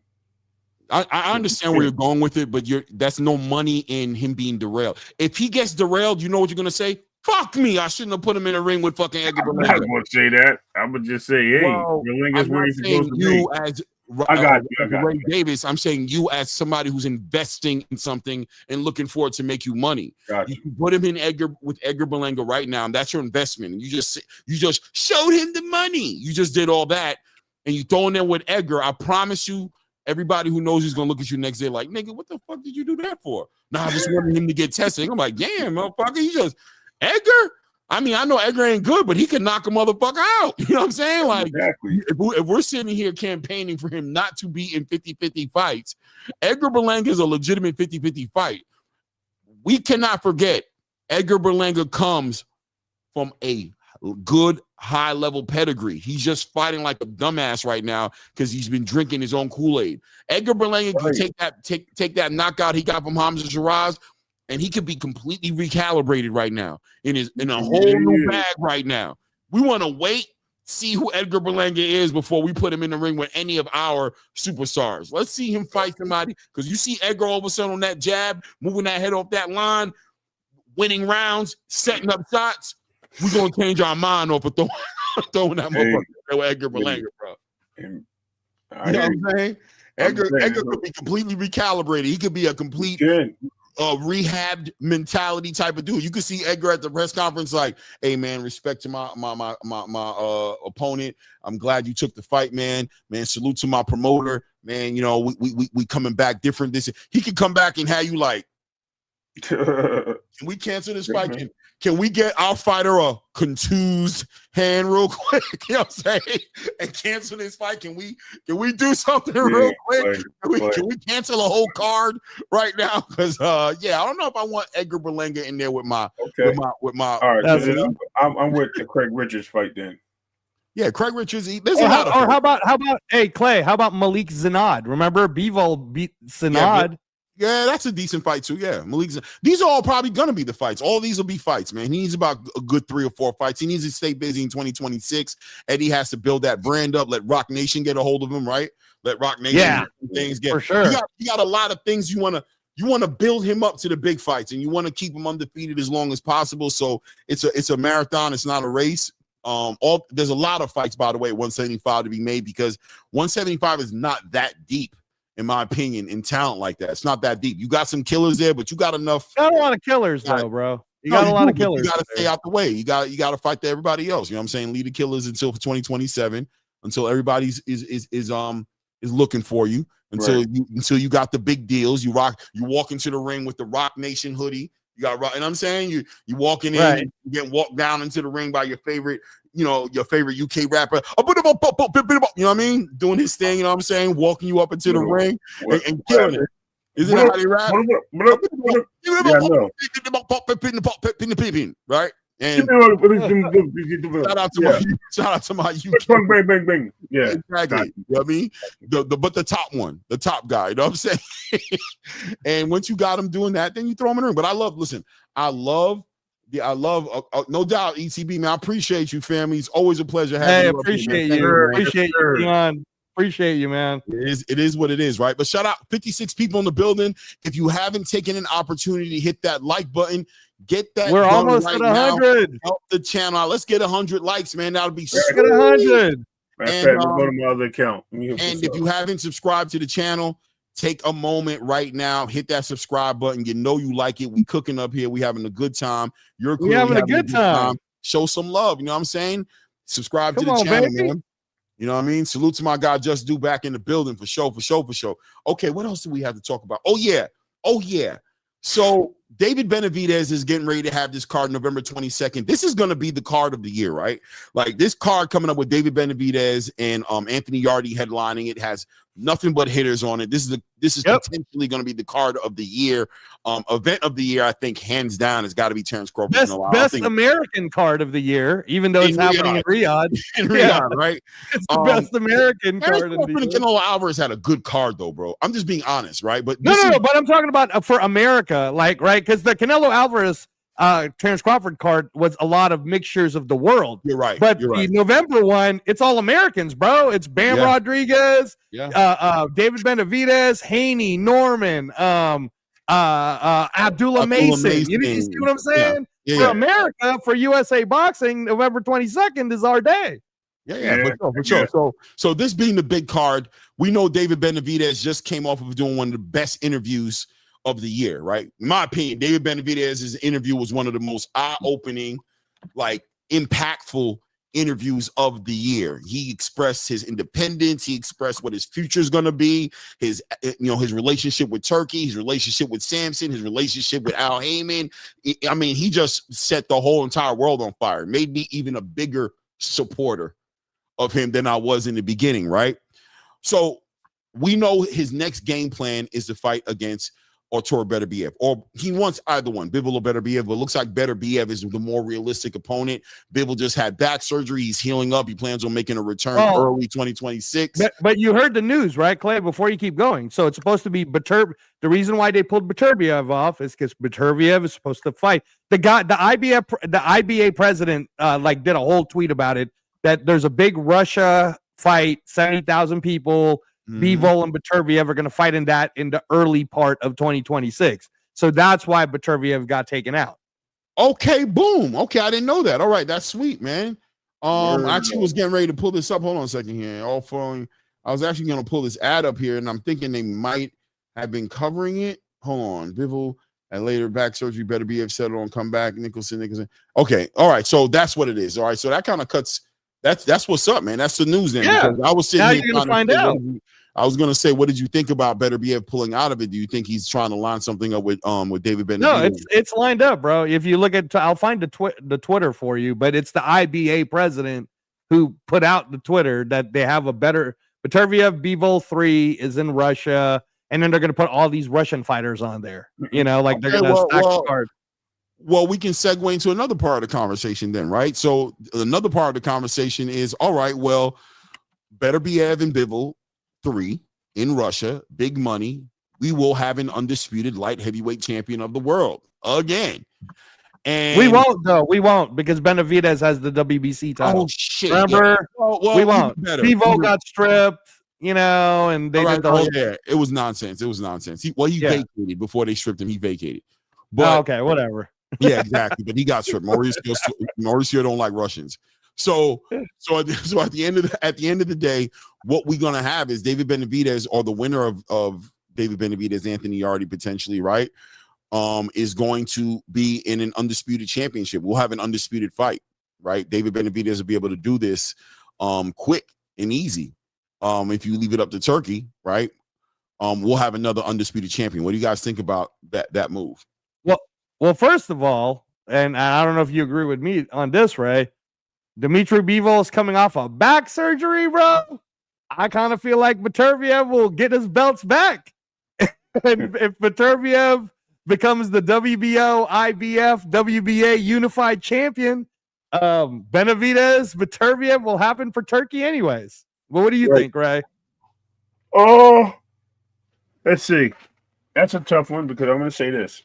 I think Bivol is, it depends how he looks. I mean, I think you talk about a tune-up. This is when a fighter takes a tune-up fight. They take a tune-up after long layoffs due to injuries or surgeries or whatever recovery situations. But if he's getting right back in there, I couldn't agree with you more. I think Beterbiev just washes this guy. I think he puts a beating on him. I don't think the movements are the same. He's not fluid. And he can even cause more back pain, right? Because why not target the area where we know we can hurt you most, right? So, at that point, I see us in the ring with a Benavidez. I think Benavidez, Beterbiev is just too old. I think a younger Beterbiev washes Benavidez. Trust me, for the unification or for the undisputed, right? But the fact that we don't have the age thing, I think, plays a big cat. I mean, don't get me wrong, Beterbiev can still knock him out. He's still a puncher, but I just don't think he has the capabilities in the footwork with the knees going back. That's another thing too. His legs is bad, so it's a hard call. But I think I think Benavidez walked away as a champion. I think he goes away and moves up to 200 if he wins undisputed. I don't even think he defends. You don't even think he's going to defend it. I mean, this is technically his first kind of defense, but you don't think he'll defend it again if he doesn't get Beterbiev and Bivol? Because I'll tell you a fight that I think would be fun as fuck to watch. is Caleb Smith versus Joshua Buatsi back in February of this year is being still a candidate for fight of the year. They had a hell of a fight. Well, Buatsi's fucking ranked number 4 after this Benavidez Yard fight for the WBC. I wouldn't mind seeing Benavidez Buatsi just to, keep Benavidez, in the 175 category long enough to make the winner of Beterbiev Bivol versus Benavidez. I did say that they would fight. I think they would fight. That would make that fight first. I think Benavidez will get that fight. I don't think anyone else gets that fight. And another thing is, I think if they're going to move anybody a certain way, it's going to be the winner of David Morrell, Caleb Smith. They'll get that. They'll get the fight first for the WBC. I think that's the way to go. And I'm telling you right now, Morrell is waiting for that rematch. He knows his flaws. He knows what mistakes he made. If he goes back in a fight with Benavidez, I think he's actually the guy to get the upset at this point. He knows. That's a hot take, bro. He got knocked down by Kitaev. That's a hot take. And I think his him understanding. I think his last fight, he looked pedestrian. I don't care about his last fight. I'm talking about him adjusting to Benavidez.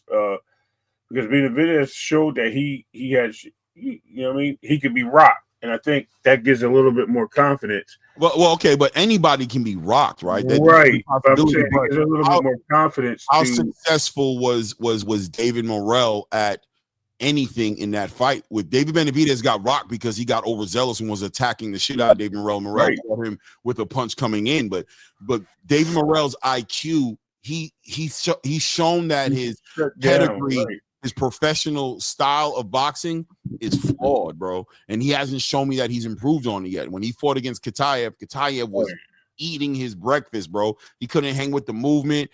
I mean, I'll be honest with you. I thought Kitaev won that fight, if I'm being honest. I don't see nothing that he won.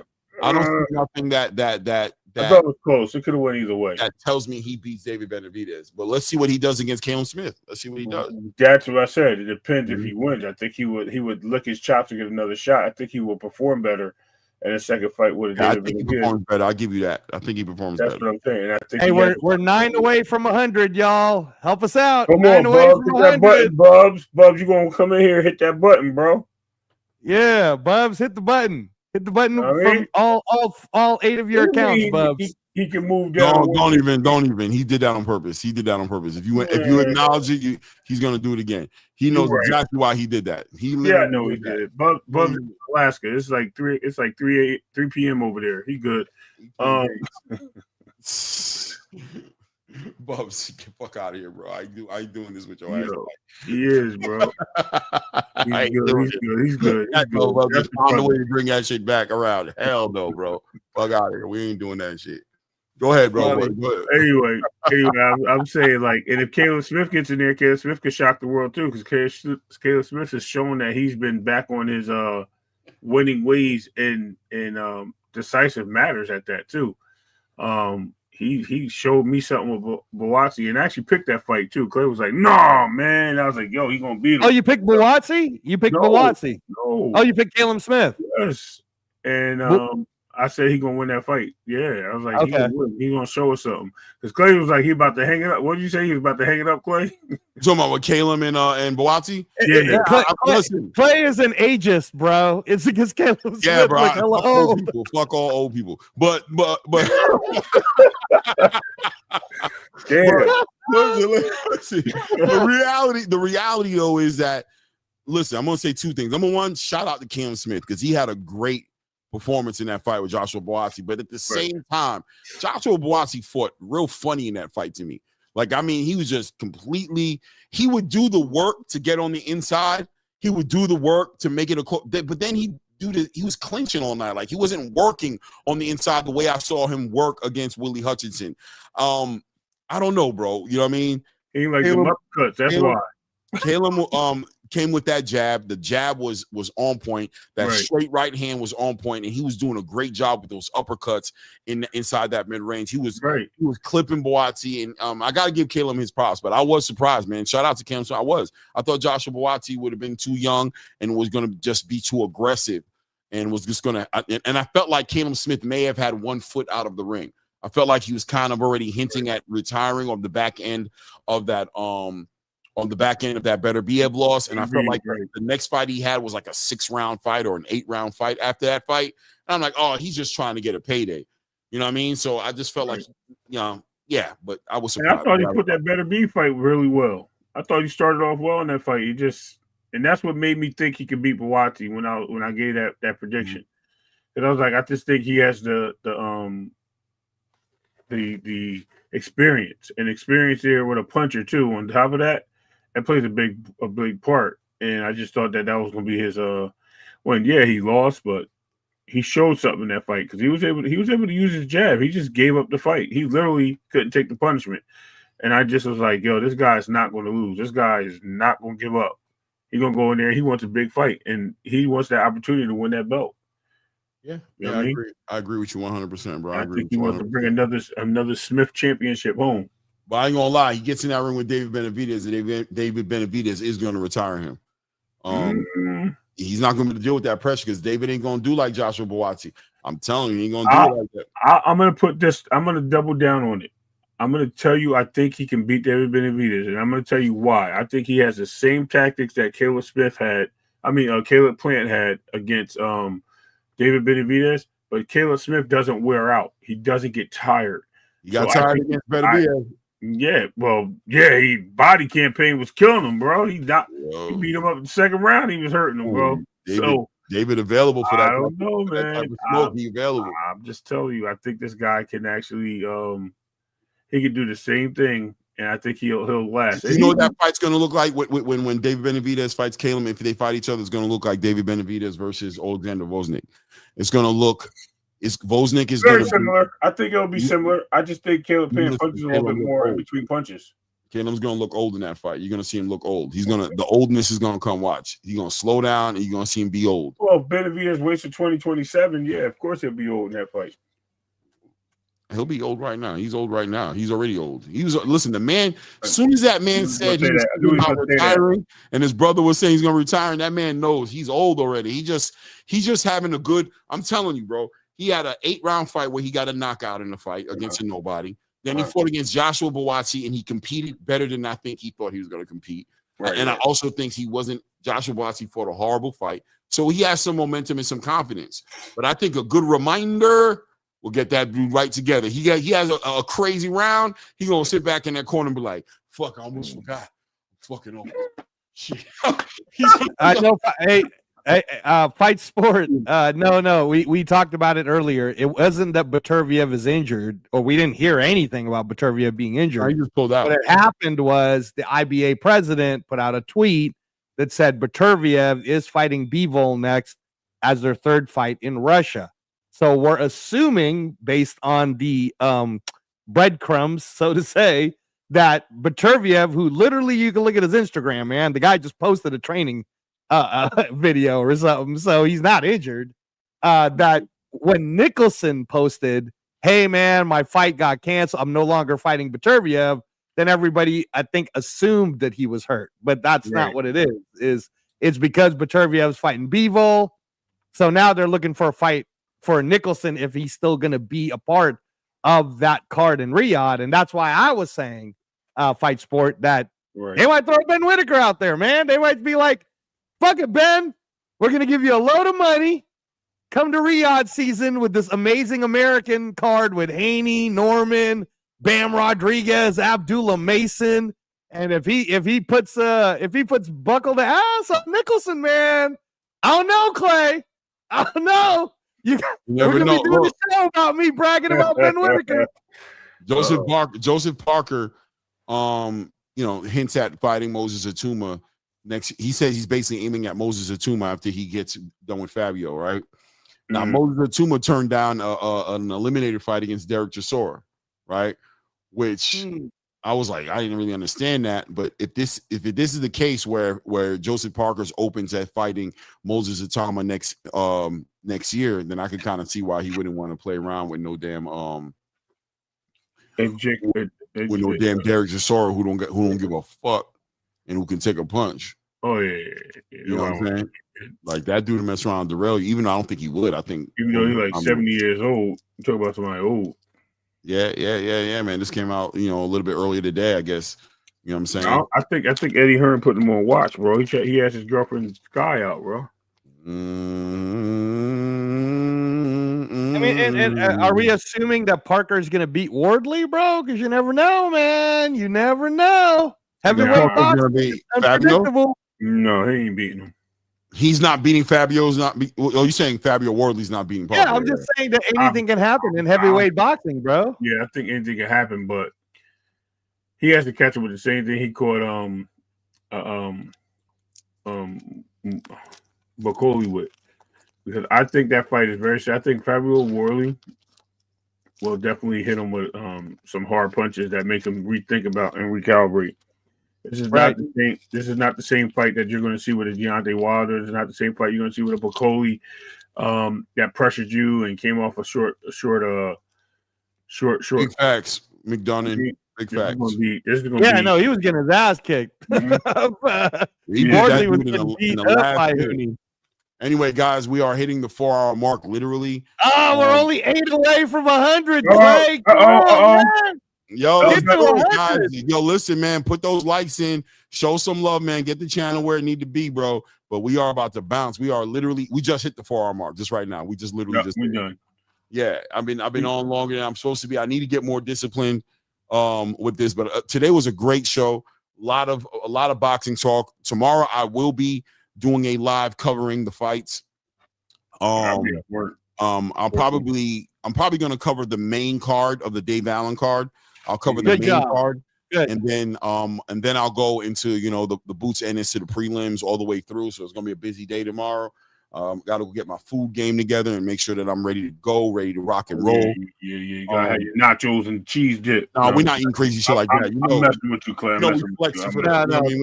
We did. Clay he gonna eat some non-pitted vinaigrette olives. I got those for real. Those I know. I was there. Clay's having a chef salad, bro. Clay's having a chef salad. He was like, my salads is crazy, bro. I ain't gonna lie. I'm a big salad fan. Pause. You know what I'm saying? Pause. You know what I'm saying? It is what it is. But yeah, man, going into this weekend, we're gonna watch Ron Ennis and let's see if he looks supernatural against Usima Lima.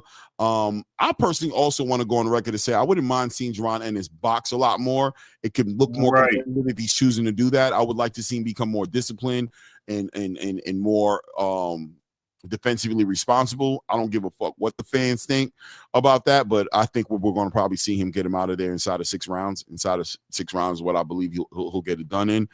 And looking forward to a lot of those fights on that undercard, on the Jerron Boots Ennis undercard. And I'm looking forward to learn about some new fighters on the Dave Allen card because I don't know a lot of those fighters on there. I just know the Oh, come on. You know Josh Padley and Reese Bellotti, bro. I don't know Reese Bellotti like that. I know Josh Padley. Oh, okay. I thought you knew who Boston and Fawaz was. That's what I was about to say. And I know those. That's literally what I was going to say. It was those 2 guys that I know. So, but I don't know them. I just know that fight. I saw them fight. Oh, I got you. I didn't know them, but I saw the fight, and that fight was crazy. So I know them now, and I want to see this fight. So, yeah, and I was just gonna say for the combat sports space, man, tomorrow's busy because it's also free UFC fight night. It'll be on ESPN Plus. They might even show it on ABC. I'm not sure yet because of college football. But it's Charles Oliveira versus Gamrot and the former champion Figueiredo fighting Montel Jackson. Vicente Luque is on the card, bro. It's pretty stacked card if you're a UFC fan. It'll be exciting again. So, but yeah, pretty stacked, right? So you can't join. Clay's gonna go on his own tomorrow. Whenever I do the lives, I don't bring people on to when I cover the fights for the most part because we always on the wrong timing, and I'll be trying to call we did it before, Clay. You and I did it. That's one that was okay in comparison to a lot that wasn't good. Like because the timing is for some reason. Yeah, I'll be ahead or he'll be ahead. I'm ahead, and then, you know what I'm saying? It's just difficult to really call it correctly. But I mean, we'll see. We'll play by it. But normally I try not to. I ain't gonna lie. Normally I like to do that solo. just bad experiences doing that with the timing on the internet and everything like that. Even sometimes my chat will be like, damn, bro, you're like a minute behind me or a minute ahead of me. So it is what it is. But but tomorrow I'm definitely going up for sure. Thank you, R. Stokes, man. Thank you, man. And I'm be honest with you, the past couple of days I've been kind of wild. I've been kind of wilding out, but I think I've just been working so much strength training that I've been able to like do well with the calories. Like I'm burning them well because I'm doing a lot of kettlebell now. That's a new thing. I'm not new thing. I've done it before, but that's what I've been doing this week. I haven't been really going to the gym as much as my kettlebell training has been crazy. I've been doing hella, like my kettlebell training has been special. But I think that's been helping me burn through these calories. Word. Hey Clay, so we're 4 away from the 100. So let me just do final predictions, right? So let's start with Ray. Ray, tomorrow night, for the record, we can go off of the. I'm gonna step off and let y'all do that for us. I'll be right back. Yeah. So on the Boots fight, Ray, for the record, you're obviously picking Boots. We know that. What if I wasn't? I want to leave now. Yeah, Barriere versus Vianello. Who you picking on the heavyweight co-main event? I'm going with Vianello. I'm going. Okay, we know he's the underdog. He's the underdog. All right. Well, yeah, I'm going to tell you why. I think he has something to give. I think he's going to be able to use the size advantage, and I think it's going to be a big difference in that fight. Okay. Regardless of what anybody else thinks, I think that plays a big part because absorbance is everything at the heavyweight division. Yeah, you're talking about that 10-pound weight difference, right? Because height-wise, it's only like a 1 inch different. Because Barriere is like 6'4", and Vianello is like 6'5", 6'6". And the fact that he felt confident. When I watched the interview yesterday, I didn't watch it, of course. Well, I guess it would be yesterday, not today. I watched him talk about it, and I like the confidence he had. So, okay. Hey, you don't care that Sugar Hill is training Barriere, bro? No. I mean, that don't matter to you.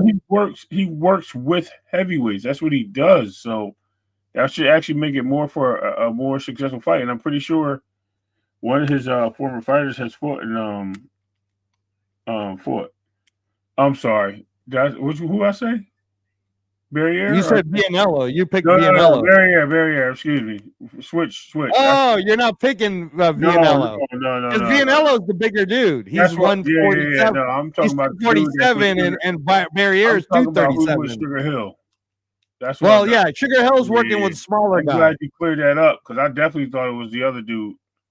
No. Vianello's the guy to beat F.A. Ajagba, but lost to That I know, but I thought he was with Sugar Hill. No. Sugar Hill's with Alex Barriere, the undefeated dude. Yeah, I'm going with. Even though he's lighter and smaller, bro. Yeah. All right. Okay. All right. Southpaw, good jab. All right. How about Boots' guy Tamir Smalls versus Jose Roman? The fight, 50-50. 50-50. Goes the distance, close fight contest. I'm going to say Boots' card, go with Boots' guy. Okay. Yeah, the judges will give it to Tamir Smalls. All right. From Manchester, Giorgio Vicioli against the American James Wilkins. Going Wilkins, hometown hero. All right, man. Giorgio Vicioli, man. He's one of the up-and-coming Clay 130s. Clay was talking about how he liked him too, but I don't know if he picked him to win. Didn't he say he was in the spotlight and he thought about it? I'm not sure. But anyway, yeah. All right. And in the rest of them, it's all favorites, obviously. I mean, like, the only other 50-50 fight in here, because Harley Medeiros will win, Justin Palmieri will win, Zaquin Moses will win. So Dennis Thompson versus Sean Diaz, 7-0 versus 9-0. 50-50. Yeah. Yeah, it's a young fight. That's somebody got to lose that O. And unfortunately, it's got to be early in their careers. I don't know. You pick 50-50. That one? I mean, well, Sean Diaz is 20. Dennis Thompson is 20. Mm-hmm. This feels like an OTX fight. You know what I mean? Actually, I was just talking about it, right? That Grand Prix, WBC Grand Prix award fight. It seems like something crazy because you got two young undefeated fighters. Like, it doesn't happen very often as their prospects. You know what I mean? It has, but it doesn't happen often. It doesn't happen anymore. Let's put it that way. Right. So hard for you to choose. Yeah, I'm not picking nobody on that fight. You're not picking nobody on that one. Nope. We'll let Clay. All right. So we just went over. We went over to 50-50 fights, Clay. Clay. So let me get your official take, Clay. 50-50 fights. Let's start with the home opener. Flip your sandwich. If it land on the bread side, just play. Go ahead, man. No, so the opener, which is 7-0, 20-year-old Dennis Thompson at 122 pounds, 6-rounder, versus 9-0, 20 years old Sean Diaz of Mexico. He's Mexican American. Great fight. Yep. That's what I'm saying. That's gonna be a great fight. I got Dennis Thompson though. Okay. Going with the American. He's taller. He got the reach, and he knows how to work the reach. He knows how to box. Diaz might even get stopped in this fight because that's a hot take. Oh no. He's going to have to take some chances in order to make it happen in there, and I think Dennis Thompson got the IQ to take advantage of that. I think. Yeah. All right. I think it's 50. I'm going 50-50. I think that. It's 50-50. I think the Mexican style, the bully tactics. I think they can upset a lot of people if they work. I mean, I done told you already. It's going to be the best fight of the night, right? It's going to be a competitive fight. But I'm picking. 6 rounds for sure. That'll be a good fight. No. Yeah, no, I'll probably go Dennis Thompson. The Quiet Storm. I'm gonna go with Quiet Storm on that one. I'm gonna go with Dennis Thompson. I'll lean that way too. I mean, I know it's 50-50 a lot. I think it's a close fight, but I'll lean that way. All right, and then me and Ray covered. These aren't 50-50, so Harley Medeiros will win, Justin Palmieri will win, Zaquin Moses will win. But now, Giorgio Vicioli's fighting the American, 13-3, James Wilkins at 130 pounds. First time fighting in America, bro. Vicioli winning. Oh, you're totally going Vicioli. So Ray went with James Wilkins, man. He got him on my parlay. Nah, bro. Didn't I tell you that? What I just tell you? Nope. I said that, right? Yeah, you said James Wilkins. You going for crunch time? Clay. I said I want to go with Vicioli because Clay has him on his what? Parlay. And I said, but I'm gonna go the other way. Did I not say that? All right. I think I did say that earlier. Yeah, I think you did. Sorry, I'm gonna go Vicioli because that's the Matchroom's guy, and he's pretty good actually. I've seen him fight. I like him. All right, 50-50. This is a big 50-50. Clay, the co-main event. Tamir Smalls, 15-0 versus Jose Roman, 14-1. Keep in mind before you answer, Jose Roman is 6'2", 31 years old though. Tamir Smalls, he ain't 6'2". He's only 5'9". 5'9", but he's 26 years old. So who you got? Tamir Smalls, baby. I think that Tamir is a more Tamir is actually a great fighter. A lot of patience. I'm gonna be real with you. Tamir is what I would want Boots to show me on Saturday. Tamir is that. Now to the competition he's fighting. This is going to be the biggest competition that he's fought. We know this guy took out Jalil Hackett, even though I don't think he took out Jalil Hackett. I think Jalil Hackett. I don't think Ramon. That was a bad decision, but still, he competed at least at a high enough level to where it's an argument, right? And the Puerto Rico gave him that win. I think he's a little hyped though. I think he's a hype job a little bit, and I don't think he's going to be able to hang with the speed. And I think Tamir Smalls is a lot more powerful. Than some people might want to say, I guess. I don't know. He should be favored in this. Tamir Smalls is coming off of 3 consecutive knockouts, bro. Right. He's definitely a stronger guy. Yeah, so and he's faster. And he's got a high boxing IQ, and he's coming out of a great gym. His sparring partners are the likes of Boots Ennis and things of that nature. So he has fought, I believe, in his gym, he's fought fighters better than that guy. Than Jose Roman. Yeah. Okay, that's a good theory. So that's a good theory. I think he stops him. But I think all right. Hey, shit, that's a big one too. Damn, bro, you got a lot of stoppages happening. I'm gonna go with Tamir Smalls also, but I don't think he'll stop Jose Roman. I think because Jalil Hackett hits hella hard and he couldn't stop. No, Jalil Hackett fought like respectfully. He fought like a dumbass in that fight. He completely was all over the place. He was overextending. He was over attacking him. He could have, and he still beat him, I think. but the judges looked at that as they didn't reward all that shit. He fought him in a complete wrong way. So Jalil not knocking him out didn't surprise me because Jalil fought the fight bad. If you watch that fight, you'll be like, damn, bro, why are you doing all that? He could have been way more patient, and he could have got that guy out of there and set him up. He was just wrong. I think Roman Vasquez is getting a lot of juice off the back of that win, and I don't know if that's who he is really. And I think Samir Small is going to test that theory.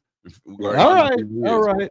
So the final, because all three of us are going Boots Ennis, obviously. So the final 50-50 match on the night fights that you're calling is heavyweight, and let me set it up for you, all right? Because Ray first messed up, then so let me make sure you know the players here.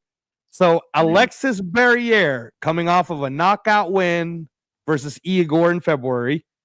30 years old, 6'4", weighed in at 237, but he is trained by Sugar Hill, and he's 12-0 with 10 knockouts. All right. Now, Guido Vianello, you're very familiar with because Guido Vianello's 31, but he's 6'6", bro. He weighed in at 247. He's 13 wins, 3 losses, and 1 draw.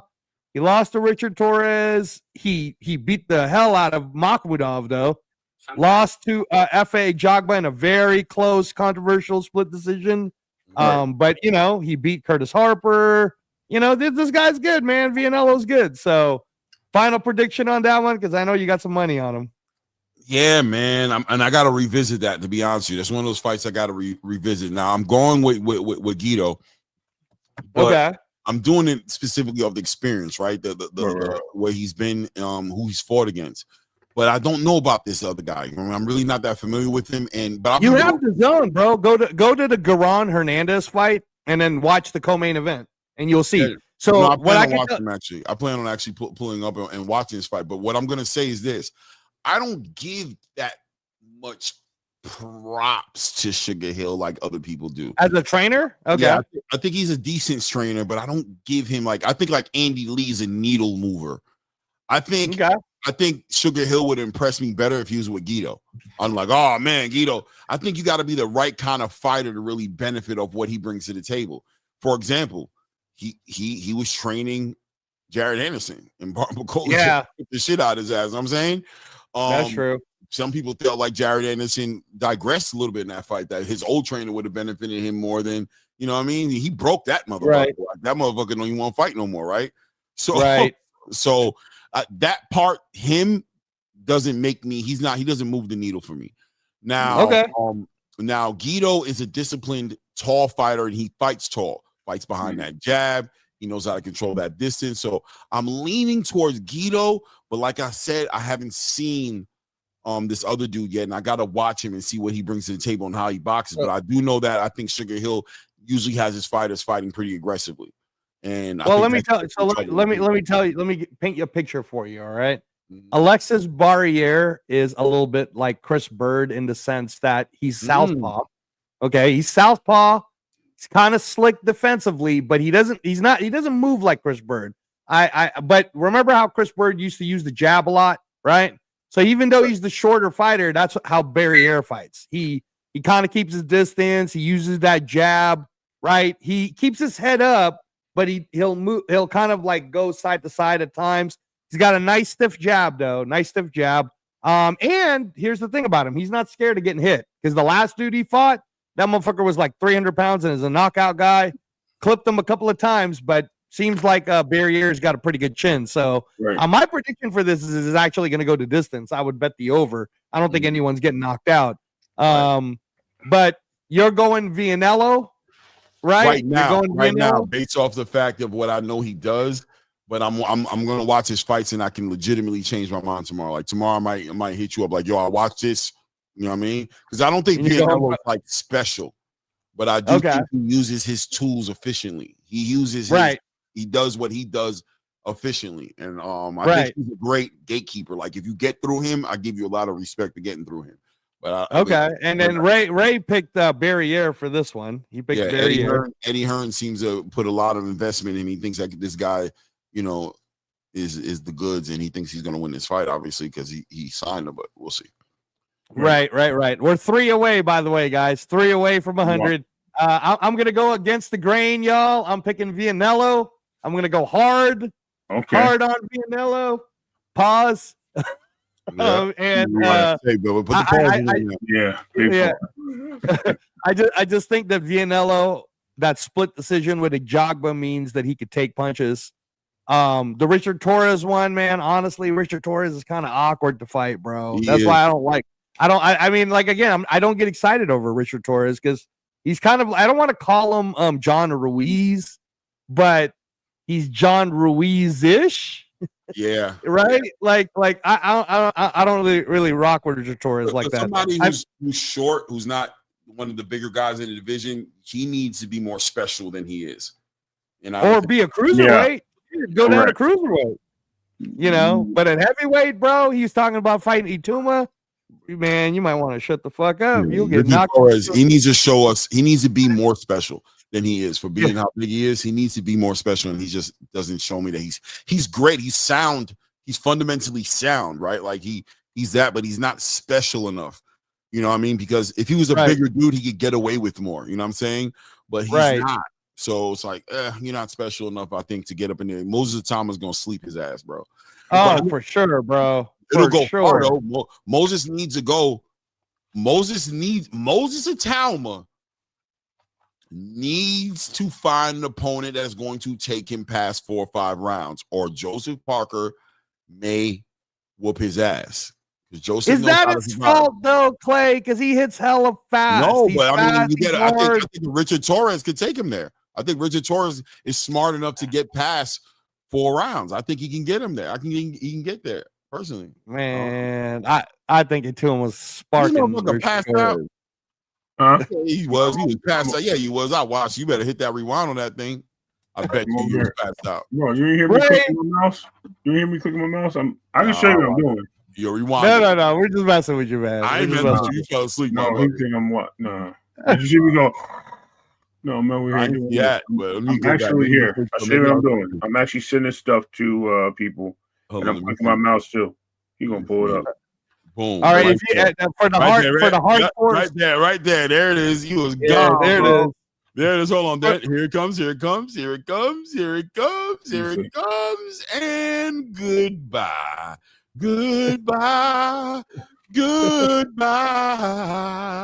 There it is. He came back. Boom. And then I woke you up. I got you on the replay.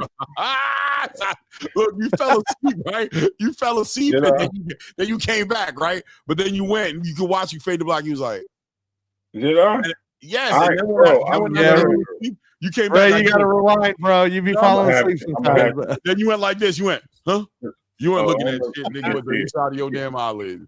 But because I'm sitting here downloading to my phone. Try to sell it to me. I know why. That's what I was doing, but okay. All right. We believe you, right? I didn't even realize. That's all you gotta do. Rewind it. But hey, real quick. All right, real quick. So for the hardcores who are gonna wake up at 9 in the morning Pacific time, noon Eastern time, I'll be in Queens. You guys could watch YouTube the Matchroom card, a Matchroom YouTube for the David Allen versus Makhmudov prelims. But Clay is going to cover the main card, so I got to get your take on it, Ray. Wake your ass up. Who are you picking, Reese Bellotti or Josh Padley? Josh Padley. Of course. Oh, man. Hey, you fuck around, find out. Reese Bellotti can fight, bro. I'm just telling you. I don't care. 20 wins. Josh Padley hasn't disappointed me yet. Josh Padley's just better, though. That's just what it comes down to. We got somebody got to win. You know what I mean? He's good. He showed me level. Josh. You know what I mean? He's good enough to beat Josh Padley, but will he beat Josh Padley? I don't think he will. Yeah. Well, the thing too with Clays is the first time we're going to see Josh Padley at 130. So we're going to find out, is that a positive or a negative, right? So all right. I'm going Padley too because I can't go against Padley. This one's tough. This is truly 50-50. Their first fight was a split draw. Boston versus Fawaz. I think Boston handles that. Ooh, what about you, Ray? Yeah, I'm going opposite. I'm going Fawaz. Yeah, Fawaz outboxed the shit out of him, Clay. I think Fawaz won that first one too. I think he won the first one, but I think the adjustments are going to get made. Okay. All right. Yeah, that's a good point. Now I'm gonna go with Ray on this one too. I'm going with Fawaz, but I think you're right, Clay. Those 10 rounds, I think, is different. It was 10 or 12? It was 10, right? Yeah, 10 rounds, 10 3-minute rounds, 154 pounds. Yeah, it's for the rounds, English. It's for the English super welterweight title. They got data, man. Yeah, no. I'm gonna go with Ray on this one because he couldn't really hurt Fawaz on the first one. I don't think Fawaz will like destroy him. I think it'll be a fun, exciting fight. But I'm going with Ray. I'm gonna pick Fawaz. Bilal, Fawaz, make it happen for us, bro. All right, last one. Dave Allen versus Makhmudov, Ray. 50-50, bro. It's 50-50. Very tough. I'm going Dave Allen. Dave Allen. Yes. You going with the short fat guy? You going with Homer Simpson? You going with Cinderella Man? Let me see who Dave Allen is. Let me make sure. You know who Dave Allen is, Negro. Dave Allen's the Homer Simpson. The right person. Hold on. Let me make sure I'm looking at the right person. The White person. Rhino, bro. The Cinderella Man. Yeah, I picked Dave Allen too, but I just don't. He needs to be disciplined, and I just can't. I can't bet on him doing that. And I think he's going to try to fight this dude. He's going to fight this dude with the mindset of I'm going to make him tired. Right. But I think he can mess around and get clipped playing this game. I think it's a dangerous game he's trying to play.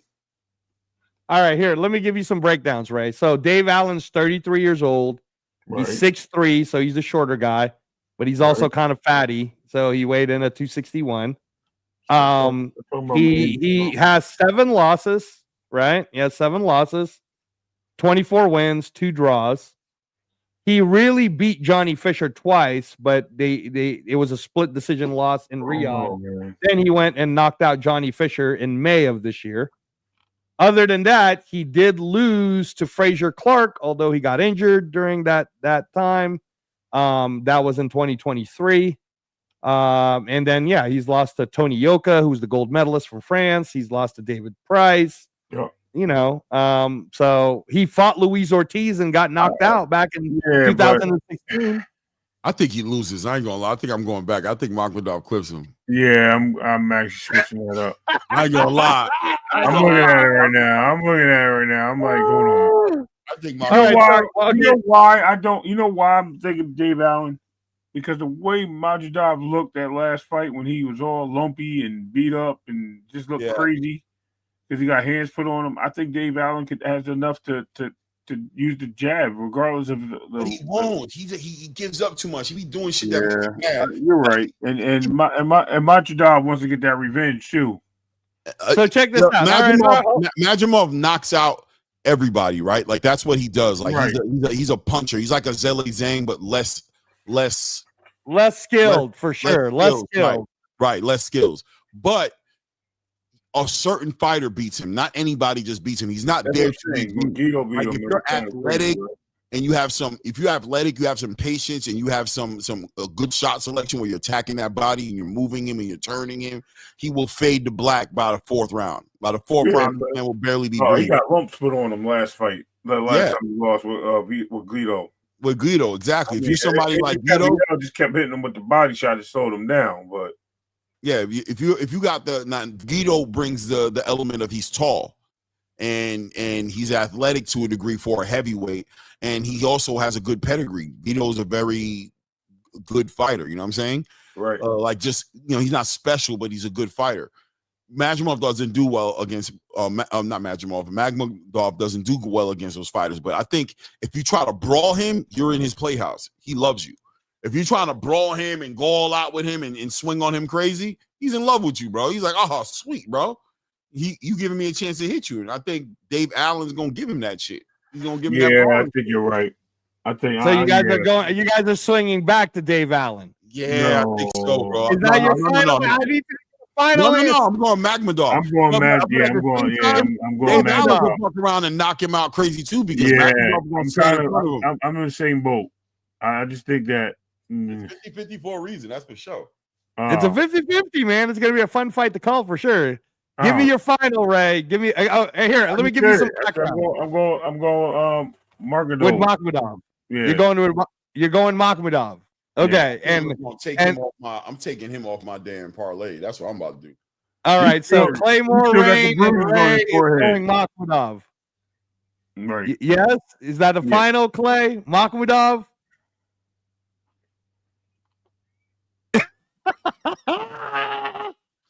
I don't know, man.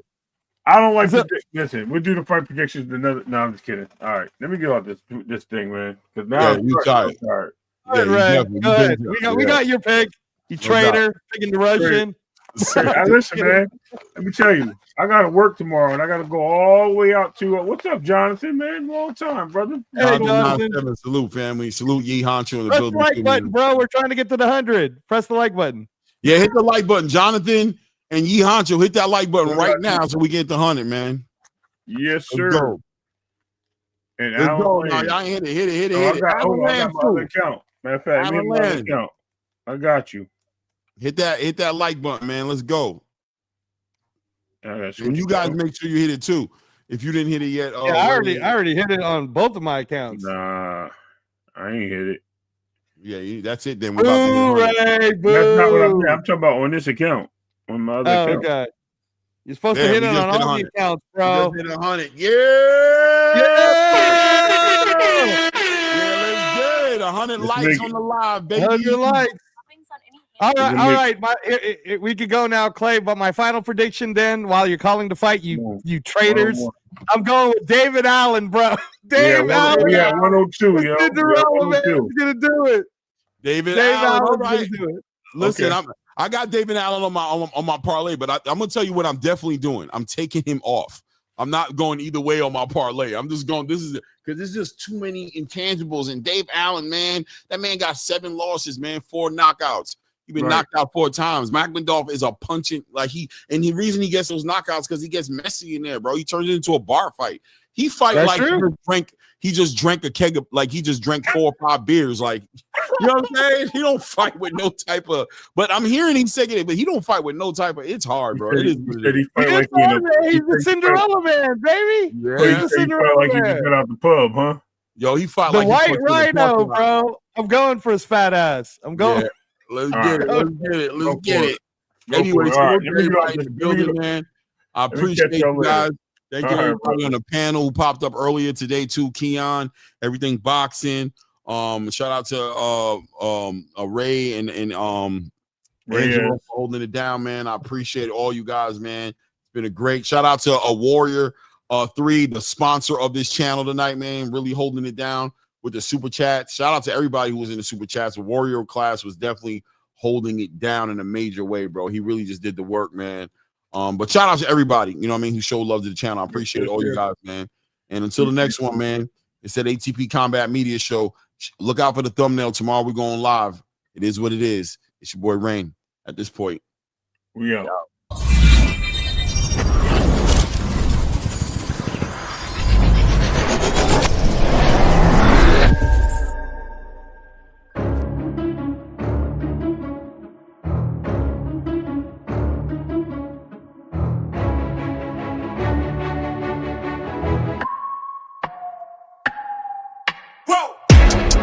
Make it this far, they hated, they never believe me. Yeah, I would never drop the ball, I know I make it look easy. Yeah, Mayweather with the defense. I don't care what a critic gotta say, I got them picking up the pieces. That to me, you really playing with your life, I'm about to come and run it all back. I'm the new era, about to snap back, you ain't fitting for